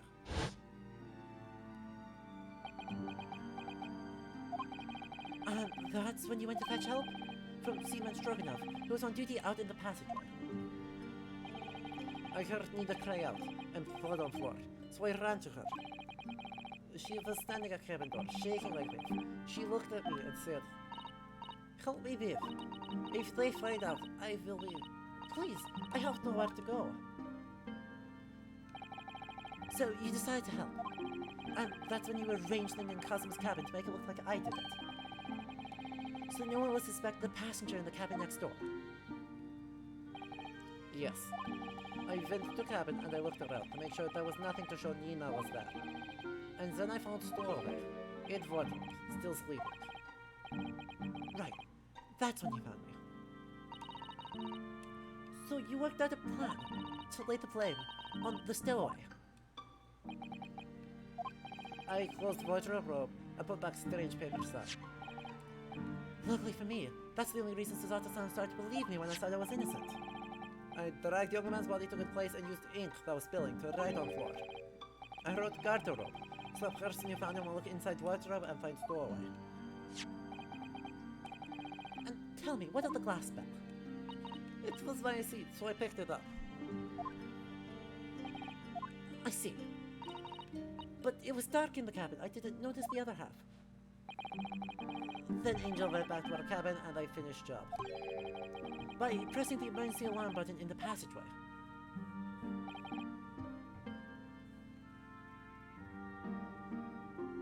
Yes.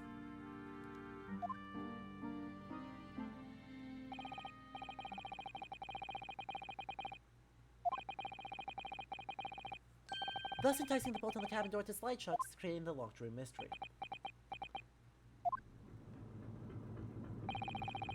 There's still one thing I don't understand, Miss Pavlova. What? Well, you said that you told Cosmo about the fact that you ran away from your homeland. And it's because you were worried he was going to tell the captain that you pushed him. Isn't that right? Yes, but even if you had pulled the bell cord and called for the captain of the ship, aren't you friends with every member of the crew? Why would that have been a problem? It was what he said first that made me scared. What he said first? Cosmo just landed on the bedpost badly. What are you doing here at this time of night, Inspector? Oh, I'm sorry. I thought it was a friend of mine. He said Inspector was his friend. Yes, me, who was supposed to be acting as his bodyguard. I thought if police knew about me, they would arrest me. So before he could pull the bell cord, I... May I stop you a moment, please, Miss Pavlova? It just doesn't seem to make sense. I mean, was Mr. Osogi really going to pull the bell cord? I don't know. What? What do you think, Mr. Naruhodo? Well, I'm not Kazuma, so I can't know for certain, but... He was a man of his word. If he told you he wouldn't give your secret away, then he wouldn't have done. No, he was walking over to it. He was going to pull the cord. He was going to make them send me back. Well, Mr. Naruhodo, the day's work is not yet done, it seems. There is one more deduction to make. What? Another deduction? Yes. What action was the victim really about to take at that moment?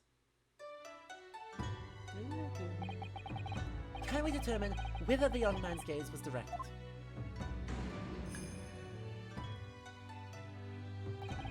First, consider the victim's location within his cabin.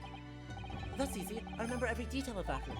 I mean, yes, I spent quite a lot of time in the wardrobe, but still, that cabin has been my home for this entire voyage. So this is how the cabin looked last night. Miss Pavlova, is it Cosmo-sama? Yes, it's exactly how it was. Are you ready then, Mr. Naruhodo? Yes! If there's one thing I've learned today, it's that a simple gaze can reveal all manner of truths. And not only that, in order to draw the right conclusion, you can't afford to be out by even a little bit when you're following the gaze to where it lands. So, when we turned away from Miss Pavlova, what exactly was Cosima looking at? Take that!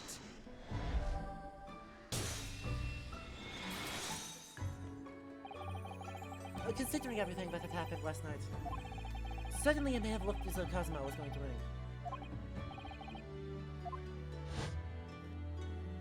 But in actuality, what is directly... Sorry, I missed that line. It looked as though Cosima was going to ring the bell cord. Yes. However... But what is directly beside the bell cord? The wardrobe.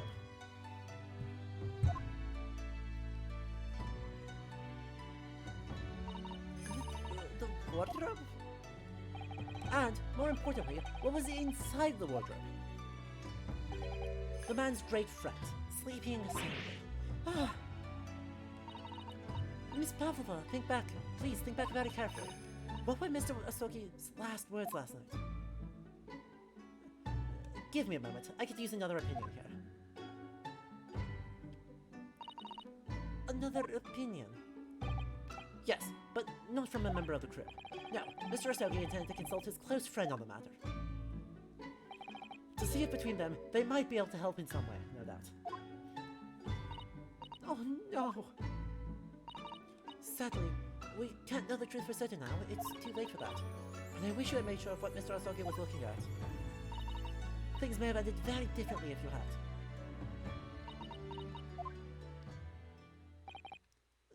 Miss Pavlova. I want to thank you for finally admitting the truth. But unfortunately, the truth is, a man lost his life because of what you did. And that will never change. I hope you'll never forget that. I'm sorry. Really, I'm so sorry. What have I done?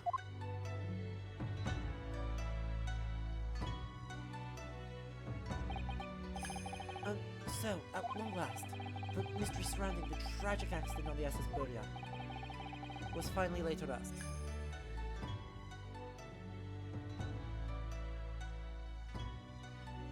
Yeah, this would most likely be a voluntary manslaughter. 9th of January, 7:14 p.m. SS Buria, first class cabin, passage cavalry. What will happen to Miss Pavlova now, then? Once we reach Great Britain, she'll be handed over to the British police at Scotland Yard. What about the fact she ran away from Russia? Won't the Russians try to repatriate her? Apparently, the English detective can speak to the immigration office and sort all that out. Mr. Sholmes can do that? So she won't be going back to Russia then? No, I don't think so. Even if she wanted to return in the future, I doubt she would be able to. She ran away, so now she's in exile for life. I see. I'm sorry. Seaman Stroganov. I wanted to help her angel, no matter what. But I didn't think about you. About how you lost good friend. I will go, Nina. I will give myself to British police. That's kind of you. In the meantime, thank you for letting me go free again. Cosima stuff feels like such a waste, but... Well, do what you can for Miss Pavlova, won't you? Da. Well, I'm afraid you need to pack now. We're due to arrive in Hong Kong tomorrow. As much as it pains me, I'm going to hand you over to the consul to arrange your passage back to Japan. Yes, I did steal away after all. I couldn't really expect any different. So, you should get back to your cabin now.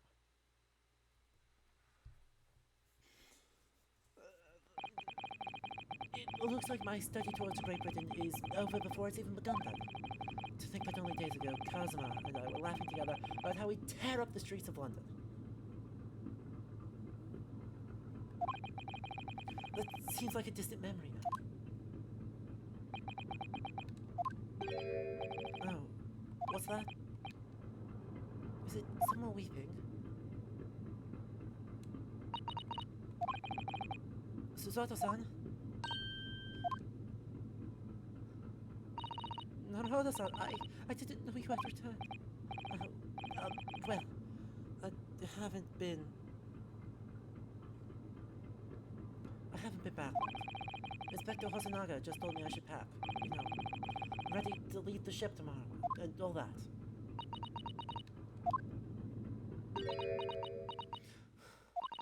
I still can't believe this has happened. I can't believe someone's life can be over just like that.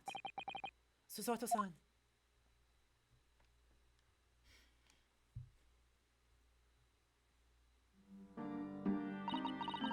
You had such grand ideas for this visit to Great Britain. So many dreams. Now they've been truly taken away, just as he has. I thought I could never forgive the person responsible. But now I know the truth, that it was just an accident.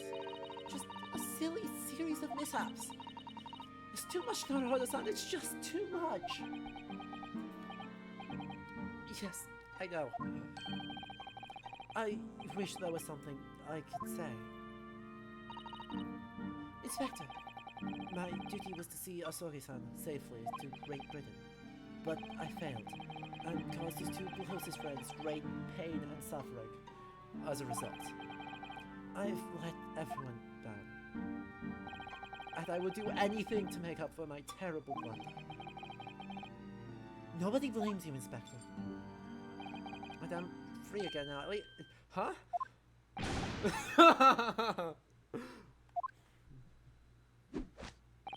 A surprise, Mr. Naruto? What is the meaning of this? Oh, a trifling matter. Simply that in my head, I think I shall always picture you wearing those shackles. Without them, the balance seems all wrong. It's distracting. Sorry. So I decided to restore them. For all time's sake, shall we say. You are a stowaway after all. He thinks this is funny.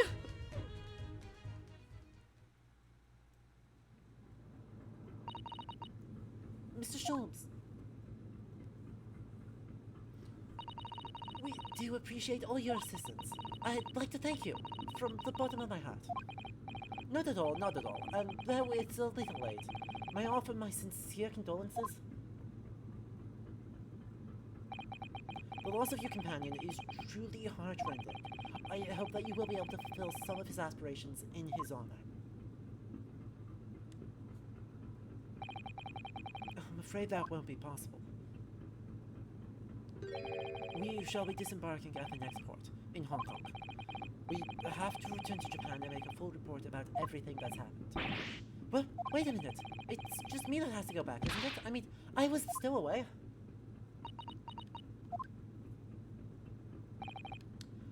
The terms of this study tour were negotiated by the Department of Justice in both Great Britain and Japan.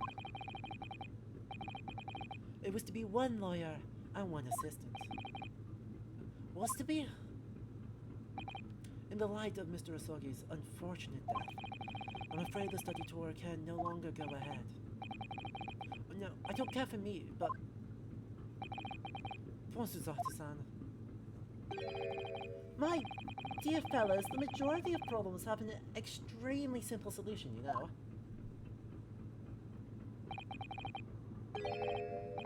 All you require is one lawyer, and the study tour can continue, surely. But there is no one else with the necessary qualifications, Mr. Sholmes. We know of no other lawyer. Qualifications, you say? Any qualifications obtained in your own country will be of little value in Great Britain, I'm afraid. Oh, but anyway, the voyage to London still promises a good month of time. Ample opportunity, I would say, to find yourselves another suitable lawyer. Yes. Miss Susato? Yes? Do you think perhaps I might be able to do it? But you're not a lawyer, Mr. Naruto. Oh, unless... Are you studying law? No, I'm not, but... I'm sorry, in that case, I don't think there's even a chance it could work. But as I said, there's still more than a month before we reach England's shores. Isn't that right, Mr. Naruto? Yes, I have a month in which to study, to learn what I must to become a lawyer in Great Britain. Mr. Naruto, that's ridiculous. Are you seriously suggesting anybody can learn all of that in just 40 days? There's only one way to find out. I would work my fingers to the bone, Inspector, every single day. Will you let me try? And if by the time we reach Great Britain, I haven't learned enough to be recognized as a lawyer, I'll take whatever punishment is deemed appropriate. But why put yourself in such a difficult position? For Kazuma, he said that there was something he had to do in Great Britain, and that he would sacrifice anything to make it happen. He was passionate about it. I can't let all that passion just come to nothing. But anyway, it's for my own benefit too.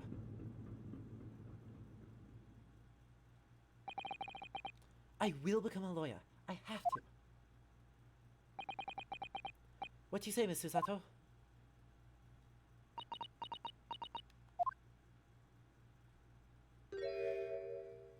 Aww. I think it's a wonderful idea. Thank you. So, what does the Speckled Inspector friend say? Are you serious? One lawyer and one assistant. The numbers are indisputable. No, it's madness. Yet fascinating, wouldn't you agree? Fascinating. Duty and rules are the dull routine of existence that we all abhor. Give us interest. Give us fascination. Speak for yourself. Besides, qualifications are no measure of a man. What matters is his character, no? And you've witnessed ample evidence of this man's exemplary character today with your own eyes. From the early hours of this morning until this very moment now. Despite contending with the passing of his close companion, and despite the accusation of guilt, this man has shown resourcefulness, intelligence, and above all, courage.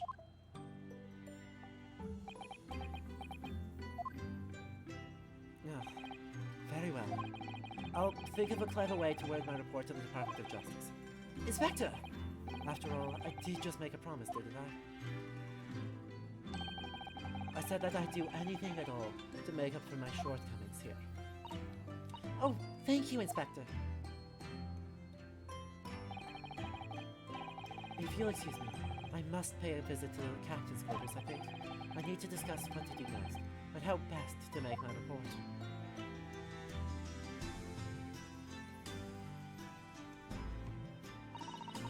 Are you really prepared to attempt this, Mr. Naruto? Yes, I'm going to try. I wonder, would you consider teaching me what I need to know? Everything about being a lawyer? I would be delighted to help you. I am a judicial assistant after all. Thank you. And Mr. Naruto, I'd like you to take charge of this. What? Me? Are you sure? I'm sure it's what Kazuma-sama would have wanted. Its name is Karuma. It's a great sword that's been in the Asogi clan for generations. Very well, I accept. I'll treasure it always.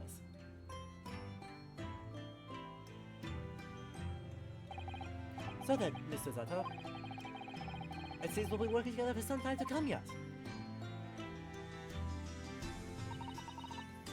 It will be an honor, Mr. Naruto. And for the next 40 days, I shan't grant you a single minute of freedom. We shall fill every spare moment with study. Yes, that's exactly what I need. Aww. But before we begin, I have an earnest favor to ask of you too. Goodness, what is it?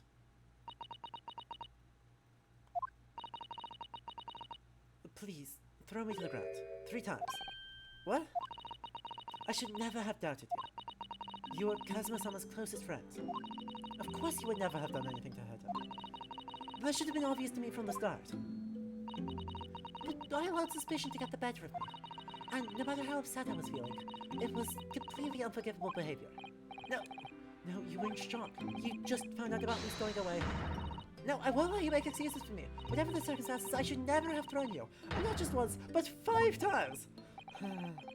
That number keeps creeping up, doesn't it? Please, you must. Just take hold of me and throw me. Do it. Don't even think about it. No, I don't even know how. I've never thrown anyone in my life. Very wise, Mr. Naruhodo. It isn't a skill one acquires without considerable training. Oh, Mr. Sholmes. I observed your throwing technique several times with great interest. I confess I was most impressed. Where did you see that? I presume that would be a form of Japanese wrestling? Oh, well, anyway, it's not wrestling, but my own interpretation of an ancient jiu-jitsu technique. Apparently, it's called the Susato Takedown. It leaves your head swimming, believe me. How about Gwiling? I'm a practitioner of the combative device myself. I am a somewhat accomplished boxer. There he goes, dancing around again. I wonder if you'd be so kind as to instruct me on the technique of your arresting throw. Yes, I'd be honored. But let us not dally. Demonstrate, my dear madame. Of course. Are you ready, Mr. Naruhodo? Sorry? Yeah.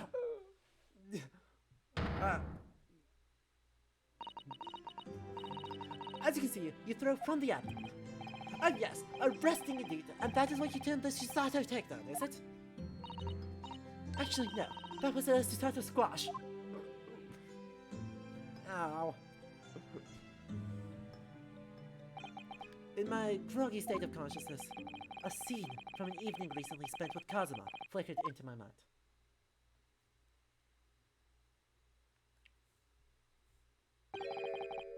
Karua? That's right. It's a prize sword that's been passed down through generations of the Asogi. I can't believe you managed to get permission to bring it with you. I mean, taking a katana as a stud sword is more than a little irregular. Surely.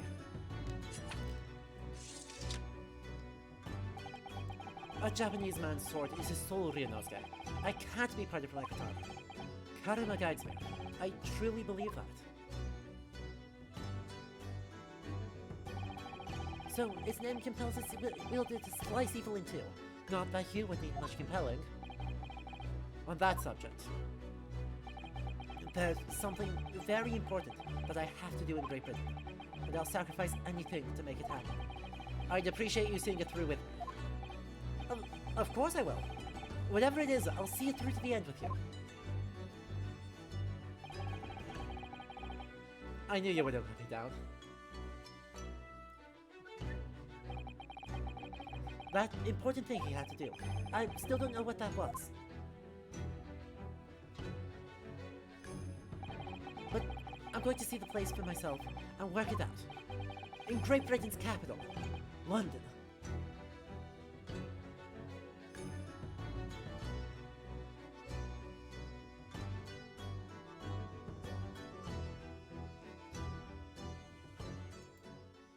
And there we will wrap up. The end of the adventure of the unbreakable Speckled Band.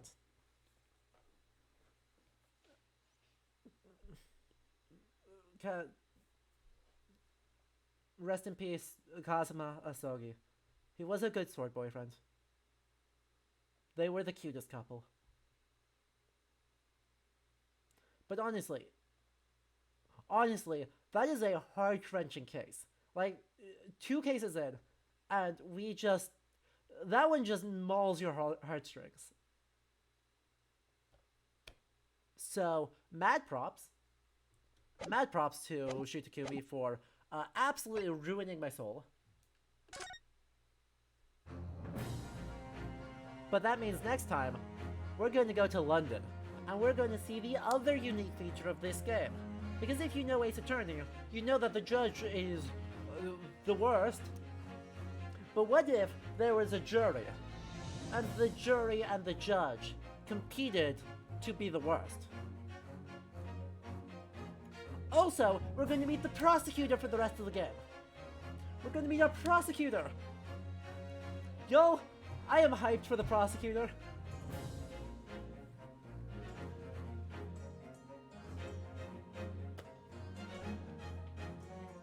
Yes! So, I hope you all enjoyed. As always, thanks to our patrons, lovely people right here, Raptorus, Leander, Geoanomaly, Angus Mole, Aiden Frost, Chris J, and Addy Berg for their support. If you want to support the stream as well, you can head over to patreon.com/LudoHistory in order to do that. Next stream is going to be Tuesday, but it's going to be at a really early time. It's going to be at 2 p.m. Eastern Time, 8 p.m. Central European Time. We're going to be playing more Pyre for a couple hours there, but keep an eye out for that super early start time. Then we'll be back with God of War, should be the finale of that on Friday, and then into lots of stuff coming up in March. The finale of New World, Assassin's Creed Valhalla, the rest of Pyre, and Elden Ring are all gonna happen. So we got a whole bunch of stuff coming up. So I hope you all enjoy. If you haven't yet, make sure you're followed to make sure you watch all of that live. And otherwise, we will catch you all next time, whenever that is. And I hope you all have a good rest of your evening. Pyre will be Tuesday. Tuesday, 2 p.m. Eastern Time. Okay? Till then, have a good night, everyone. And blessed sword boyfriend. And blessed swords. Good night.